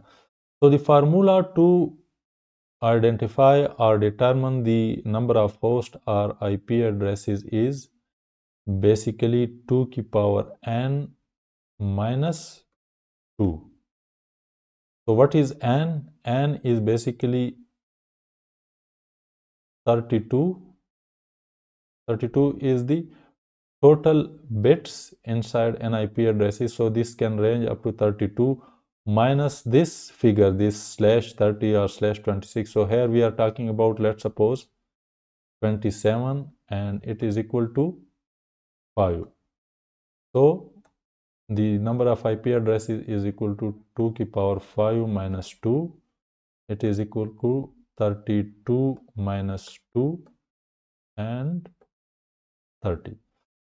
Similarly, if we equate it for let's suppose 26, then for 26, n is equal to 32 minus 26, which is equal to 6. And in this way, number of IP addresses or 2 की power 6 minus 2, and 2 की power 6 is 64 minus 2 is equal to 62. So these addresses are much more than the required 30. And similarly for this, the n will be basically 32 minus 29, 3. So 2 की power 3 minus 2, 2 की power 3 is equal to 8. So 8 minus 2 is equal to 6, which is very less. So that's how you calculate the number of IP addresses. If you remember this formula and this method, your life will be very easy if you are in practical field such as networking or even the cybersecurity. And this is the explanation. So if subnet mask of /27 allows for 32 total IP addresses, of which 30 can be assigned. So why we minus this 2? Because one IP address, the first IP address is reserved for the network and the last IP address is for the broadcast. So these two IP addresses cannot be used for the host, of which 30 can be assigned to host, excluding one for the network address and one for the broadcast. Here is the breakdown for the given options. /26 provides 64 total addresses with 62 usable for host. /30 provides 4 total addresses with only 2 usable for host. /27 provides 32 total addresses with 30 usable for host, and /29 provides 8 total addresses with 6 usable for host. Therefore, /27 is the correct subnet for 30 hosts. Question 152. Which of these statements about the security implications of IP version 6 is not true?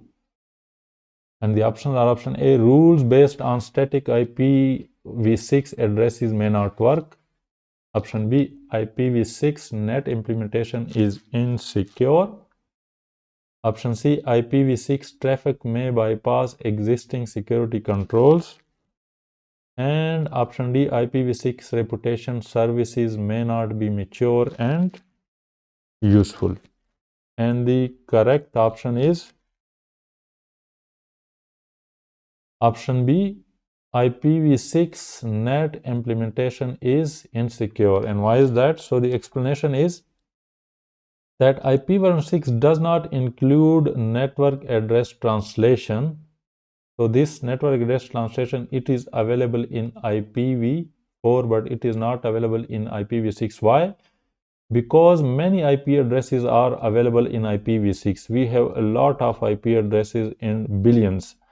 So as a result, there is no net implementation, and so IPv6 cannot actually have an insecure version. Rules based on static IPv6 addresses may not work since IPv6 addresses are often dynamically assigned. Thus, certain security controls that rely on static address rules such as firewalls or access controls may not work in all cases.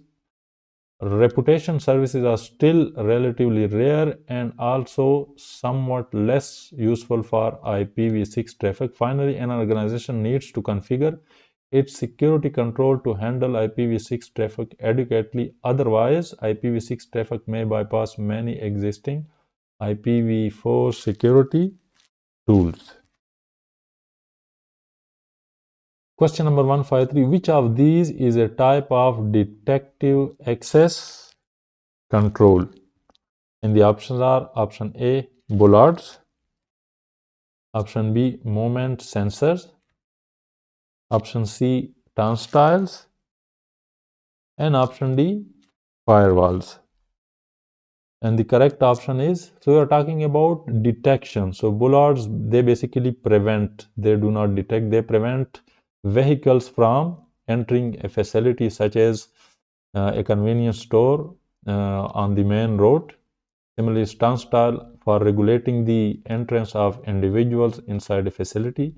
Again, firewall is also a preventive control for preventing the unauthorized traffic entering the network. So the only remaining correct option is movement, since movement sensor detect the movement of anything inside a described area. So detective control alert us to security problems by constantly monitoring activity and recording information so as to take immediate action in the event of a security control failure, such as bollards or turnstiles. Therefore, a movement sensor is considered a detective control and is complementary to physical control. Firewalls are network devices used to filter network traffic and are thus considered technical controls. Question number 154. The name, age, and location and job title of a person are examples of option A, biometric factors, option B, attributes, and option C, account permissions, and option D, identity factors. And the correct option is option B, attributes. So attributes such as a person's name, age, location, job title, and even characteristics such as height or hair color may all be associated with their identity. None of these described biometric factors used for authentication. Identity factors are something you know or have. This means that identity factors are something you know, something you are, or something you have. Account permissions determine what an authenticated person, such as a user, can do, and not attributes related to user's identity.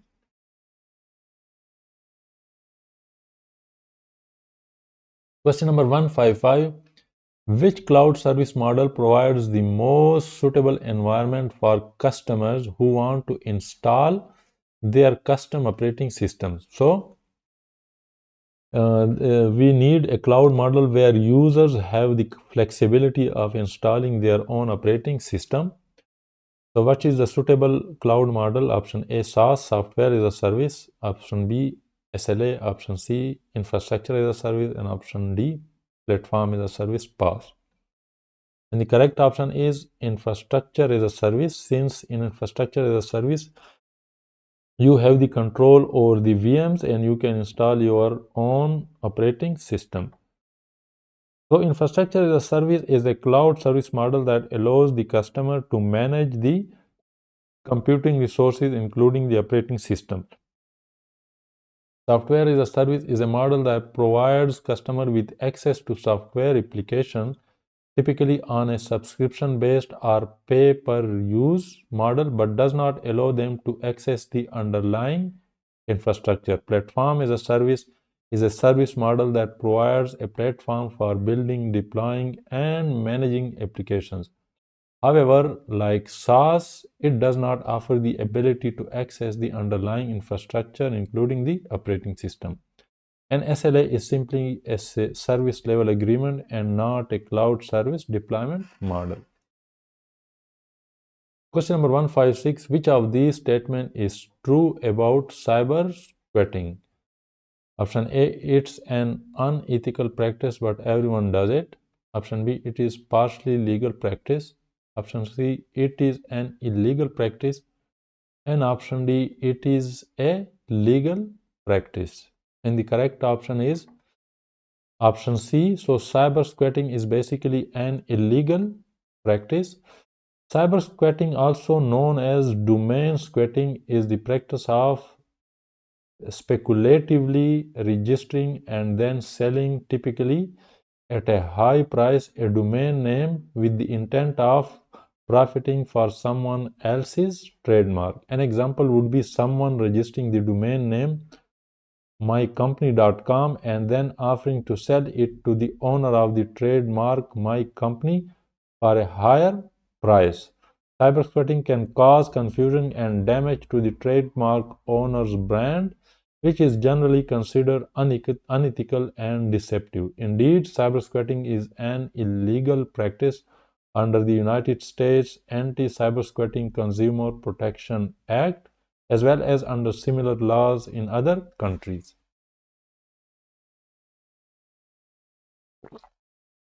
Question number 157. Which of these addresses is commonly reserved specifically for broadcasting? We are talking about the broadcast address, which is, remember, the last address inside a subnet. are inside a network, and the options are option A 192.299.121.254, option B 192.299.121.0, option C 192.299.121.14, and option D 192.299.121.255. So since we talked about the last address, and if we see in this these options, this seems to be the last address, since the 255 is the last digit inside each of these octet. This is the first one, so this is basically a network address, and this is a broadcast address.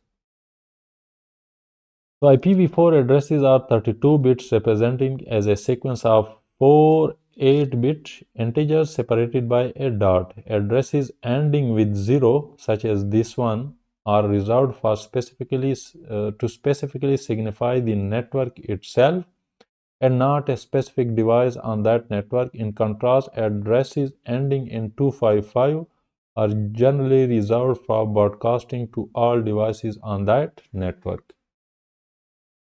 Question number 158. Which department is in a company is not typically involved in a disaster recovery plan, that is DRP? Option A, executive. Option B, financial. Option C, public relations. And option D, IT.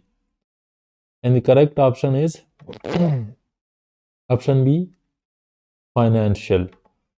So executives and public relations staff need to be aware of the company's disaster recovery plan to properly handle the expectations of the public as well as of company stakeholders. IT personnel should be focused on helping businesses return to normal operations. A company's financial department is rarely involved in a disaster recovery plan, except when the issue at hand is directly connected to company finances. Question number 159. Which of these pairs does not constitute multi-factor authentication? What is multi-factor authentication? Where we have multi-factor, more than one factor for authenticating into a system.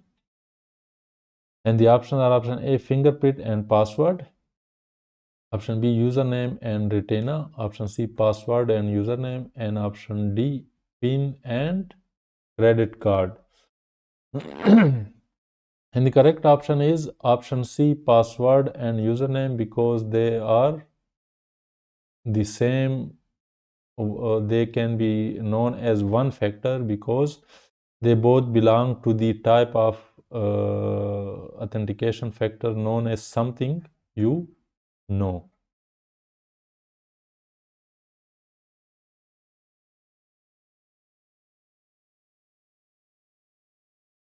While this option A, if you look at this, it has two factors. One is password is something you know, and fingerprint is basically something you are. So basically there are three type of authentication factors: something you know, something you are, and something you have.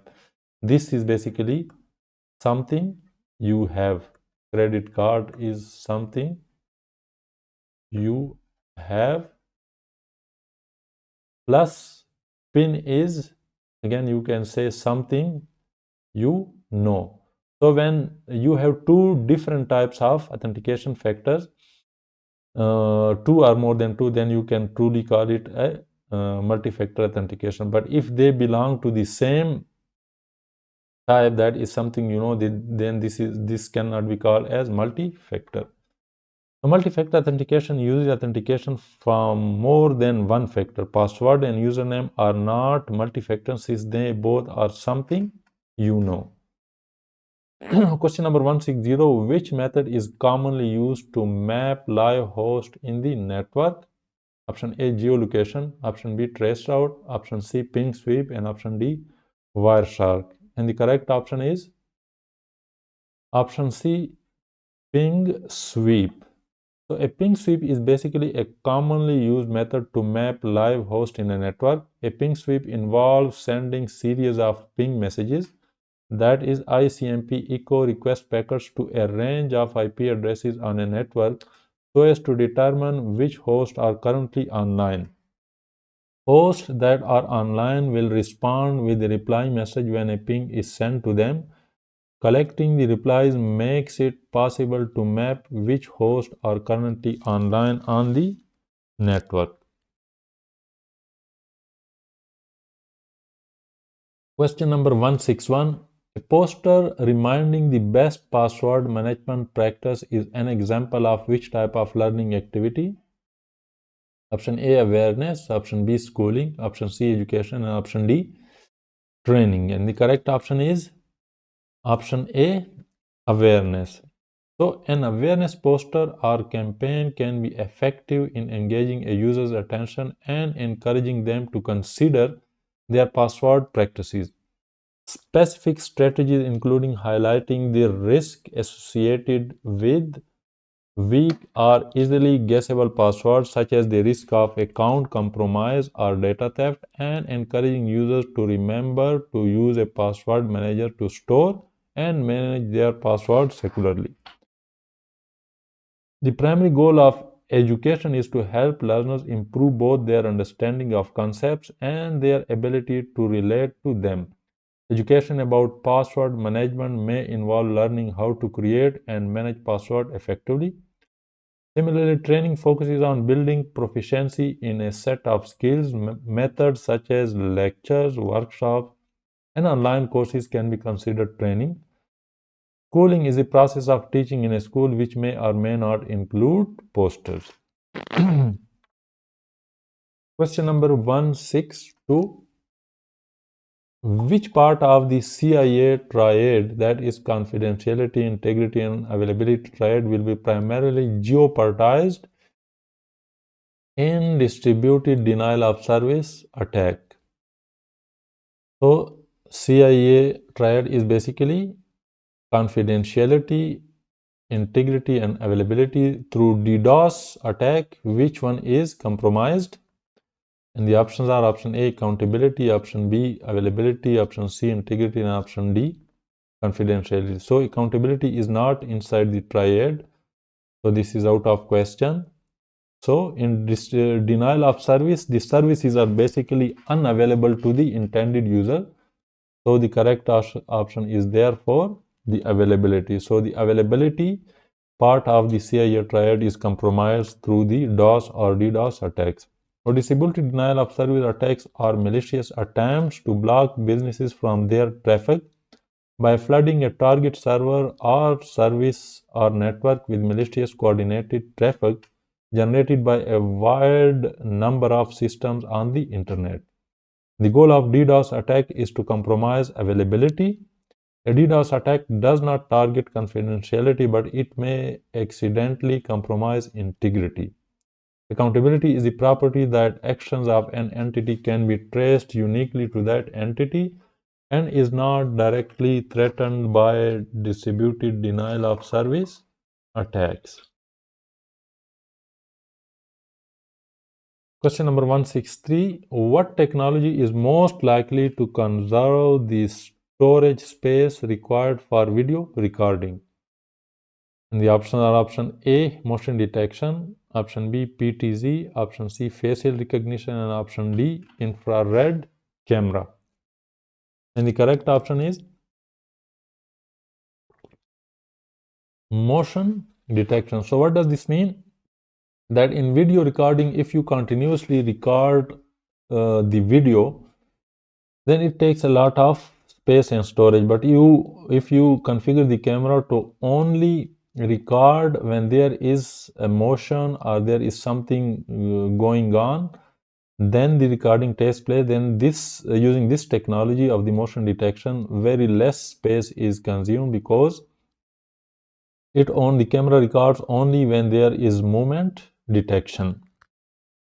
The motion detection cameras record only when motion is detected and thus help in reducing video storage requirements. A recording will occur more rarely in low occupancy places like data centers, thus conserving storage in more heavily used areas. The impact on total storage space used will be negligible. Infrared cameras, facial recognition, and the ability to pan, tilt, and zoom, that is PTZ, a camera, are important features, but more is needed to conserve storage space.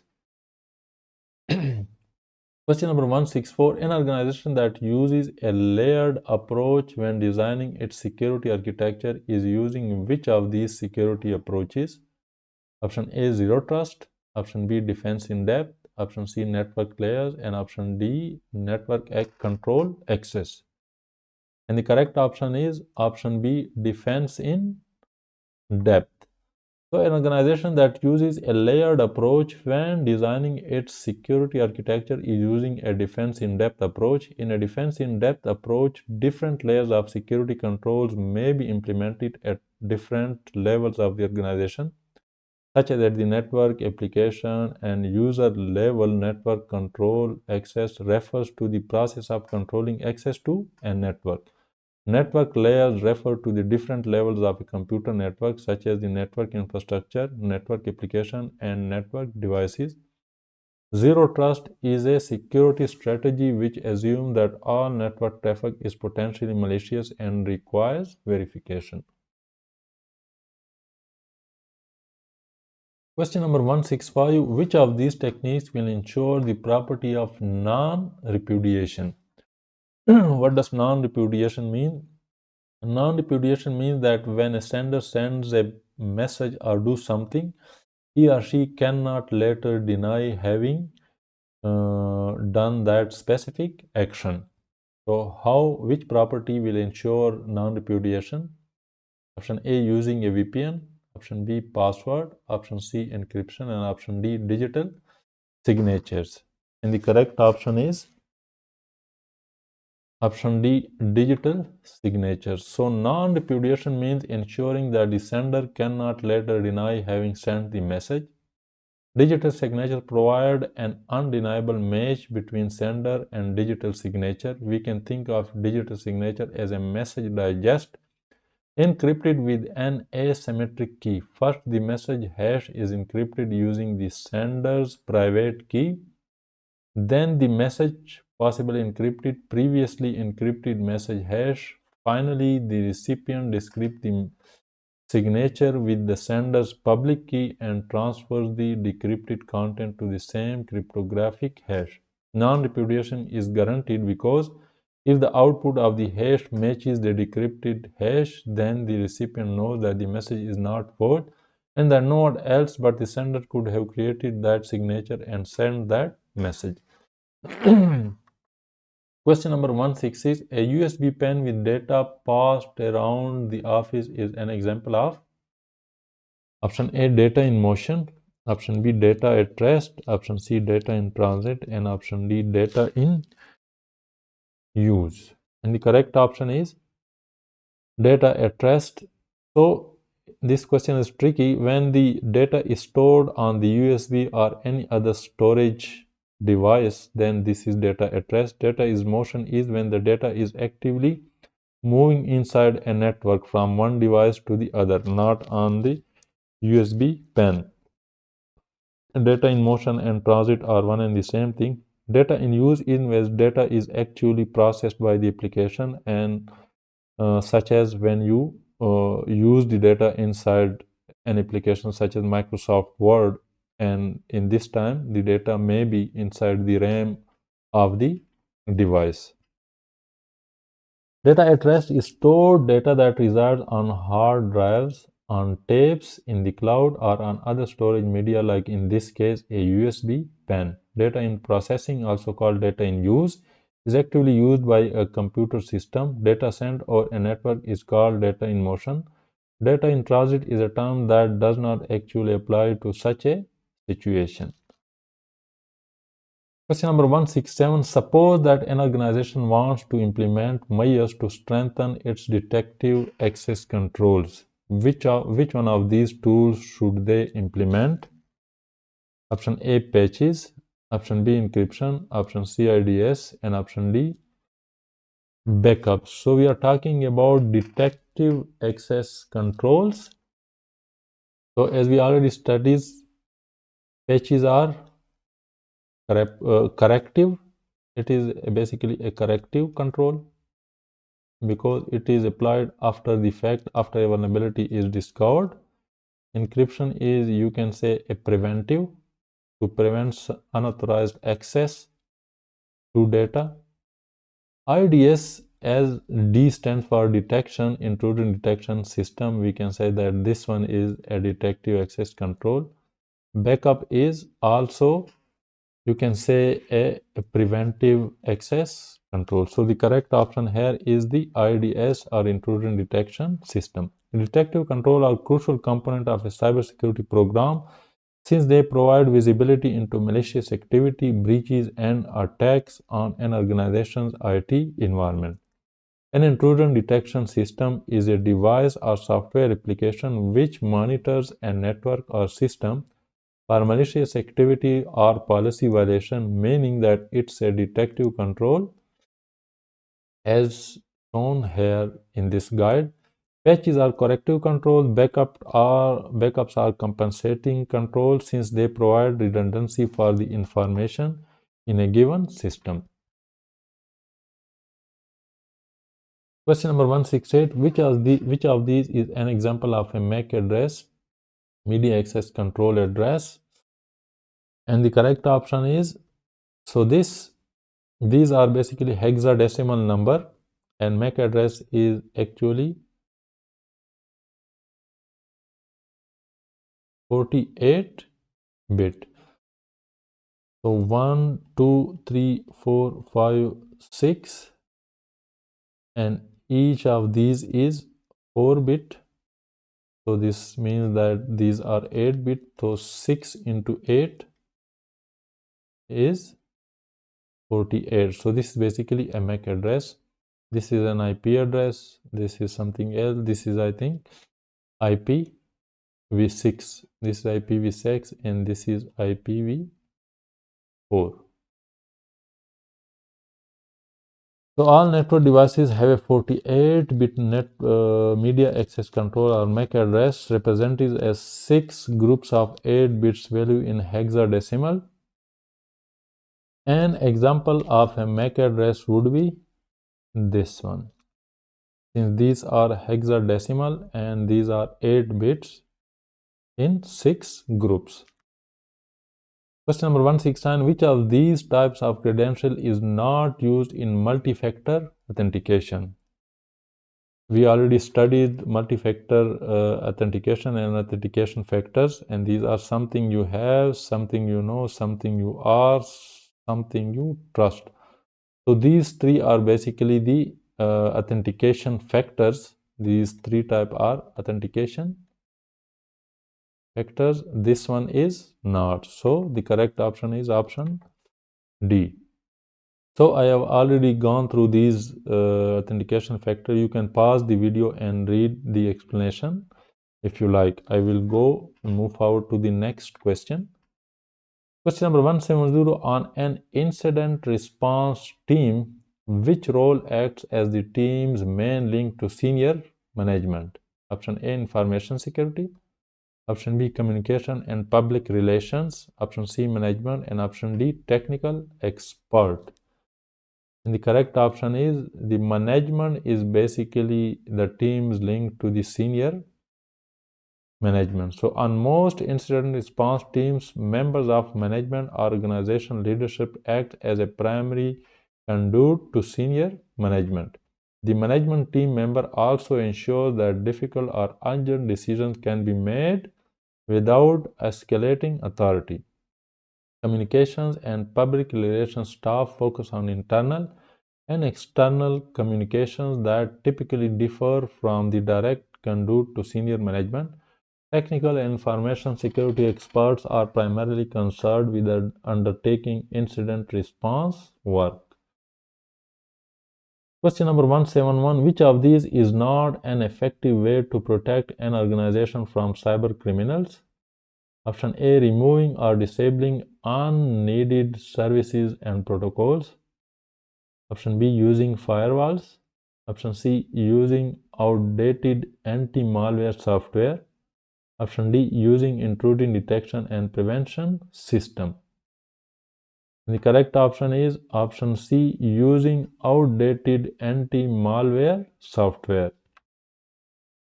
So using outdated anti-malware software is ineffective because it lacks the latest threat definitions and security updates, leaving the organization vulnerable to new and evolving cyber threats.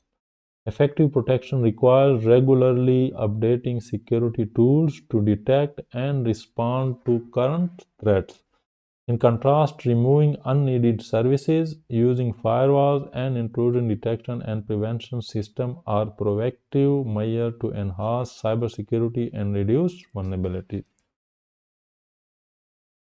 Question number 172. Which of these cannot be a corrective security control? Option A, disaster recovery plan. Option B, backups. Option C, patches. And option D, bollards. And the correct option is bollards. In bollard is a physical preventive control. So bollards are physical barriers designed to prevent vehicle access and protect infrastructure from collisions. They are a physical security control, not a corrective security control.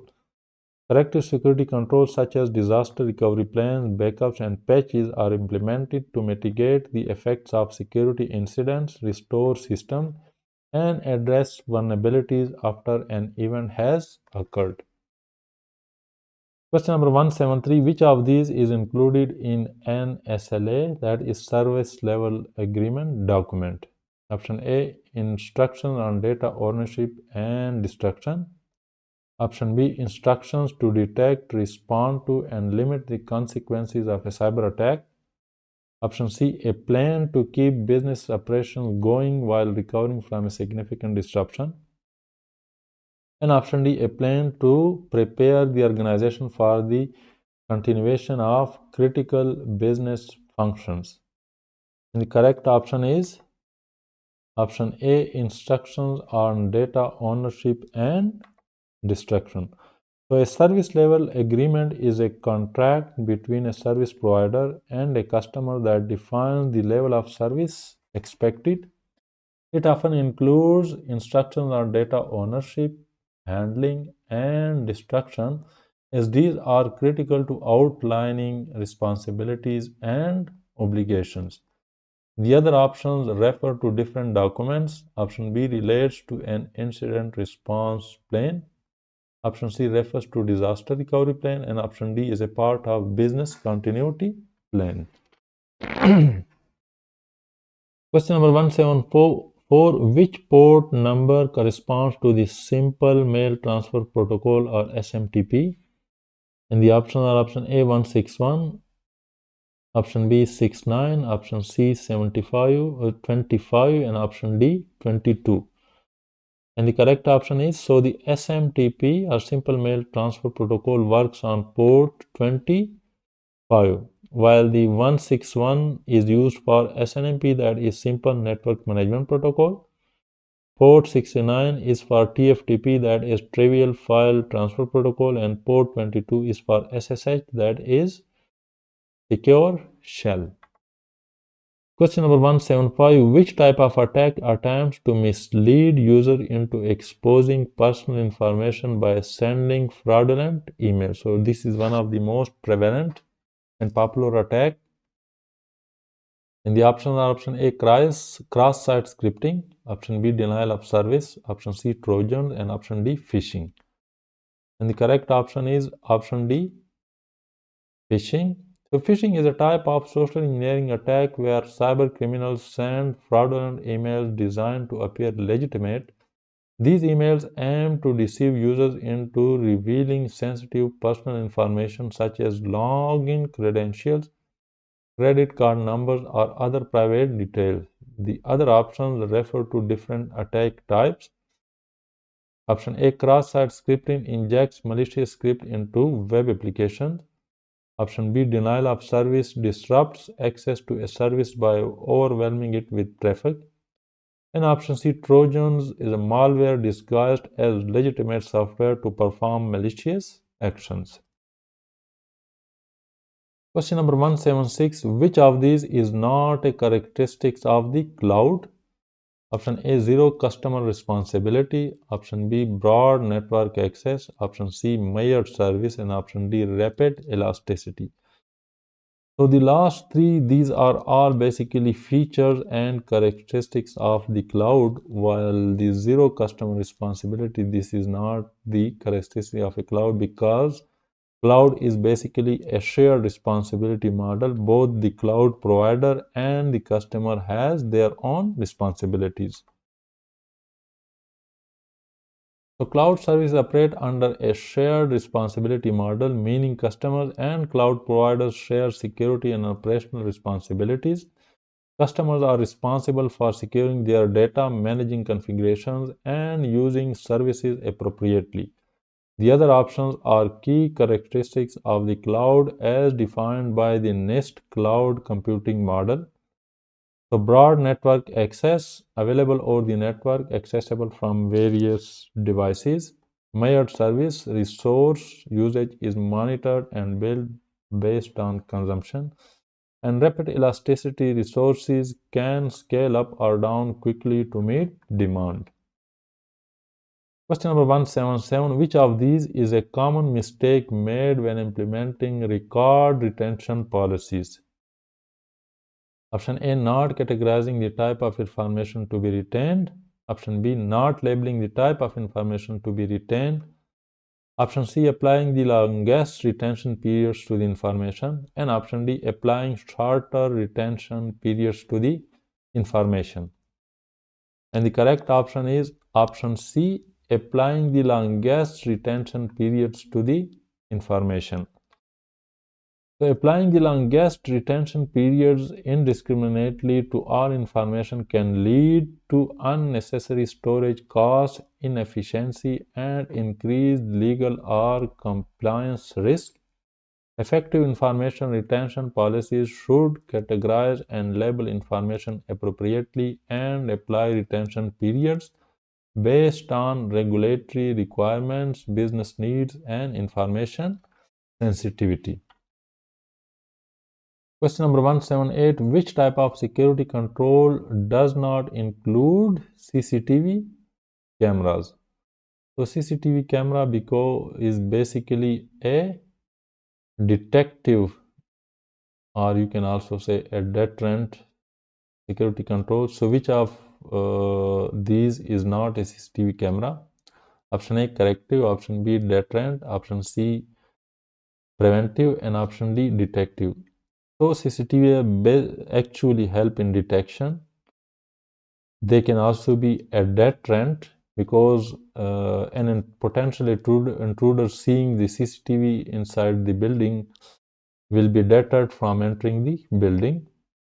They can also prevent a potential intruder from entering the facility based on that deterrent, but they cannot do something as the correction. So the correct option is basically the corrective. CCTV cameras are typically associated with deterrent, preventive, and detective control. Deterrent means they discourage malicious activity by their presence. Preventive, they help prevent incidents by monitoring areas in real time. And detective is they record events for later analysis to identify incidents. However, CCTV cameras are not corrective control as they do not fix or mitigate the effect of a security breach after it has occurred.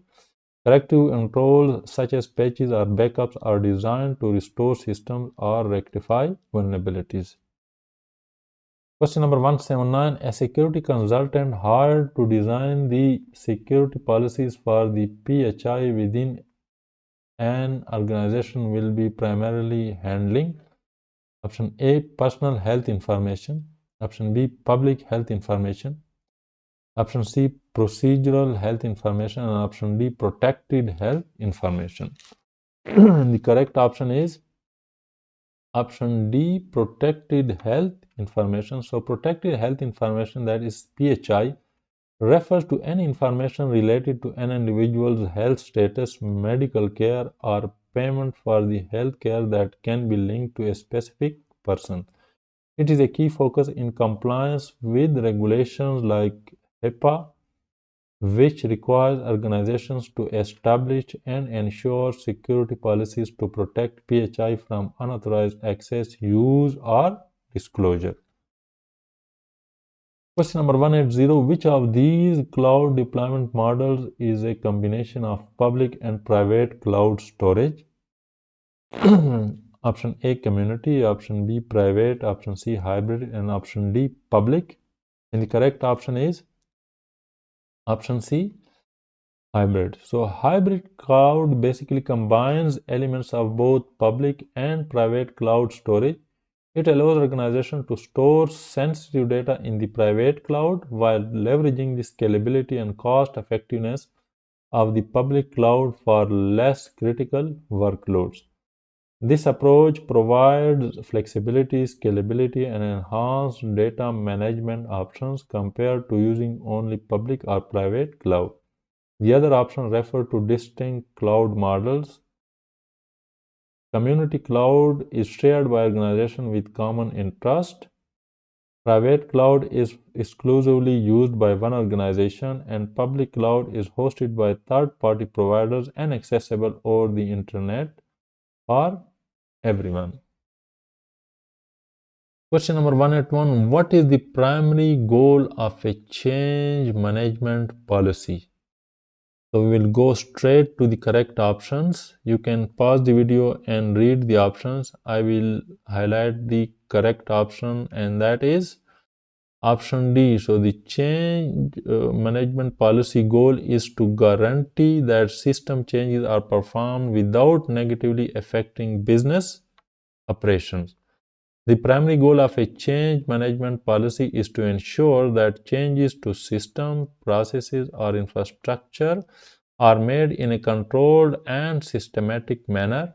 This policy aims to minimize disruptions and risks, ensuring that changes do not negatively impact business operations, security, or service delivery.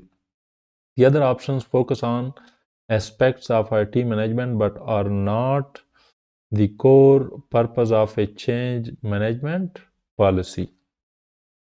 Question number 182. Which of these is not a feature of a SIEM, that is Security Information and Event Management? And the options are option A, log auditing, option B, log encryption, option C, log consolidation, and option D, log retention. So the SIEM is basically used for log consolidation. It can also be used for log retention. It is actually used for log auditing, but it is not used for log encryption. So while SIEM systems provide functionalities like log auditing, log consolidation, and log retention, log encryption is typically handled by other security mechanism or tool. Log auditing basically allows the review and analysis of logs for security events. Log consolidation collects logs from various sources into a centralized location for easier analysis.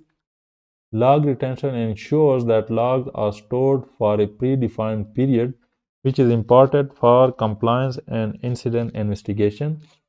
And log retention is more focused on securing the logs themselves, which is a separate function handled by encryption tools rather than the core features of SIEM. Question number 183. Which of these technologies is the least effective means of preventing shared accounts?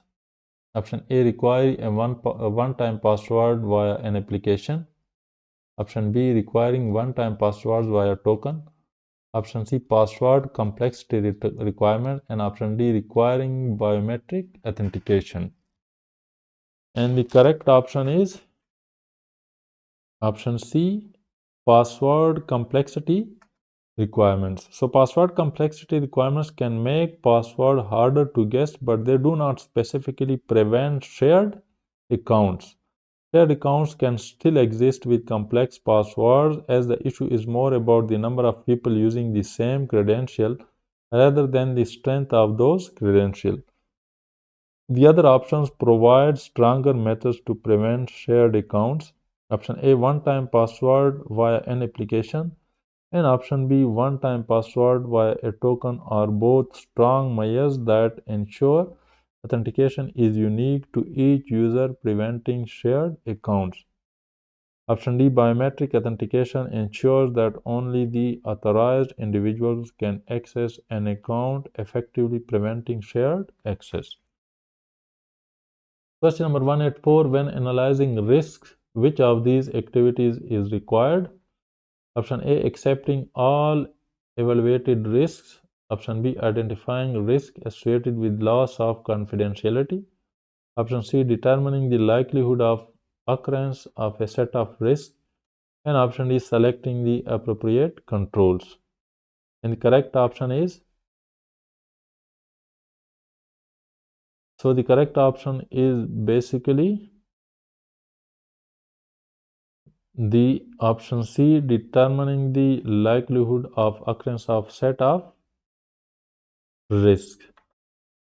So when analyzing risk, determining the likelihood of occurrence is a crucial step. This activity helps assess the probability that a specific risk will materialize, which is necessary for prioritizing risk and deciding on mitigation strategies.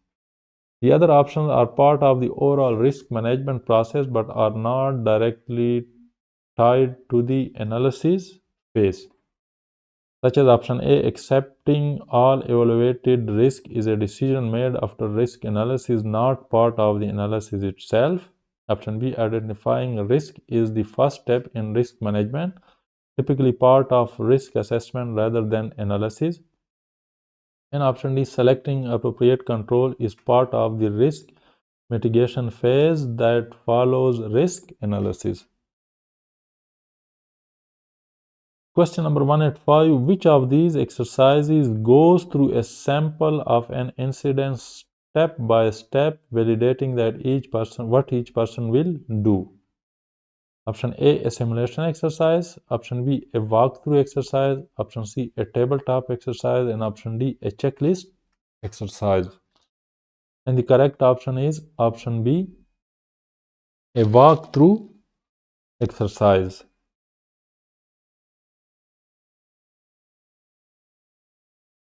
So a walkthrough exercise involves going through a sample incident step by step, allowing each participant to validate what they will do at each stage. This exercise helps clarify roles and responsibility in the event of an incident. The other options are different types of exercises, such as simulation exercise typically involves a more dynamic, realistic scenario where participants respond in real time, often under more pressure. A tabletop exercise is a discussion-based exercise where participants talk through their responses to a scenario, typically at a high level. And a checklist exercise involves verifying tasks against a checklist but does not typically involve detailed step-by-step validation like a walkthrough exercise. Question number 186. Which of these types of documents is usually the least formal? Option A, standards. Option B, guidelines. Option C, policies. And option D, regulations. So if we look at each of these documents, so the regulations, you can say that these are the most formal. Policies, they are also formals after regulations, and on third number, the standards are also somewhat formal.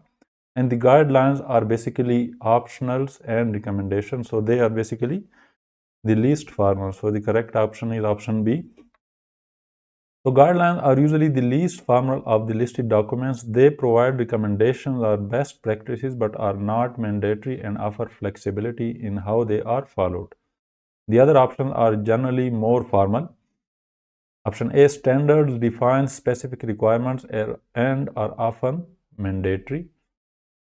Policies outline the rules and expectations for an organization and typically have a formal structure. And regulations are legal or regulatory requirements that must be followed, making them the most formal. Question number 187.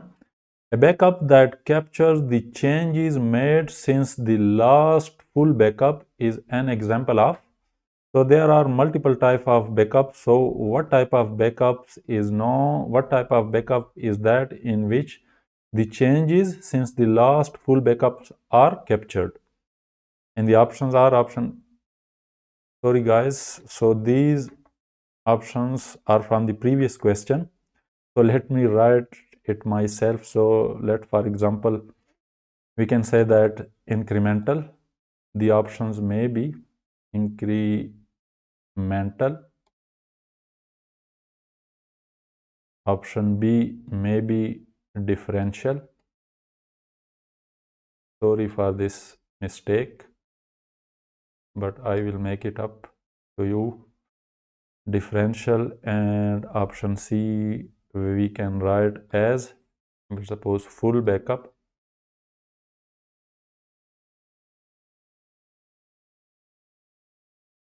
And option D, these are all that I have on top of my mind. Let's suppose none of the above.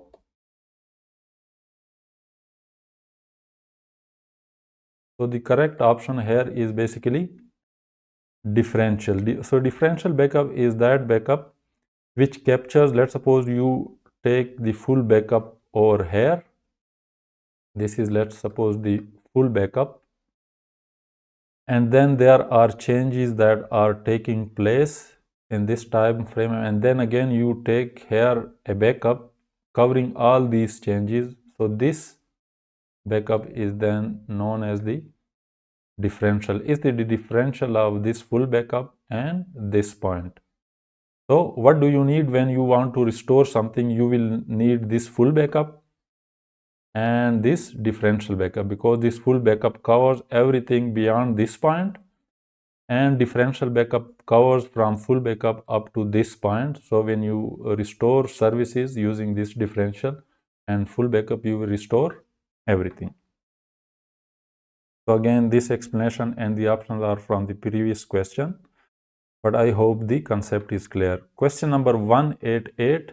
So again, this is the same question. Here we have captured the correct options.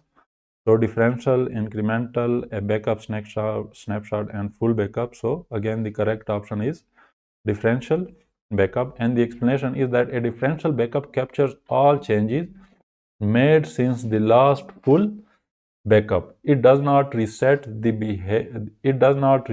archive bit. So each subsequent differential backup will include all changes since the last full backup. In comparison, incremental backup captures only changes made since the most recent backup, either full or incremental.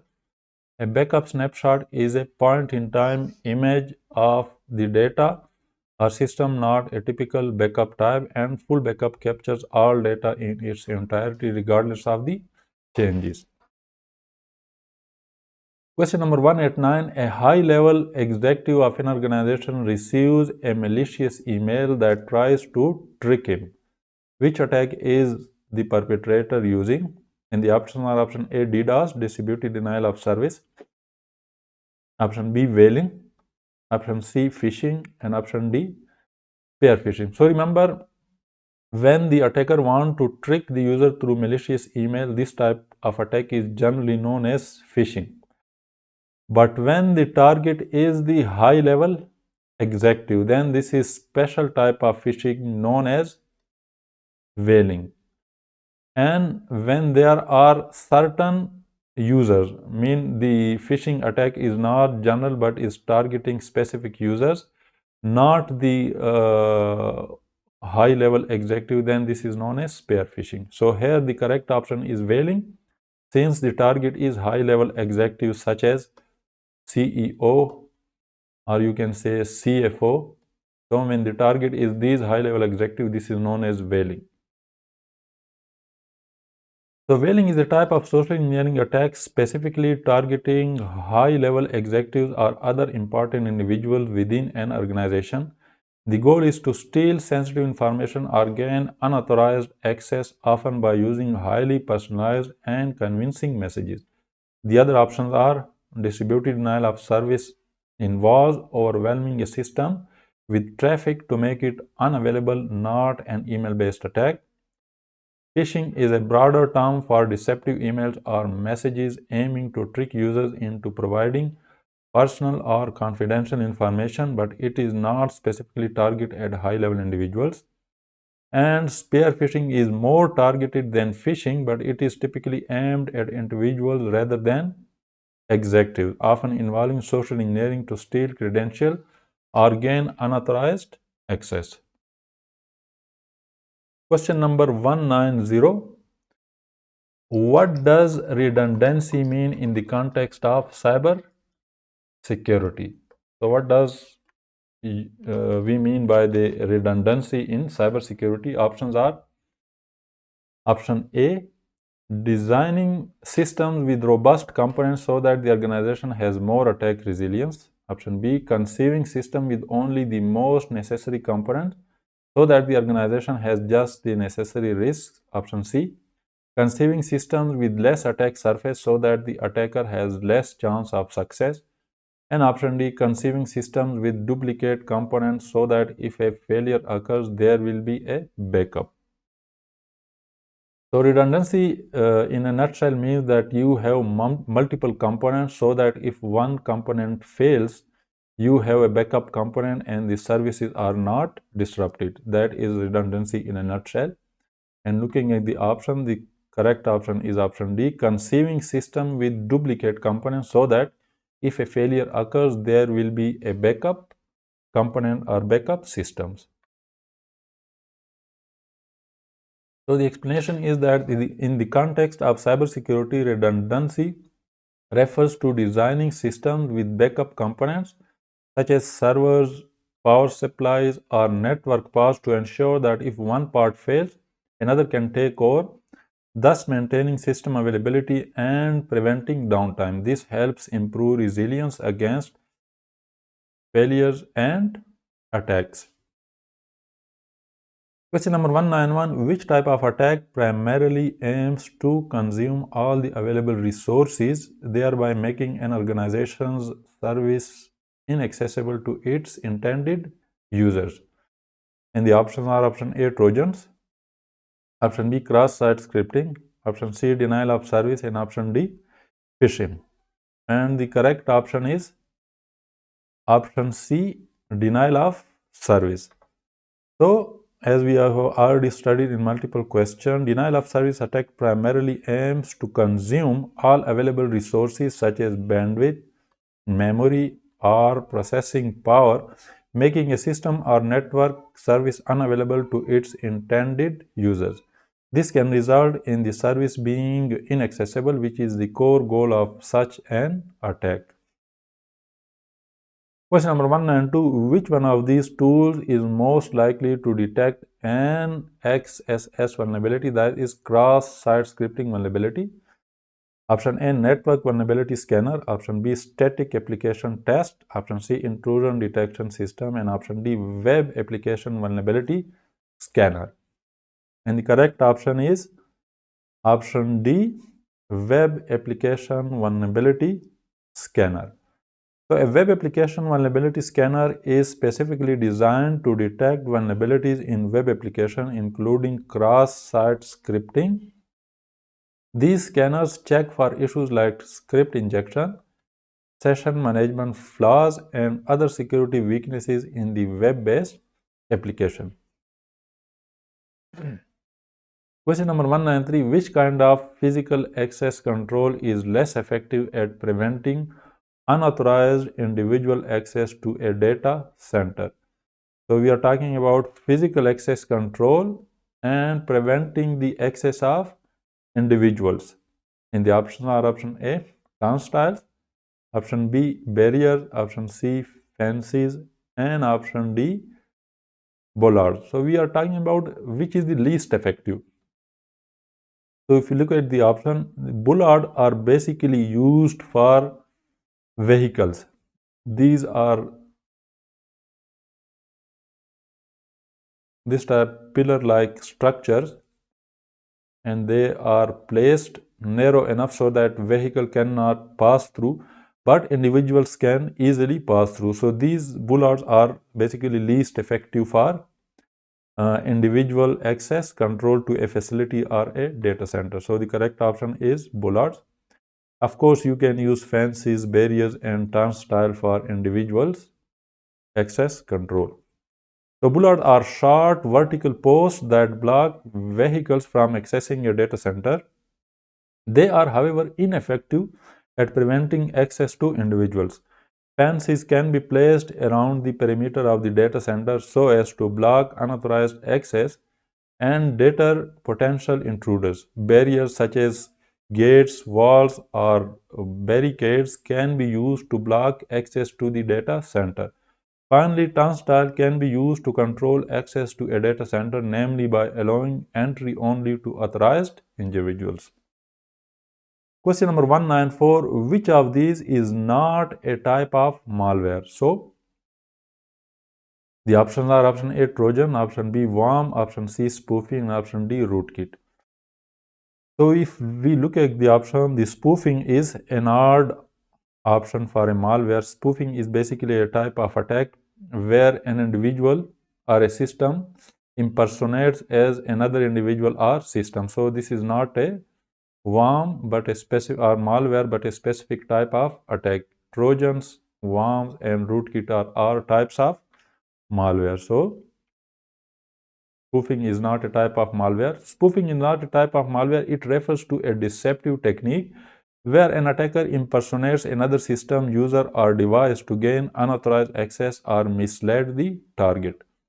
Spoofing can be used as part of a broader attack, but it is not categorized as a malware itself. Question number 195. Which security principle states that a user should only have the necessary permissions to execute tasks? Options are option A, privileged accounts, option B, separation of duties, option C, least privilege, and option D, defense in depth. And the correct option is, of course, the least privilege. As the name indicates, the user should have the minimum or least privilege to execute their tasks so that inadvertently the user does not perform something harmful or not according to their permissions but above their privileges. So the least privilege principle states that users should only have the minimum permissions necessary to perform their task. This reduces the risk of accidental or intentional misuse of access rights and limits the impact of potential security breaches. Question number 196. What is the primary goal of implementing security policies in an organization?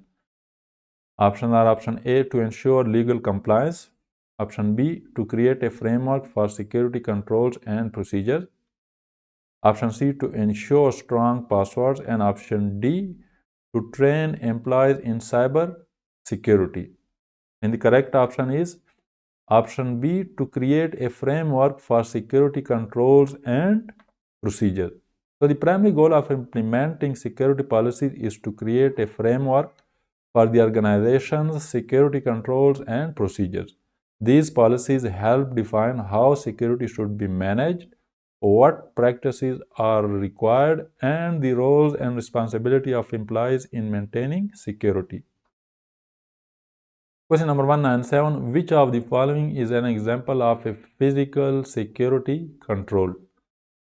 And the options are option A, firewall, option B, encryption, option C, security guard, and option D, antivirus software. So if we look at these options, the firewall, encryption, and antivirus all are technical or logical security control, while the security guard can be used for physical access control to control the access to a facility or a data center. So the correct option is security guard.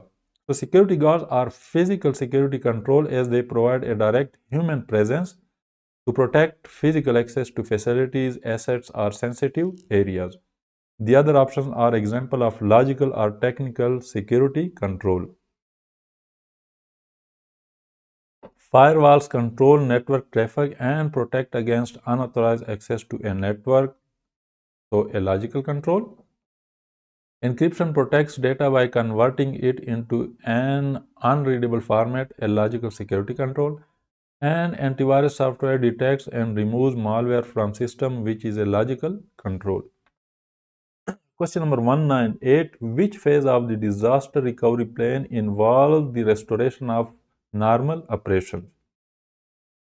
Option A, response. Option B, recovery. Option C, mitigation. And option D, business impact analysis. And the correct option is option B, recovery. So the recovery phase of the disaster recovery plan involves the restoration of normal operations after a disaster. During this phase, system, data, and services are brought back online and business activities resume. The other phases are: option A, response involves immediate actions to address the disasters such as containment and damage assessments. Option B, mitigation focuses on actions taken before a disaster to reduce the likelihood or impact of potential events. And option D, business impact analysis is part of the planning phase where an organization identifies critical business functions and the impact of disruptions to those functions. Question number 199. Which of the following is a primary component of an incident response plan? Option A, risk assessment. Option B, communication procedures. Option C, security policy development. And option D, physical security measures. And the correct option is option B, communication procedures. The communication procedures are a primary component of an incident response plan. These procedures ensure that clear, effective communication is maintained during an incident, both within the organization and with external parties, such as law enforcement, vendor, or the public if necessary. This helps in coordinating responses and managing the incident effectively. Question number 200. Which of the following is a key activity in security operations to maintain the integrity of systems? Option A, implementing access control. Option B, performing regular backups. Option C, conducting security audits. And option D, monitoring network traffic. And the correct option is conducting security audits. So conducting security audits is a key activity in security operations to maintain the integrity of systems. Audit helps identify vulnerabilities, ensure compliance with security policies, and verify that systems are functioning as intended without being tampered with. So that's all for this video. Thank you for watching. And hit like and subscribe to my channel. I will upload a video of the CC certification, other videos of the same certification, as well as videos for other certifications such as CompTIA Security Plus, Network Plus, CISP, CCSP, etc. So subscribe and hit like so that you don't miss any upcoming videos. Thank you and see you soon in the next video.